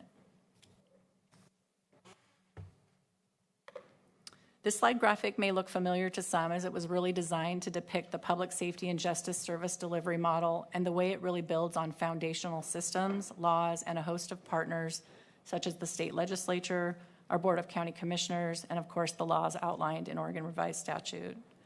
The portfolio also relies on other departments and partners to deliver services, such as the County Administrative Office, Government Relations, Behavioral Health, Facilities, County Council, and others. This really highlights our One Washington County approach in getting services delivered to the community. Building on that foundation, the system works with a myriad of advisory groups such as Public Safety Coordinating Council, the Juvenile Crime Prevention Advisory Council, the various multidisciplinary teams, or MDTs, in the DA's office, the Enhanced Sheriff's Patrol District Advisory Committee, and many others. Then additional partners and stakeholders such as cities, community-based providers, Department of Human Services, as well as law enforcement agencies all contribute to the ecosystem of public safety. In the top section of the colorful graphic on the right side of the slide, the Sheriff's Office, Community Corrections, Juvenile Services, and the DA's office, all county departments or offices, have various service areas and functions that they are operating in order to deliver service and safety to the community. We know there are various pressures in the interconnected system that can be impacted by other county, city, and state partners, by aging and outdated facilities, underfunded and unfunded mandates, including a decrease in many funding sources. New mandates and all of the items just mentioned can create complex changes in workload, and of course, any change in one department or system can impact others and the entire public safety ecosystem. Next, I'll move into specific departments that are in the public safety and justice system. Starting with the Sheriff's Office. You can do the screen. Thanks, Brenda. Sheriff's Office can be found in your budget book starting on page 191. The Washington County Sheriff's Office mission is to conserve the peace through values-driven service with a vision of enhancing public safety by fostering a culture of professionalism, compassion, and trust within the communities we serve and our Sheriff's Office team. The office is run by an elected sheriff who has a number of statutory duties that include arresting individuals who commit crimes, defending the county against those who riot or endanger the public peace or safety, provide security for state and justice courts, provide search and rescue services, operate the county jail, execute civil processes and court orders, execute all warrants, process, issue, deny, and revoke concealed handgun licenses, and enforce laws on the waterways. So just that. Some of the accomplishments of this last year include retention and recruitment. The Sheriff's Office priority in support of this initiative in partnership with the County Administrative Office and the Board of County Commissioners has resulted in positive progress and successful hiring new staff, which address capacity gaps and support the reopening of closed housing pods in the jail. These additions also highlight the progress made in workforce stabilization and position the organization to reach full operational capacity across the jail and other divisions in the upcoming fiscal year. The Public Affairs team ensures effective communication between the Sheriff's Office and the public, media, and stakeholders. Public Affairs serves as a critical point of contact for disseminating information, fostering community relations, maintaining transparency in law enforcement, and stabilizing the workforce through recruitment efforts. The Sheriff's Office participated in 323 community events and presentations in 2025. WIN, the West Side Interagency Narcotics Team, accomplished a lot, and I will discuss this more on another slide. The Community Violence Reduction Team, or COVERT, focuses on proactive, high-level investigations designed to reduce violent crime by targeting gang activity, illegal firearms, and narcotics trafficking. Formed in late 2024 in response to rising gun violence, the Community Violence Reduction Team was established as a collaborative partnership between the Sheriff's Office, the District Attorney's Office, and the Hillsborough and Beaverton Police Departments. A quick snapshot of their work in 2025 includes 45 arrests, 89 warrants, 210 firearms were seized, 5 firearms were seized from juveniles, and 11 gang sets were identified. The availability of trained canine teams is a critical operational capability that directly supports the agency's efforts to intercept illegal drugs and safely apprehend violent offenders. And to maintain the essential function, the Sheriff's Office added 2 new canines to Patrol Division, Canine Trace, a German Shepherd, and Canine Rex, a Belgian Malinois, were selected for their reliability, work capacity, and proven effectiveness in high-demand operational environments. This slide lists many of the mission and services by division. However, the statutory requirements can be cross-divisional, and so not just solely what's found in the jail or patrol or investigation or services. The items showing in blue bold are countywide services, and the Sheriff's Office has the primary responsibility for providing that service. This slide does include a broad range of services, but it doesn't list every program. It's just meant to give you an idea of the breadth of countywide services that the Sheriff's Office oversees. One countywide program you may be familiar with is the Mental Health Response Team, or MHRT. Now in its 10th year, MHRT has expanded from 4 to 8 teams and currently includes Hillsborough, Tualatin, Tigard, and Sherwood Police Departments, with those latter 3 cities jointly staffing a shared clinician. Although Beaverton withdrew its MHRT officer in 2025, the Sheriff's Office has added a deputy to maintain operational capacity. The annual call volumes continue to reflect strong community need, with 3,452 calls in 2025. MHRT's ability to stabilize complex behavioral health situations in the field reduces impacts on emergency rooms, jail intake, and patrol operations. Continued investment in MHRT is essential for sustaining this diversion-based approach, supporting community safety and reducing long-term system costs as Washington County experiences increasing demand for behavioral health interventions. Do you have a question? Just a quick one. So the Beaverton withdrew their officer and we added one. Didn't we just subsidize Beaverton Police? I'm going to allowing them to withdraw, and that required us to add an officer. Is that correct? I will look into that for sure and get that back to you. Yeah, thank you. The Westside Interagency Narcotics, or WIN team, remains a cornerstone of the county's regional strategy to disrupt drug trafficking organizations to reduce the flow of illicit narcotics and weapons in Washington County. In 2025, the team seized $920,000 in U.S. currency, 73 firearms, 26 pounds of cocaine, 14 pounds of heroin, 202 pounds of methamphetamine, and nearly 700,000 fentanyl pills, and more illegal drugs.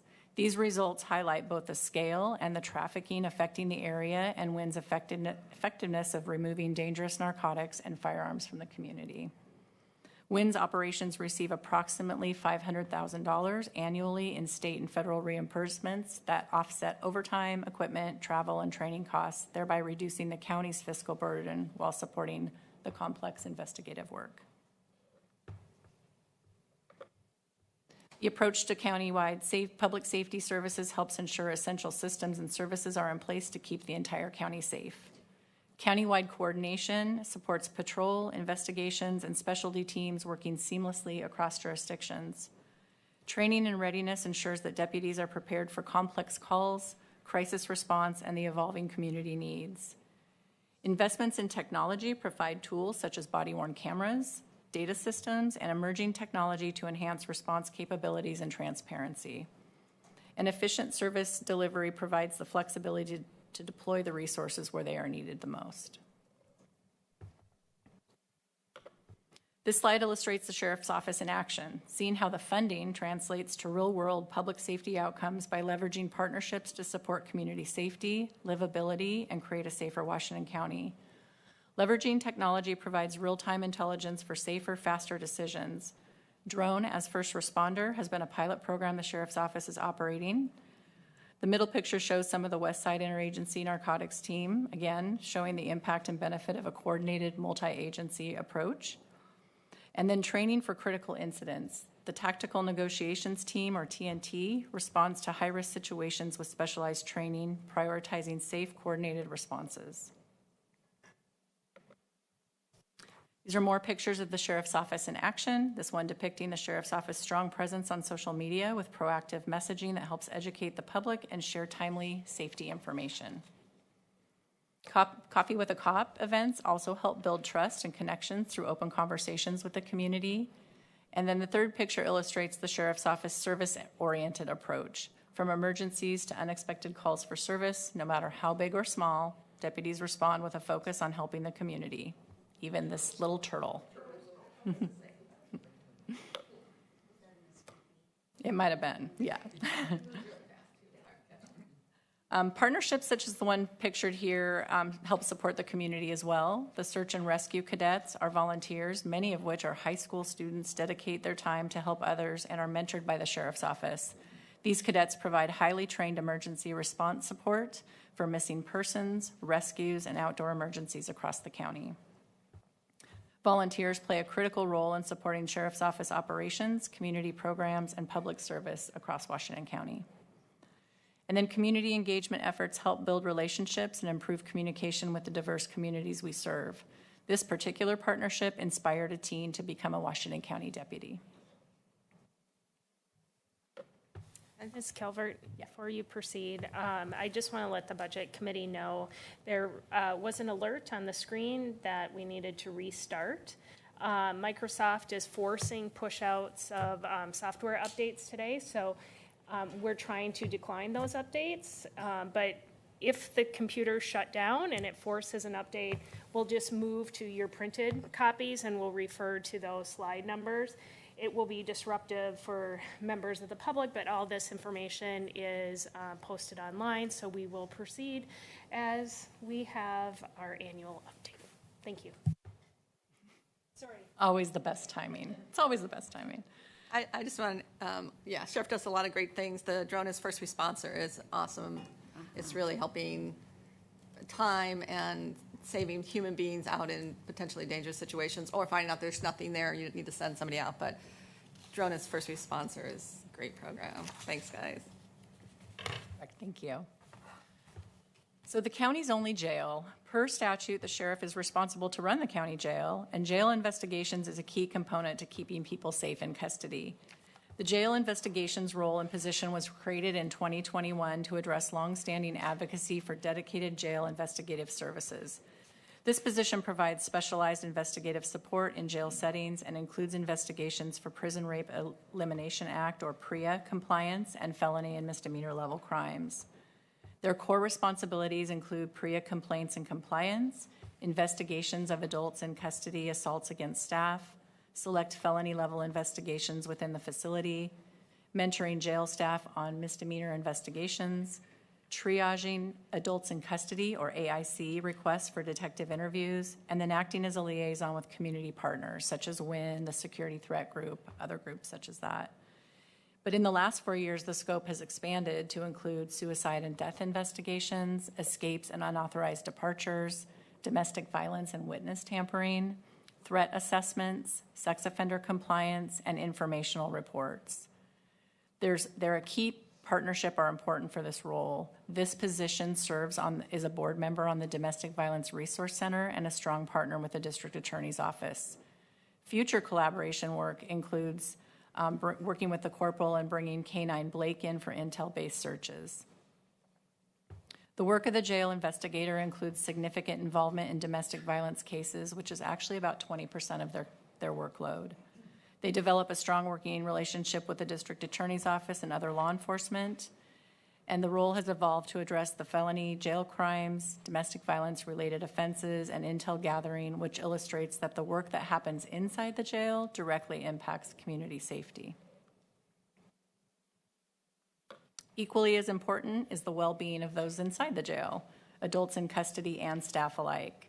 Jail programs is an important part of the jail division. Many of the classes offered help support adults in custody needs, their skill building, job readiness, and education. Jail program staff help support education and transition back into the community. In 2025, 776 adults in custody participated in more than 8,000 hours of education. Jail programs include important partnerships with county departments such as Health and Human Services and Community Corrections. And in 2025, 6 adults in custody earned their GED. Delivered online? Or No, I think they're in, those They're in programs person? mostly are in person. I think there may be some online support, but I know they have educational people in the jail. Thank you.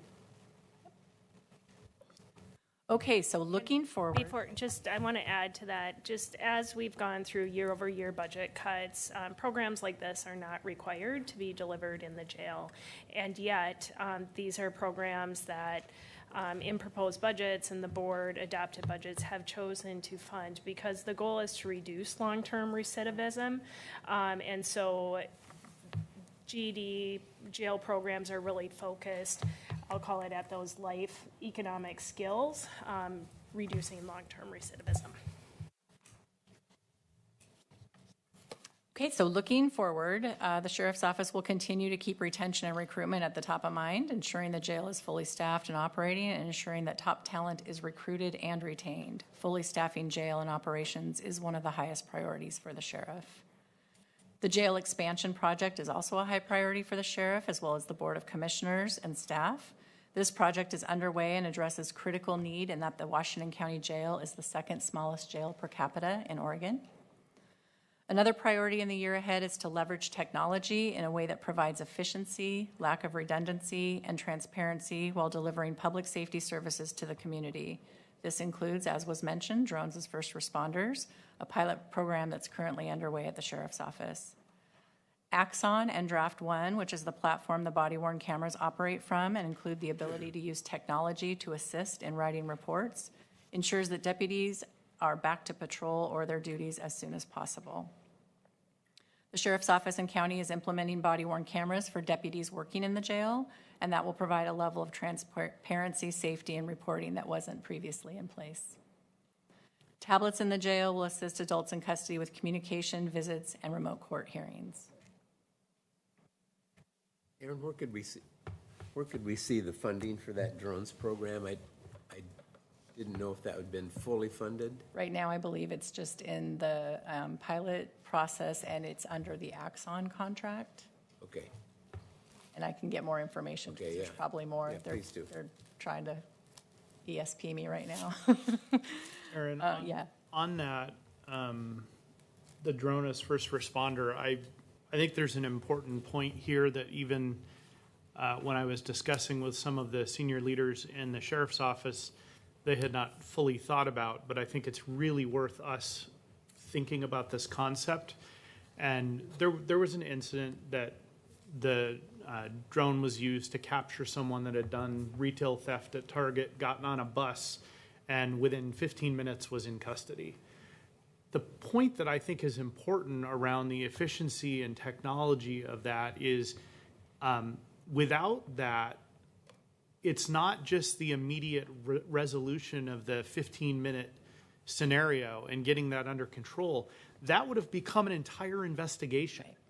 And so when you solve it without having to do that, it decreases the workload in ways that I don't think are immediately, like that was not intuitively obvious, I guess, to others. And so I just want to make sure we're thinking about those kinds of impacts, because I think it's much bigger. The impact is much bigger than we can even just immediately describe.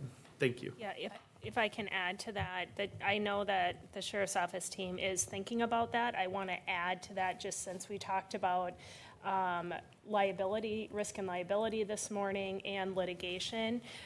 It also keeps our employees safe too, because the drone can be used in areas that may be unsafe or take additional time for employees to access to. So there's a safety bit. As well as traffic and getting to the incident scene. I think there's a lot more advantages that we'll be realizing and learning about in the near future.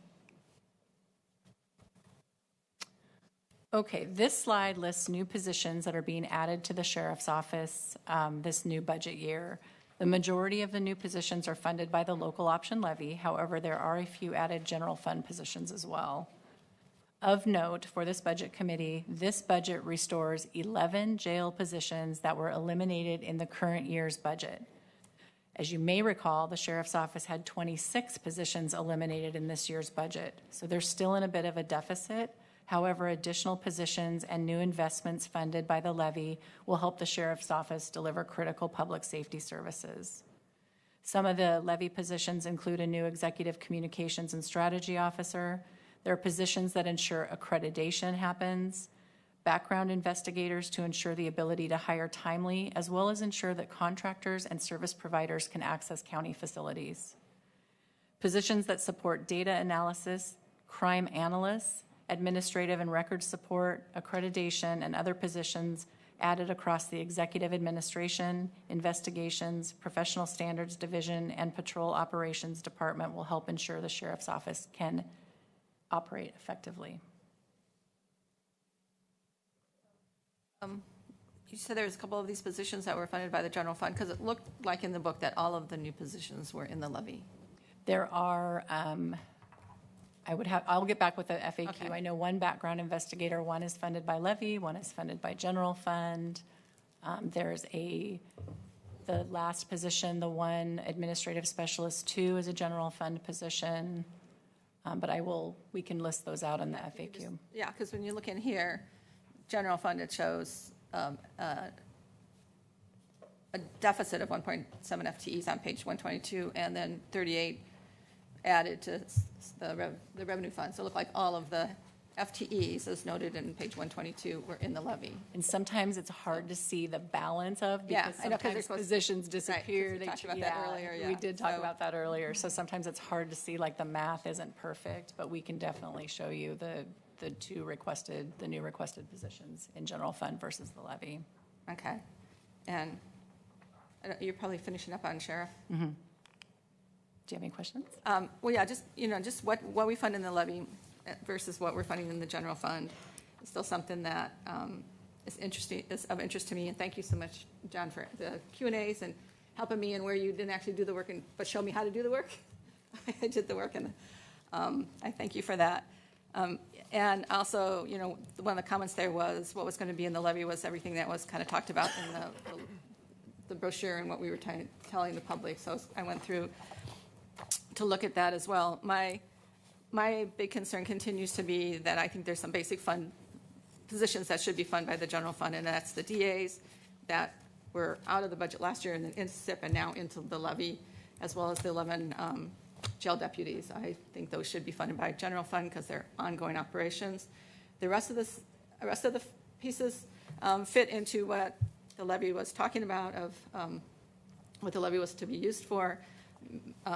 Makes sense. This level of detail on what those exact positions are, I appreciate here, so I can look at that. But and I understand that more and more of our dollars funding the public safety and justice is coming from the levies and other special funds and not the general fund. And now over half of our funding is coming from special funds versus the general fund. But I still think we should be careful and diligent about what we do, where we fund them, and make the conscious effort to try to keep basic positions funded by the general fund, which is the county fund that we don't ever have to 5 years have to go ask the county for more, and because it also kind of gets to the point where you almost make it well, you have to fund this again, or key positions that have been there forever are going to go away. And I think that's disingenuous to the public to put that on a public safety levy every 5 years. That's just my comment. Thank you. Okay, are we ready to move to the district attorney's office? Okay, thank you. All right, the district attorney's office can be found on page 146 of your budget book, or 147, excuse me. The district attorney, or DA's office, is responsible for the prosecution of individuals charged with crimes and other violations of state statutes within Washington County. The DA reviews police reports, prepares arrest warrants, reviews search warrant materials, directs and assists in criminal investigations, interviews witnesses, prepares charging instruments and fugitive complaints, attends and participates in all court proceedings related to criminal prosecution, prepares and directs all extradition proceedings in the county, and provides on-call assistance to police agencies in a variety of multi-agency teams, such as the Major Crimes Team, Crash Analysis and Reconstruction Team, Child Abuse Multidisciplinary Team, and many more. The DA is also responsible for criminal law legal advice to the Juvenile Department, the preparation of legal documents relating to all matters brought before the juvenile court, and participation in court proceedings, public outreach and awareness efforts, and informing crime victims of their constitutional rights and working to protect them. The mission of the Washington County District Attorney's Office is to seek justice and protect our community. They review over 12,000 cases annually, obtain court orders for more than $5.5 million in victim restitution, and they support more than 17,000 crime victims annually. The DA's office partners and participates in 12 specialty courts and treatment programs and continues to see a steady increase in caseloads year over year, with a 35% increase in cases referred over the last 4 years. Washington County continues to be one of the safest counties in Oregon. The DA's office has a number of accomplishments to report out this year. The Family Peace Center opened in January of this year, transitioning from the Family Justice Center. It houses more than 20 victim-serving agencies in one place to better serve survivors of domestic violence, child abuse, and sexual assault. The DA's office will house their domestic violence unit at the Family Peace Center later this year once the office space is built out. The Family Peace Center is the first of its kind in Oregon. The specialty courts and treatment programs are important in Washington County, and the DA's office and partners are a statewide leader in their operation and outcomes. These evidence-based programs are designed to promote rehabilitation and community safety by focusing on accountability and addressing root causes of criminal behavior, such as mental health, addiction, and trauma. The DA's office, Sheriff's Office, and Health and Human Services demonstrate a One Washington County approach with service to the community through the Drug Deflection Program, which has been in existence for about 18 months. You'll hear more about that program in detail tomorrow in the Health and Human Services functional area. The Bias and Hate Crime Multidisciplinary Team is supported by federal grant funding.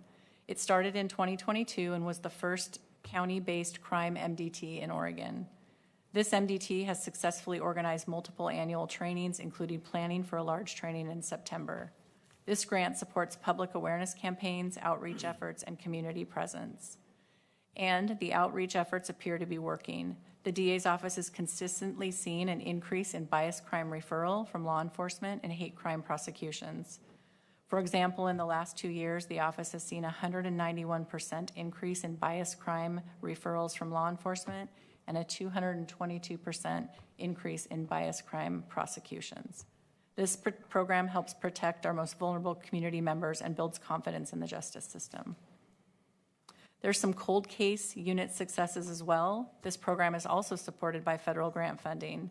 There's been a successful prosecution with a guilty verdict in a 1988 cold case homicide. This case was featured on 48 Hours. This unit also collaborated with the Hillsborough Police Department to resolve a 1992 homicide of Elizabeth Wasson, bringing justice and closure to those families. The team has received additional grant work to work on a cold case homicide from 1994. There are 57 outstanding cases identified, including 33 homicides that are in need of additional cold case investigative resources.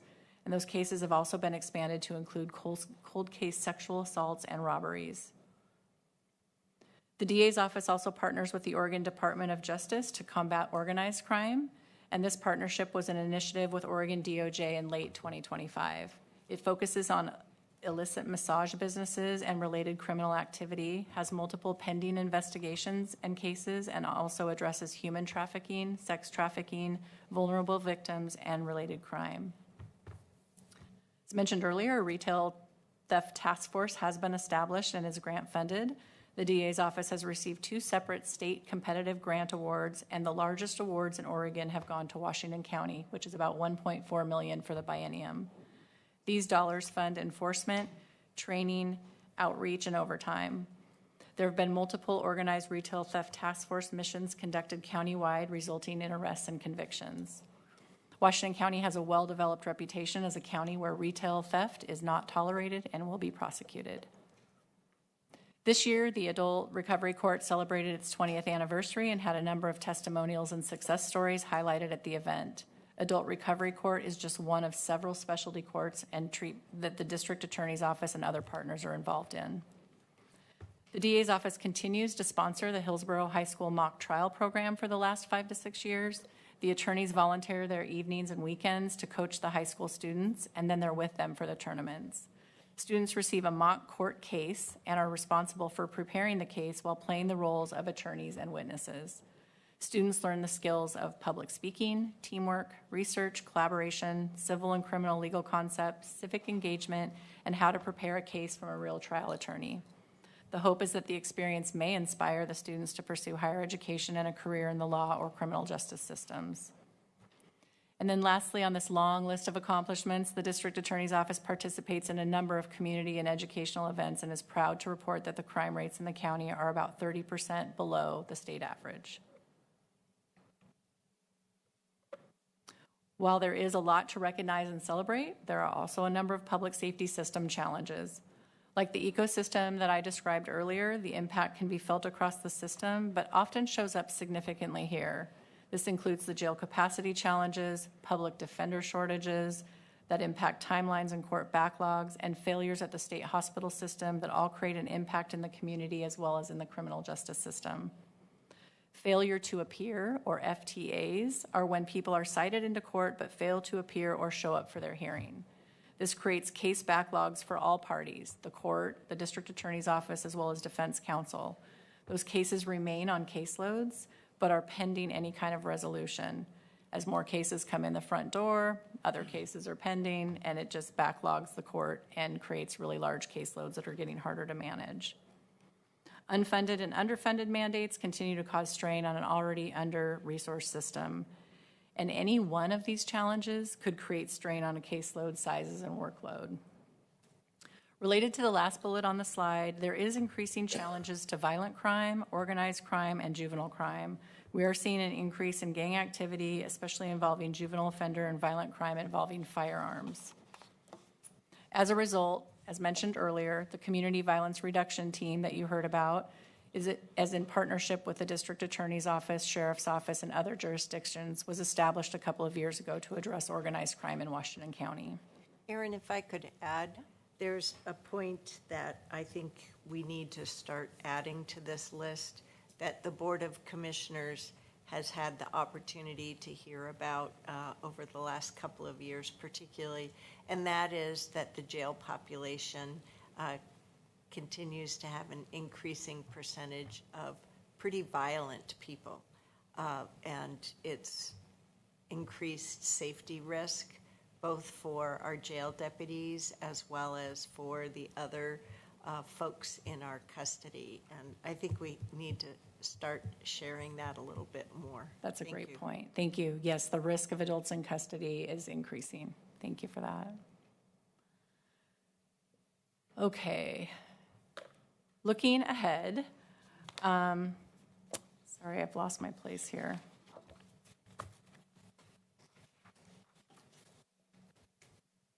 Okay.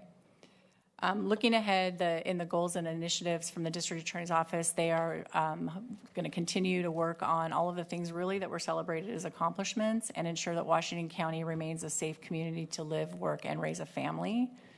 We're looking at increased staffing and resources to address historic underfunding and increased challenges. And then moving and integrating the domestic violence team, I spoke about that earlier, going into the Family Peace Center, which will help the folks navigating the difficult system be able to navigate a little easier with everyone on site at the Family Peace Center. They will continue the services, specialty courts, and grant-funded programs that were mentioned as part of this year's accomplishments to ensure the delivery of critical public safety services to the community. And then this slide will show you the same number of positions the District Attorney's Office has added this year. The majority, again, of these positions are planned additions for the levy, with a couple of position additions that will be added into the general fund. The levy plan introduces several new positions and one new program area. Positions such as the Victims Assistance Supervisor and the Lead Restitution Specialist will significantly enhance support for victims of crime and provide critical resources and support healing and recovery. A crime analyst will play a key role in reviewing and interpreting the extensive volume of criminal justice data.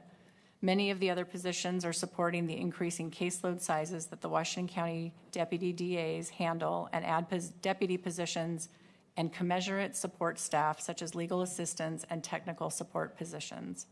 All of this will help reduce delays in the justice process and ensure that cases are handled thoroughly and efficiently. And that concludes the District Attorney's Office. Can we add that one to, which Yes. ones, just tell me the few that are in general fund, and I'll assume that all the rest are in the levy. Yes, so we can do that. And just one comment, the Peace Center, the Family Peace Center, is awesome, as we all know. It's wonderful, and it's good to see the levy supporting that. That's, Yeah, the levy that's great. supports that And, annually. Yeah, that's going to be unique and It is make major advancements for us in this It's county. pretty so exciting. Thank you for that. Any other questions, Chair Bolin? I don't think so, unless somebody has something to say. Moving on.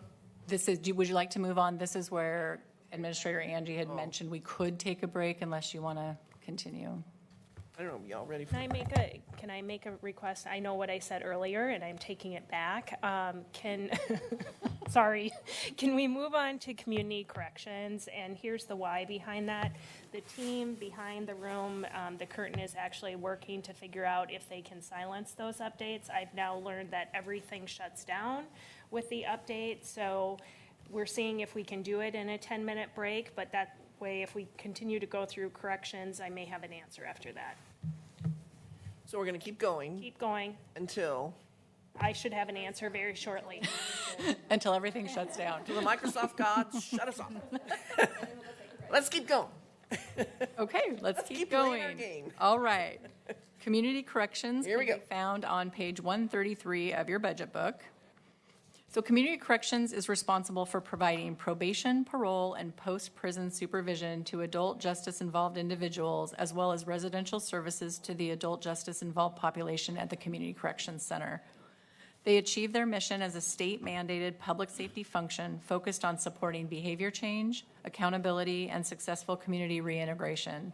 The department operates within an environment of evolving service expectations, increased complexity, and ongoing resource constraints. To do their work in the community and serve as the county's community corrections function and to operate the Community Corrections Center, they coordinate with many criminal justice partners and community providers to reduce risk, improve stability, and support long-term behavior change, thereby reducing recidivism. Community Corrections continues to navigate structural underfunding from the state, whose allocations remain below the actual cost of meeting increased supervisory mandates, contact standards, timely assessments, case planning requirements, and the needs of a higher-risk supervised population. The actual cost was determined by an actual cost study, and yet there continues to be a gap in what it costs to deliver those services with the allocation that the state provides. This persistent gap places more reliance on the county's general fund to sustain mandated operations and core supervision. As this committee is also aware, reductions in the countywide general fund over the prior fiscal years have increased that pressure on workloads and program delivery. Community corrections have continued to work through operational priorities, making some really difficult but necessary adjustments to their programming that align with current resources. The department has done exceptional work in making the best decisions they can to continue to deliver critical public safety services. The department is made up of 3 primary programs. Parole and probation, or community supervision, delivers the county's state-mandated community supervision function, managing approximately 2,800 active cases, which breaks down to about 2,400 funded cases and 400 non-funded cases. That's about 9.4% of the statewide caseload. The work of probation and parole focuses on accountability, risk reduction, and long-term behavior change through structured supervision. Supervision is person-centered, meaning probation officers use innovative engagement strategies to sustain measurable contacts and support improved outcomes. The department is working to increase their contact standards to exceed the state minimum and to ensure they are meeting clients in the community. The county is currently in negotiations with the Federal Federation of Parole and Probation Officers, or FAPO, labor union contract, and hope to roll out enhanced contact standards and the ability for probation officers to be optionally armed in July of this year. Community Corrections also has specialized caseloads. These allow the probation officers to have focused engagement strategies with a client-centered approach that are aligned with community and victim safety priorities. Some examples of these caseloads might be a sex offender caseload, supervision for domestic violence caseloads, and also culturally specific caseloads to ensure that the right resources are going to the right people at the right time, again, with a target to reduce recidivism. Resources are also tailored by supervision level to promote stability and long-term behavior change, and again, to ensure right resources to the right folks. In partnership with the other parts of the justice system, they're also working to advance system efficiency through downward dispositional departures, earned discharge reviews, and structured restitution planning. The Community Corrections Center provides stabilization and transition services for justice-involved individuals. The center is a 24-hour residential transition program with a capacity of 215 beds, but it is currently just funded for 167 beds. It supports stabilization and safer reintegration into the community. With an average daily population of 133 residents, programming continues to expand to strengthen transition outcomes and the system flow. It is important to note for all of you that the center is not a mandated service. However, it does provide reliable, valuable services to the community and is currently assisting in some of the jail capacity issues for those justice-involved individuals that might be appropriate to go to the center. Rounding out the third primary program is the administration, which offers strategic support for the department. Administration provides fiscal stewardship through diversified funding and cost management, governance and risk oversight, strengthening compliance and accountability. They're using data-informed strategies which guide performance and decision-making, and looking at workforce continuity through leadership development and succession planning. During this current fiscal year, Community Corrections also has had several accomplishments. For parole and probation, they're currently meeting the Department of Corrections contact standard minimums, and as mentioned earlier, they're implementing policy, procedure, and training that will support contact standards increasing above the state minimum. This includes working through the bargaining agreements and moving the department into optional arming, which is inclusive of new policies, practices, training, and certification that keep the employee, the client, and the community safe, that is set to begin July 1st. As mentioned, moving into more specialized caseloads has been a really big success for the department, allowing the probation officers to engage meaningfully to target individualized needs. At the Community Corrections Center, current infrastructure and facility modernization is underway and includes advancing facility upgrades through phased bathroom renovations that support compliance, safety, and of course, long-term operational stability. There are also technology and workforce enhancements in the center that include an upgraded resource room and secure technology and expanded vocational support, including the addition of a vocational counselor or coordinator. This strengthens access to education, employment readiness, and workforce development opportunities that support successful transition outcomes. And then lastly, the team has worked through some really hard operational performance and program development initiatives that include maintaining the 80 to 85% occupancy at the center. That takes a lot of coordination with the Sheriff's Office and other community partners.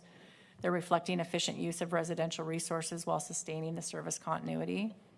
They're expanding structured programming, including the employment readiness, bilingual support groups, cognitive behavioral interventions, anger management, and wellness-focused activities. And then they're integrating occupational and group therapy services with a renewed partnership with Pacific University through 2026. The administration team, those accomplishments include fiscal stewardship, working with our board and government relations managers at the legislature to help them understand the critical need for funding in order to deliver the important services to the community, as well as to maintain just the minimums of doing that. Oh, sorry, Chair Harrington. Oh, I wasn't trying to interrupt. I just have something before you move to the next slide. Sounds good. The team continues to build out data-informed strategies and look to efficiencies as well as best practices to ensure, again, I've said this a couple of times, but that the right resources are going to the right people at the right time. That's really critical in ensuring that they're targeting recidivism and case planning needs. The team is building succession planning, their training and professional development to ensure workforce continuity and continue developing good governance and risk oversight. Yes. I just wanted to give a shout out to something that is very community facing, and that is, over the last fiscal year particularly, many of us have heard a lot about concerns about ICE in our community, and we talk about the center, but parole and probation does a lot of field work, meaning out in the community. And they updated their personnel ID labels on their equipment so that it now says parole and probation. So they look like patrol deputy, but for this labeling. And I think it's a great improvement, and I just wanted to say thank you. Thank you. That is a great improvement.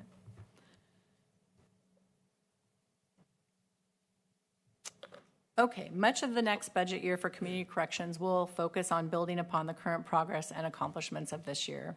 The primary focus areas include maintaining strategic direction that is aligned with the budget to support public safety outcomes, address employee safety, and provide continuity in supervision and stabilization services.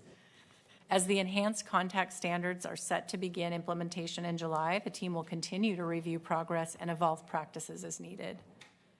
Community corrections will have ongoing evaluation and governance planning to ensure practices are aligned. We'll continue to see the strengthened partnerships across the public safety partners to improve system flow and outcomes for the community. There is a desire to expand evidence-informed practices that will also improve outcomes and to pursue diversified funding approaches to ensure that community corrections has the right resources to do this work. In the community corrections position change summary, they have a number of position adds solely funded by the Public Safety Local Option Levy. So this includes a probation supervisor, a case monitor to assist with workloads and caseload sizes, a residential monitor, which will be located at the Community Corrections Center, and a new management analyst that will help strengthen the internal analysis and play a key role in making the data-informed decision-making, and then suggest improvements and just make sure they're ensuring accountability. Also included in the levy funding is a communications coordinator, a position that will be shared with the juvenile department and provide dedicated communication and public affairs support in partnership with the county administrative office communications team. And this is what Ms. Angie pointed to earlier this morning when somebody asked whether a department had their own communications. So this is going to be, I think, a really big improvement, helpful for all parties to have this position, working with both community corrections and the juvenile department. So how does that work? You hire them and say you might not have a job in 5 years? How does that work? How does that work? We have Yeah. lots of those? We have for the 25 years of People the know that public coming safety in. levy. Yeah, I think the way it is not maybe what you're thinking, and it's not couched as a limited duration position, it's just couched as a position. And just like the general fund, if there are reductions in that may impact layoff, the same with the levy. So yeah, we'd have to walk through that. And that's the same with the library levy. Correct. As well. And I do think, to Ms. Laird's point, that is the risk when anytime we fund services with a levy, because they're not guaranteed over time, but our general fund doesn't have the capacity to guarantee that. And also, I'll just add, many of our state grants are 2-year grants. We're not guaranteed that funding. So there's unfortunately less guarantee than there is. Property tax is the most stable funding source that we have. Okay, I'm just curious Thank you. how that works. And then lastly, the budget supports the addition of 5 vehicles over the 5-year levy cycle, adding 1 vehicle per fiscal year. And this will help increase the fleet from current 7 cars and ensure that staff have the tools and resources they need to meet those enhanced contact standards and getting out in the community to see their clients. And that concludes community corrections. And Chair, if there are no questions, I would suggest we take a break.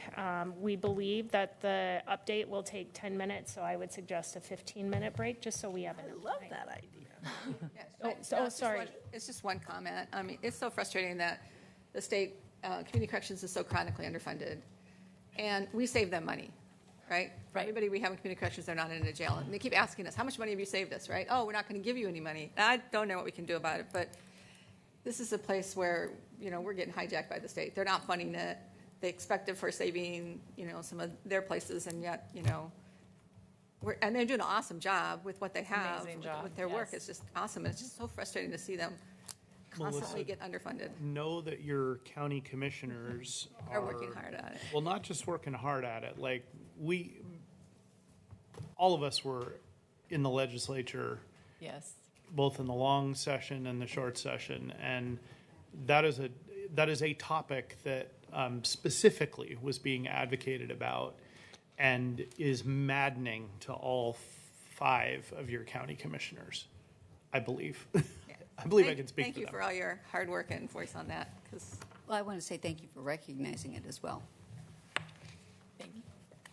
All right, we're ready for a 15-minute break. So 2:50. 2:50. Come back at 2:50, and we'll start up and finish up our day. Yep, so we'll be on recess until 2:50. Recess until 2:50. And so members of the public, the computer system will shut down and be reboot and restarted.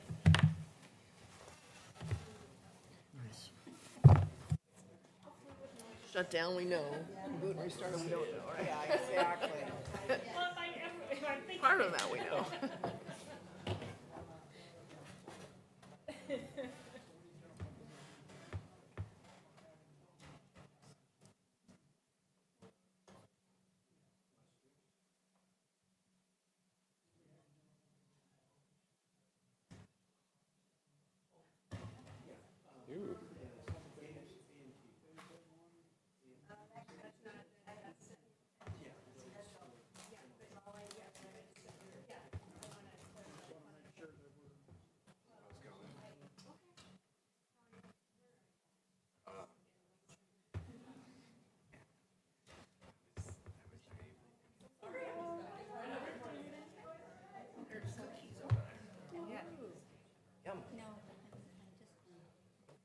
We don't have much after this is.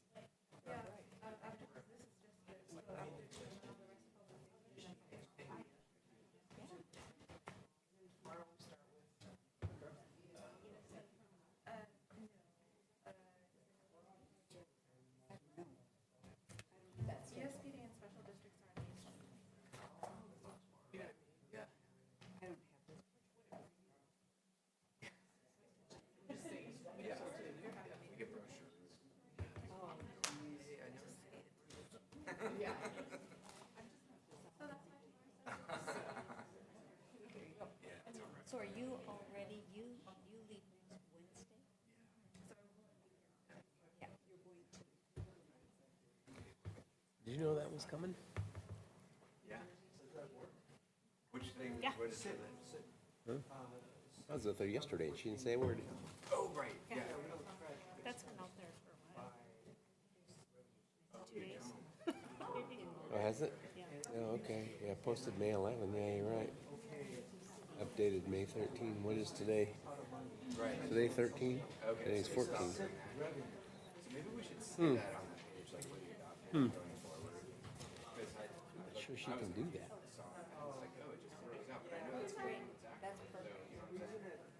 I think the state says it's a permissible thing, and Hillsborough doesn't have the veto.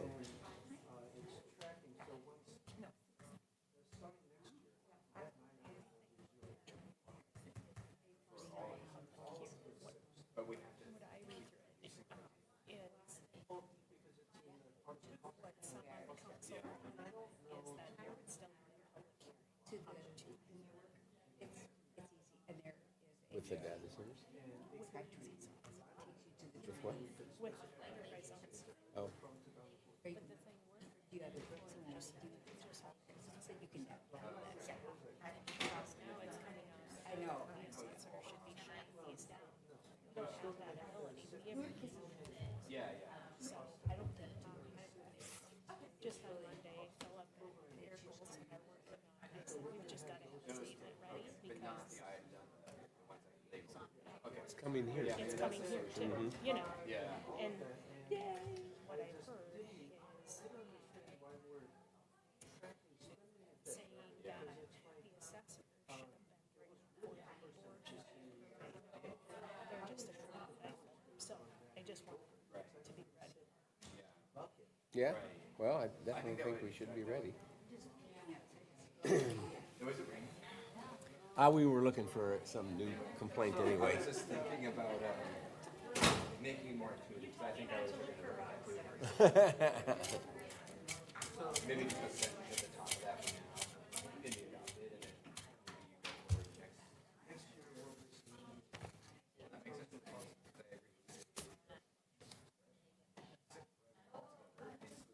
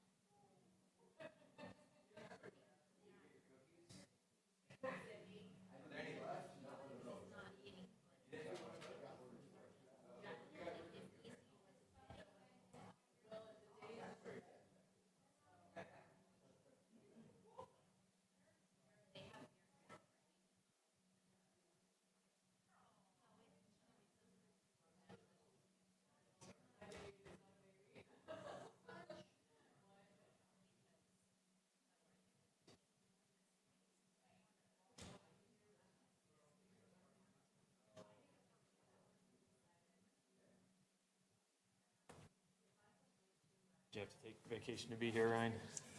No, I did not. No? Luckily, yeah. What do you do? Volunteer stuff. Okay, nice. I work for the Port of Portland. Oh, okay, that's right. Yeah, yeah, cool. So, yeah, we kind of get some opportunities to do community volunteering, so I Yeah. was able to use that. Is that a city position? Yeah, we're like, I mean, we're kind of quasi-governmental a little bit, yeah, Uh-huh. but we do have like 15% tax base funding it. Most of it's enterprise fund, but Okay. yeah, so PDX Airport is pretty separate from all of that, but then our general fund that does the marine terminals and those kinds of things is partially publicly funded. So, Okay. What do you do for them? I'm a budget analyst for Oh, okay. principal analyst. I work with mostly the marine portfolio, so you know, our shipping terminals and then all the property management for that. So, Okay. yeah, so, and navigation, which is like another unusual function, but the river dredge system, you know, the dredge Oregon that dredges from Astoria all the way up. That's sort of our operation as well. Okay. Yeah, a couple of weird functions. But Yeah, interesting though. yeah, how about you? Did you have to take time? or- Yeah, I asked, I work for the state. Oh, okay. I asked our HR if there was any category of leave, but they said, no. No days, huh?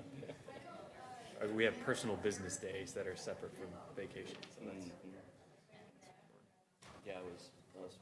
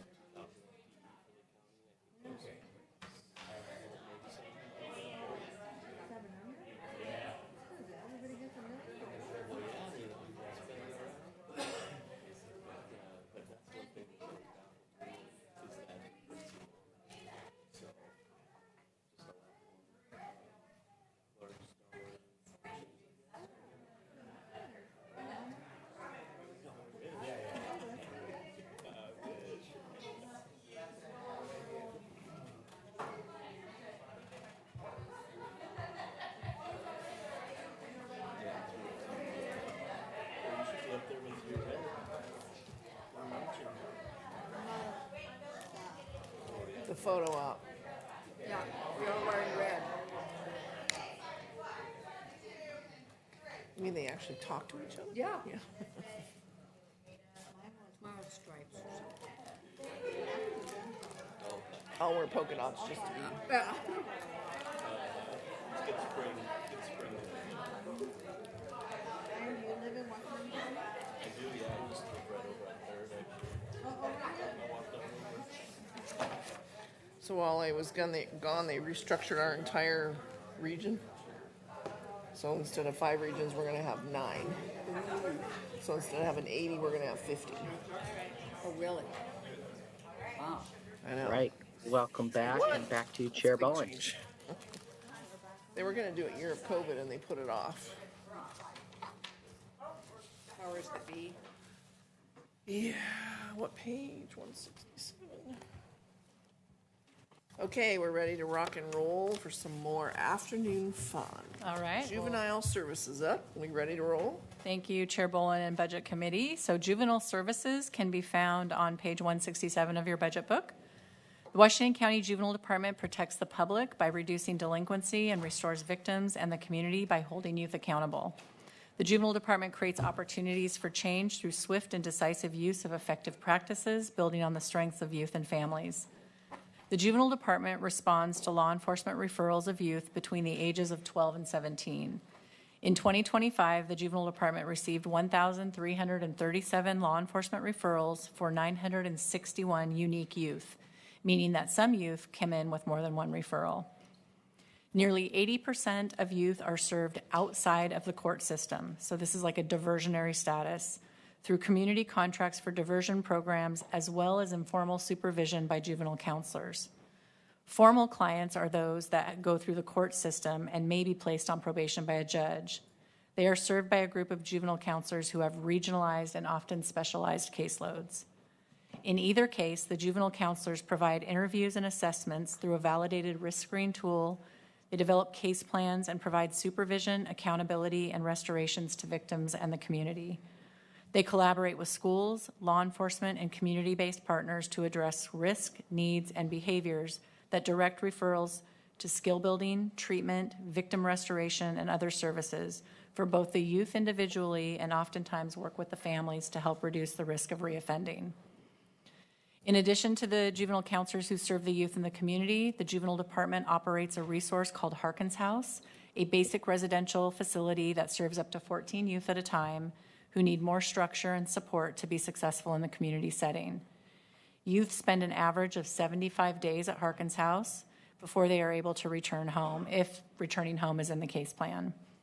During that time, they receive individual and group skill development, school, behavioral supports, recreational support, and connecting with vital community-based services that can help them be successful into the future. Just like the Community Correction Center you just heard about, Harkins House is also not a mandated service.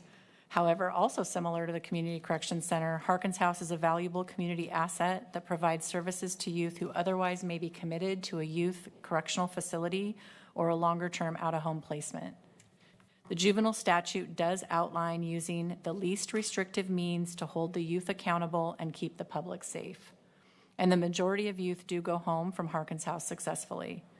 Without Harkins House, there would likely be a significant increase in the use of secure custody detention beds. In addition to a strong administrative support team, the Juvenile Department also has staff who coordinate community service, victim services, manage an electronic monitoring program, and serve and transport youth in custody, responding to calls from law enforcement when a youth has committed a new law violation or offense. They also then evaluate the need for an in-custody placement that will get reviewed by a judge the following business day if they do go into secure custody. And then Juvenile Services also has contract funds for detention services, which is a large part of their general fund budget. The Juvenile Department also had many accomplishments during this last year. One significant change and accomplishment was in their successful transition of contracted detention services. This was discussed at length at last year's budget presentation, and I'm happy to tell you that through really hard work, good communication with partners, and a strong relationship with Marion County, the department has successfully transitioned to Marion County for secure detention placement. This move saved about $900,000 a year. It avoided layoffs, and it allowed juvenile services to increase their bed capacity and utilization to 16 beds. They continue to work with families on transport and visitation options and ensure that attorneys and families are always able to visit. The Department and Juvenile System were also able to resolve a number of 1008 cases. This is a bill from 2019 when the legislature changed the process for mandatory minimum sentences for juvenile cases and required findings that a judge had to waive a youth into the adult system for certain offenses. Because this process can take many months and sometimes years to resolve, and while the cases are pending, even if a youth is waived into adult court, they must remain in secure custody in a juvenile detention facility. So it was really clogging up the bed space for other more short-term placements. Many of those cases were resolved this year, and that has helped maintain the population in detention. Also exciting news, the Juvenile Department completed their probation system review that was conducted by the National Resource Center on Juvenile Justice, and several priorities were identified and recommended for implementation to help the probation system align more closely with established best practices. As a next step, the Juvenile Department is engaging staff and the courts and other justice system partners and community-based organizations to participate in the initial stages of strategic planning, which will help bring some of these priorities into implementation. Another exciting accomplishment that's been a dream of the Juvenile Department Director for several years was the launch of the Family Advisory Council. This group will act as an advisory body to the department and will include youth and families who have been previously involved in the juvenile justice system. As this council was just launched, they're working through sort of the purpose and the practice and getting some of that information built among the team. The department and the AFSCME union have successfully navigated and ratified the first contract at the Department for Juvenile Counselors. The department has been under some pretty significant transition over the last couple of years, and they've spent this year really rebuilding partnerships and outreach to the community, ensuring that the relationships are strong. This year, the research and evaluation analyst completed an evaluation of one of the diversion programs. The ROSA program is a community-based diversion-focused program that serves middle school youth, both those that have law enforcement referrals as well as youth who experience high-risk behaviors in schools that are identified by school officials. The evaluation was shared with system partners, including the Juvenile Crime Prevention Advisory Committee, and the program is looking to be effective and having a positive impact on middle school youth. In a moment of One Washington County in action, Harkins House also partnered with our Health and Human Services Department in response to the long wait list that youth were experiencing while at Harkins House waiting for individual treatment therapists. They were on wait lists and couldn't get served prior to the time they were going home and trying to transition back into the community. The teams worked together and they worked through the contract with Catholic Community Services to become a resource for youth and families that are placed at Harkins House so they can begin therapy prior to going back into the community. This partnership and service model was even more critical after the previous year's budget had to eliminate a vacant mental health specialist position. Okay, so let's talk about recidivism. Recidivism is a primary outcome measure used to evaluate the effectiveness of the juvenile justice system. In Oregon, juvenile recidivism is defined as a new criminal referral or a law enforcement report that alleges a new felony or new misdemeanor received by the juvenile department within 12 months of a previously adjudicated offense. So since recidivism is measured after 12 months, the most recent recidivism report we can obtain is for 2024. This slide and the next one will show the recidivism for 2024, and we'll break out a few of the programs and overall recidivism for Washington County. The average state recidivism rate is 26.5%. This means that on average in the state of Oregon in 2024, 26.5% of youth recidivated or had a new criminal referral within those 12 months. On the left side of your screen is a pie chart for all youth on probation. So this is just taking that sample of youth on probation. The dark blue shows that the youth did not have a new referral in 2025, which was 92.2%, and only 7.8% of youth on probation had a new referral within 12 months. This is exceptionally low rate and is likely due to providing the highest level of resources, including supervision and interventions for the youth, to the highest risk youth of committing new crimes. On the right side of the slide, the pie graph shows the recidivism rate for Harkins House. In 2024, a total of 74 clients received services at Harkins House. Their one-year recidivism rate was 22.2%. And by comparison, the countywide recidivism rate for all youth with a law enforcement referral is 29.3%. So again, the youth who have the most complex needs experience the lower than average rates of new criminal referrals when they receive the skill building, education, and behavioral supports provided at Harkins House. As a result, this program helps reduce reliance on costly detention beds by ensuring youth can access the support they need while remaining in the community. It is also likely reducing the number of youth committed to the Oregon Youth Authority and held in correctional facilities each year. This slide shows the recidivism rate of ROSA, the program I just told you about. And as part of the program evaluation, you can see that only 11.1% of youth had a new criminal referral in the subsequent 12 months, which gives indication that it's doing good work with our middle school at-risk youth. And then lastly, on the right side of the slide is the pie chart that shows the recidivism rate for all youth combined. So all of the referrals combined to the juvenile department. And the Washington County youth recidivism rate was 29.2%. This is slightly higher than the state average of 26.5%, but lower than counties with a similar justice-involved youth population.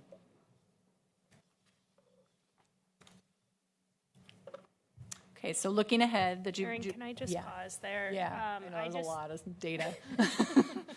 Well, I just really appreciated just the juvenile department putting this information together, as they always do on recidivism, and this being in the slide deck, because I think it speaks to what we need to be focused on in the public safety and justice system always as a whole, reducing recidivism.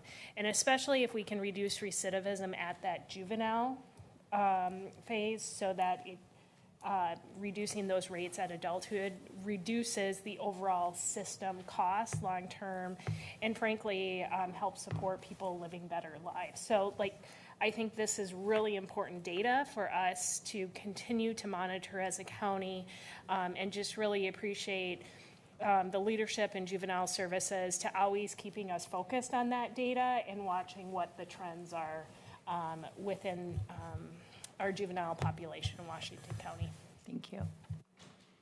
So looking ahead, juvenile services will continue to work toward their strategic planning using the completion of the probation system review and the engagement with staff and system partners to plan for the future. This will bring the system into alignment with best practices. The department will focus on including community voice, building collaborative partnerships through that strategic planning effort, and so that it's supported by the review. We know in the world of scarce resources, partnerships and planning are vital to ensuring that good service delivery to the community happens.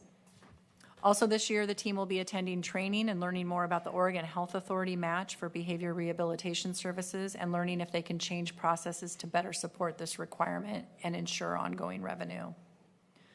While there are no staffing reductions in the proposed budget, the department is experiencing the loss of an Oregon Department of Transportation, or ODOT, contract that worked with the juvenile department to offer opportunities for youth to work to earn money toward restitution or the repayment of their victims. The department will continue to offer opportunities for youth to work off community service hours and will continue to look for opportunities to rebuild that program. And the department is going to have 3 new FTE funded by the levy. That includes 2.5 juvenile FTE of juvenile counselors, which will help with caseload sizes, culturally specific services. And then they, again, as mentioned in the community corrections presentation, they will share a full FTE communications coordinator with community corrections so that that position will split with the department. In the Q&A document, can you put what the dollar cost loss was for that ODOT contract? I can, you bet. Thank you. Okay. Ready to move to conciliation services? Questions?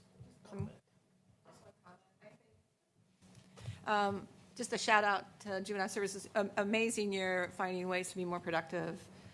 moving out of Multnomah into what was Marion for the beds, and then Harkins House and the Family Advisory Committee. Just a lot of hard work to do a lot of changes with same people or less. So, great job. You've done a fantastic job. Yeah. Thank you.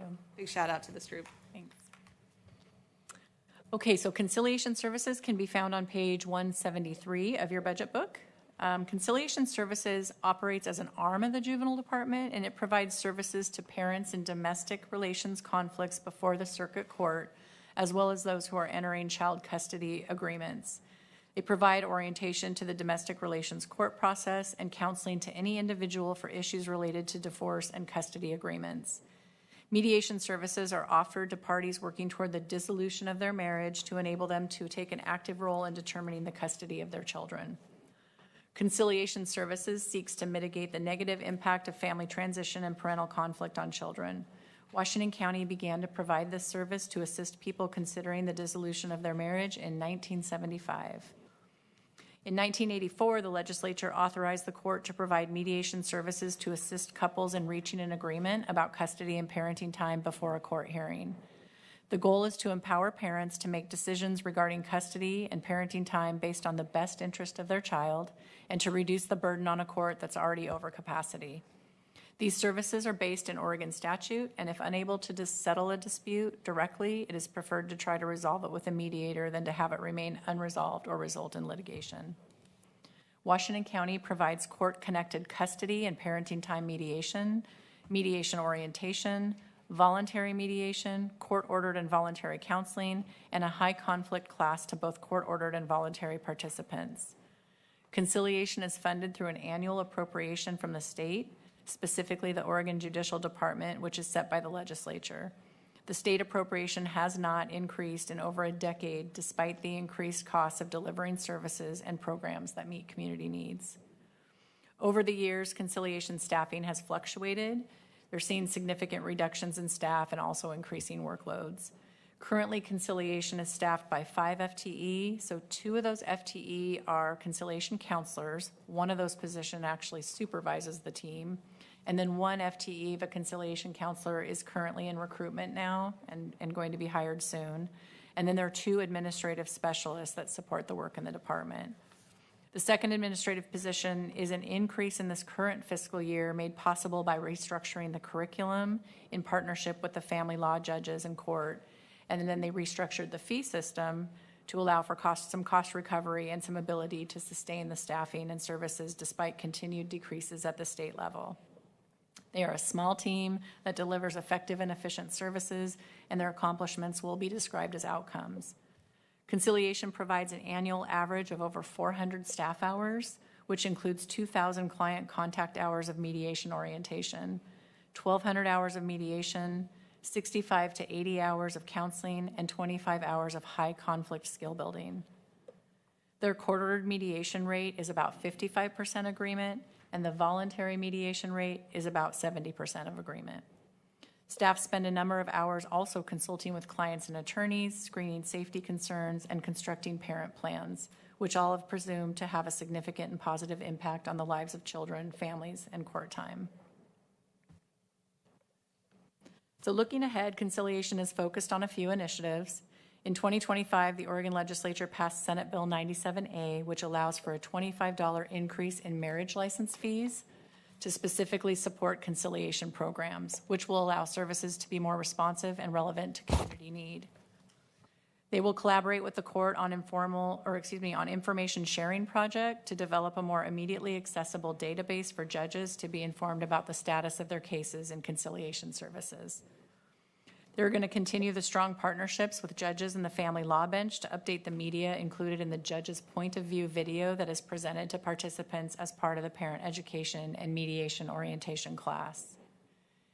The increase in the new marriage license fee may allow the team to hire a variable hour conciliation counselor, and this position may work more non-traditional hours to help parents access services at times that it might be more convenient for them.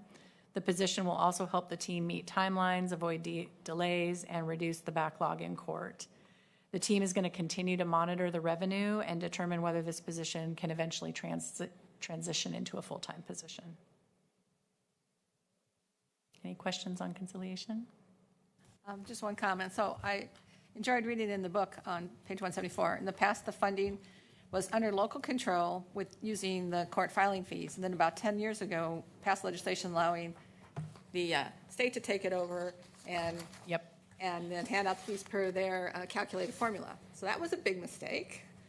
And now they're fixing it a little bit. But this should be highlighted as what not to do. Don't give your local money to the state. Yeah, Cause them, Yeah, it's a familiar story with the law library, which you're going to hear about too. That used to be based on local filing fees, and the state took that over, disperses it, and it doesn't end And all up of a quite sudden the it's same. draining away and. Yep. With that, generally, they don't ask. Yeah. You just take. Yeah. It's not a discussion. They just decide. The legislation was passed, we didn't. Yes. Get it. Okay, the law library, that can be found on page 186 of your budget book. So the Washington County Law Library was established in 1926 and operates under Oregon statute. It strives to enhance equal access to justice by ensuring that legal information, resources, and tools are available and accessible to everyone. This is done by providing research training and legal reference assistance and access to a variety of general and specialized legal information, resources, and tools in a comfortable, welcoming, and usable space for anyone engaged in the justice system.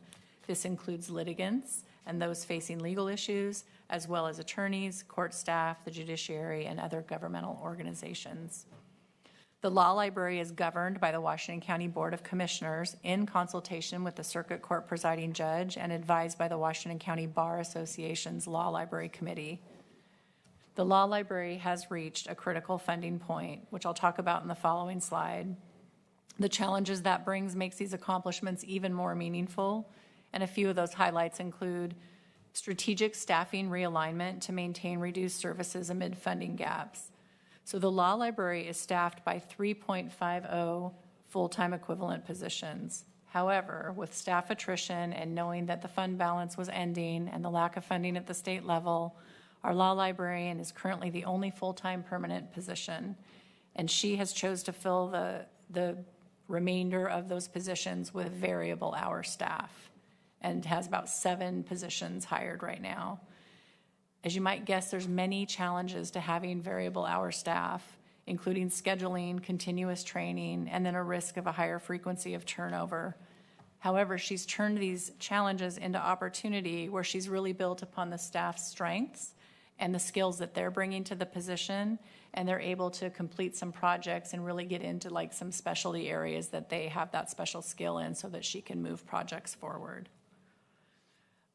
This is being done to serve the community, of course, and then also save budget so that she can stretch our limited dollars as far as possible. An exciting and innovative program, I know I've talked with you all before, but it continues to evolve, is the Now What video series.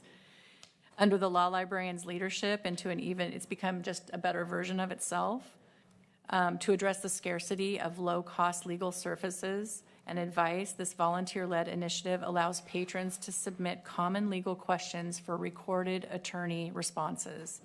This creates a growing permanent digital library of free legal resources that are accessible to the public 24/7. This program is uniquely sustainable because it offers continuing legal education or CLE credits to participating attorneys, which then incentivizes local legal experts to donate their time. By transforming one-on-one questions into community-wide resources, the law library is maximizing the reach of the limited staff and providing an invaluable safety net for those who cannot afford traditional representation. The law library is also working to increase partnerships and access to information, which among other things includes a connection to the newly opened Family Peace Center. While the establishment of this partnership is an accomplishment, the build-out and innovation plan is also a look into the future. Essentially, the Family Peace Center will have a terminal for clients to video call the law library so they can access remote reference assistance. There will be a dedicated Microsoft Teams channel with all of the staff so their staff can reach out to get assistance. They are working on getting a document camera to make physical resource sharing even better. And they're working through kind of providing the scans and document delivery of requested materials for on-site printing so the folks at the Family Peace Center can utilize that information. The law library has also been increasing collaboration and partnerships to and with other law libraries in the state. So Washington County has an agreement now with Lane County on resource sharing, so both agencies can save costs. We're providing cross-training to other counties and providing collection and service consultation to increase the training and resources to better serve the community. They've also been working with staff at the public library to provide training for staff so they can provide just frontline legal reference to patrons and build that connection with law library staff in case more service is needed. And then this isn't on the slide because it just happened, but it is worth mentioning that our law librarian, Amy Gregory, just received a national honor from the American Association of Law Libraries called the Emerging Leader Award. And this recognizes individuals who exhibit clear leadership and innovation within their first 10 years in the profession. And we're pretty proud of Amy for getting this award. If I could, I just want to note, I continue to be impressed with Amy and how not only is she doing things to help the Washington County Law Library, but the whole statewide system of law libraries. We are so very fortunate to have her, not just here in Washington County, but here in the state of Oregon. Great, thank you. As you might expect, the law library's primary focus this year is to secure sustainable funding so that they can provide law library services to the community and prevent further service reductions. The law library, as mentioned, is funded completely by the state. The state appropriation has not meaningfully increased in over a decade and has certainly not kept up with the increased cost of delivering services. For the last several years, the law library has been able to maintain service levels by drawing down from a healthy fund balance, the result of strategic decisions over a number of years to stretch the funding as far as it could possibly go. But the fund balance is exhausted. Despite aggressive cost containment and the shift to a lower cost staffing model, the proposed budget reflects a budget that can no longer sustain the traditional service levels. The law library is prioritizing the high impact and modern services that will best meet community needs. And then in partnership with the presiding judge and the court, the law library is expanding their legal facilitation program in areas of landlord-tenant and probate guardianship. They've now transitioned from a pilot to a permanent service model. Currently active in landlord-tenant, they are now collaborating with the probate commissioner to expand into probate, beginning with adult guardianships. Law library staff providing facilitation directly alleviates the burden on court clerks by ensuring that patrons submit accurate and completed paperwork. This reduces the rate of rejected filings and prevents those procedural log jams that create a more efficient experience for self-represented litigants and court staff alike. And then lastly, the law library will continue to utilize strategic staffing models and training to ensure they can deliver the services. Looking ahead, the law library is moving beyond this basic statutory reporting to a more robust data model. Historically, they've really just tracked what was legally required and didn't tell the full story of their impact. Commissioner Treese? I believe Amy just walked in. Oh, that's great. Thank you. We were singing your praises, so thank you for joining us so we can do it in person. They're currently implementing better tracking for patron visits and specific service needs. The enhanced data will allow us to make data-driven service decisions and ensuring, again, that the limited resources are aligned with the highest community demand and impact. Next fiscal year, the law library will be closed to in-person visits for 38 days while running out of the remainder of the fund balance. So that is the impact of the service restrictions. Without a stable long-term funding intervention, the law library will face a 74% reduction or just being open 13 hours of public access the following fiscal year in 27-28 without any additional funding identified. This kind of reduction would create a significant bottleneck for those requiring legal research assistance and would impair the library's ability to meet statutory and community need. And for everything we just celebrated in terms of an accomplishment, all of that wouldn't happen in the same way. Go ahead. One musing I had. I don't know if there's any way AI could help with the law library and, answering questions and stuff, just, using more of AI. I don't know, but it seems like could be a role there. Possibly. I think sometimes the folks that, I think maybe for attorneys and some folks that use the law library, I think for some patrons that really need that, the the assistants. I mean, they're sometimes coming into the law library with really, really big problems and issues and questions. And while I should note, I haven't said this yet, that the law library cannot give legal advice, but they can, as we mentioned, or as I mentioned, assist with paperwork, making sure your paperwork is filled out complete. So when you do get to court, you're not getting reset. And then that jams up the court, it jams up the person who's probably taken time off of work or whatever. So just those efficiencies and that personal touch. But yes, there are probably some really good ways that AI could help. Any other questions on the law library? Okay. My last department of the day, last but not least.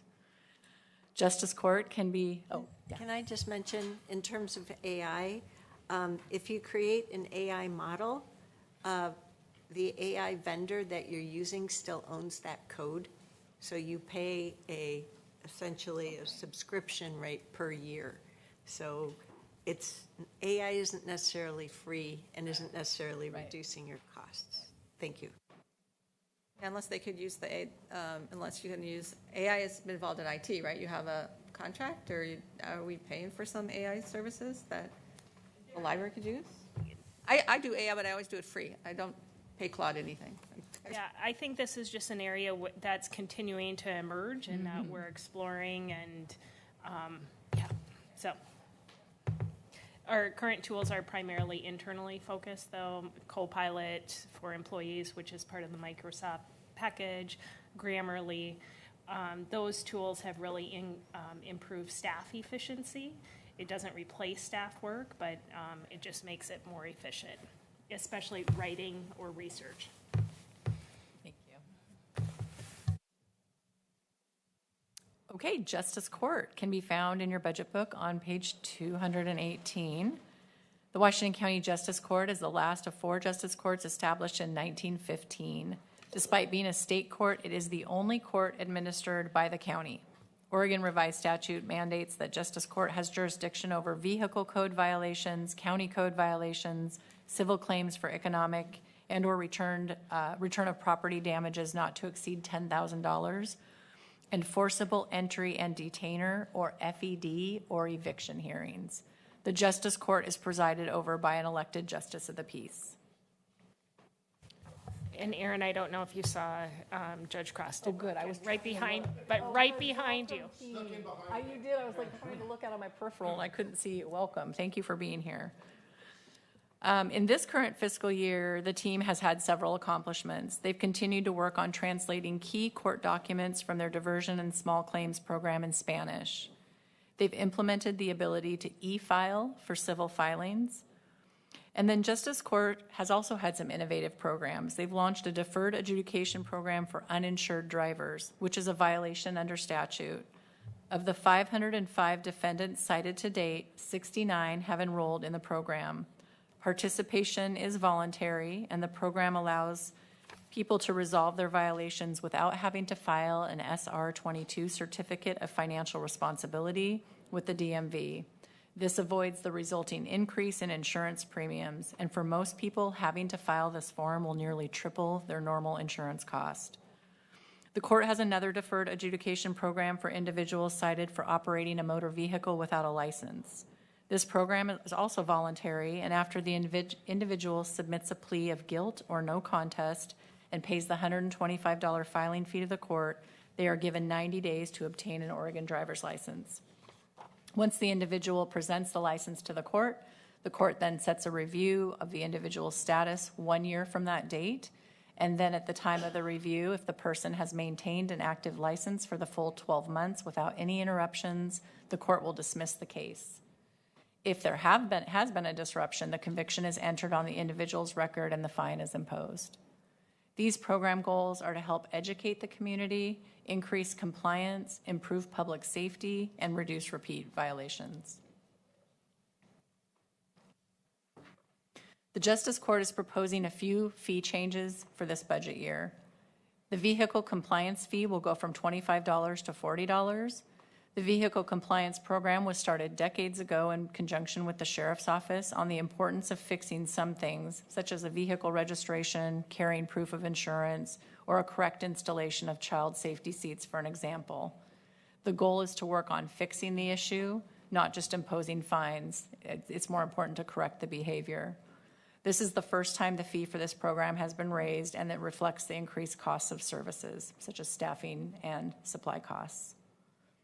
For decades, the Justice Court has charged $15 as a facility fee for weddings that it performs. There is an Oregon revised statute that sets such a fee at $117, and so this adjustment is required to bring the court into compliance with state law. Forcible entry and detainer or eviction hearings, trial fee of $75. The proposed budget anticipates an increase in these filings with a projected revenue of approximately $125,000. This increase is largely driven by the circuit court's limited capacity to accommodate the current volume of FED cases, which is resulting in hearings being scheduled beyond the statutory timelines. The Justice Court is positioned to provide more timely scheduling and adjudication of these matters and has allocated additional docket capacity while streamlining filing procedures to better accommodate these cases. For a good number of reasons, FED filings have a direct financial impact on diverse and vulnerable community members and can frequently have a disproportionate impact on those individuals. We're really hoping that this process will help those hearings happen in a more timely manner. The year-to-date stats, there's been 165 FED filings in the Justice Court, which breaks down to about 36 cases per month. And last year, the court received 6.3 filings a month. So they are experiencing about a 600% increase in those filings. Again, this is likely due to the circuit court not currently being able to meet the statutory timelines and the Justice Court being better positioned to comply with these requirements. And then looking ahead in this next year, the Justice Court will be working toward the following goals. They're going to continue to build out their diversion and deferred adjudication programs.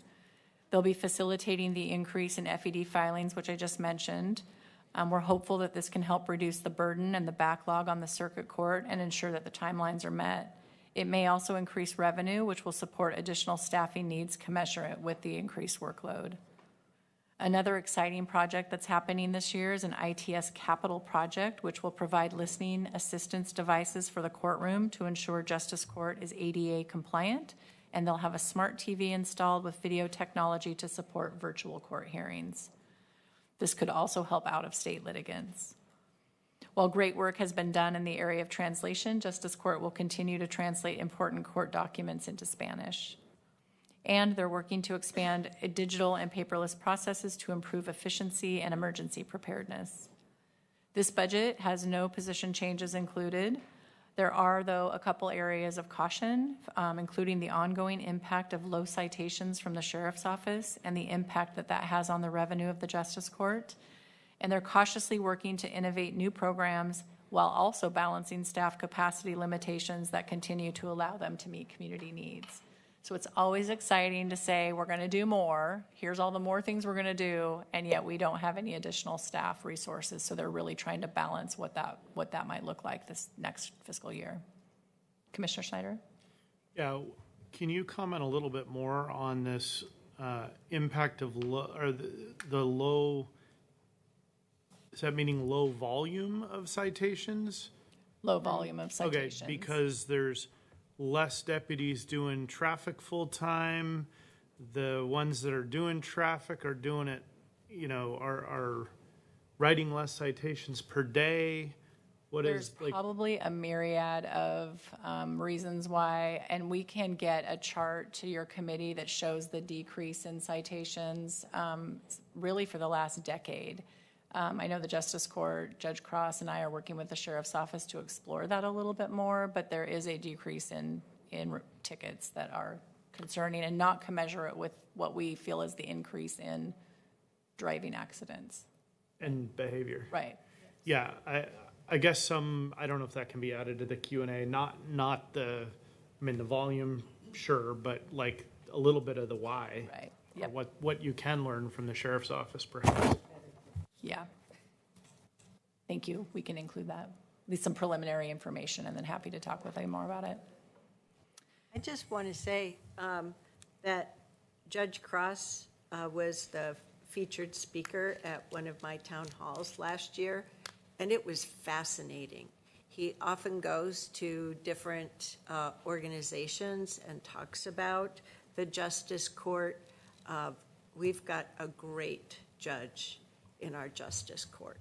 So if you know anyone who's looking for a speaker on something that's happening in our community, give Judge Cross a call. Thank you. Well, Chair Bolin and Budget Committee, that concludes my presentation. I'm happy to answer any questions. Very nice. Questions, comments, before we go into public comment period? Thank you. All right. Thank you.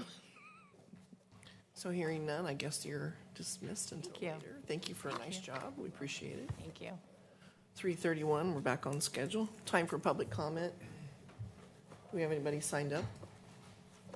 Oh, Thank Chair you, Moss, Chair Clerk Bowen. Moss, yes. I did not see anyone signed up earlier this morning. Is there any member in the auditorium that wishes public comment on all the budget presentations you've heard today? I'll give you a second just to come forward and your name. Not hearing anything from my other eyes in the room. Is there any member on Zoom that wishes to provide public comment for up to 2 minutes on any budget presentation you've heard today? I'll give you just a moment to utilize raise hand function. Not seeing any hands, Chair Bolin. All right, so I guess we're done for today. Let's see. So we're going to adjourn tomorrow at 9 a.m. and continue our process. So thank you for everyone for being here today, and we'll see you all tomorrow at 9 a.m. Leave our budget books here. No, you have to study it. Study it tonight. I have done that. Oh, she's done her work.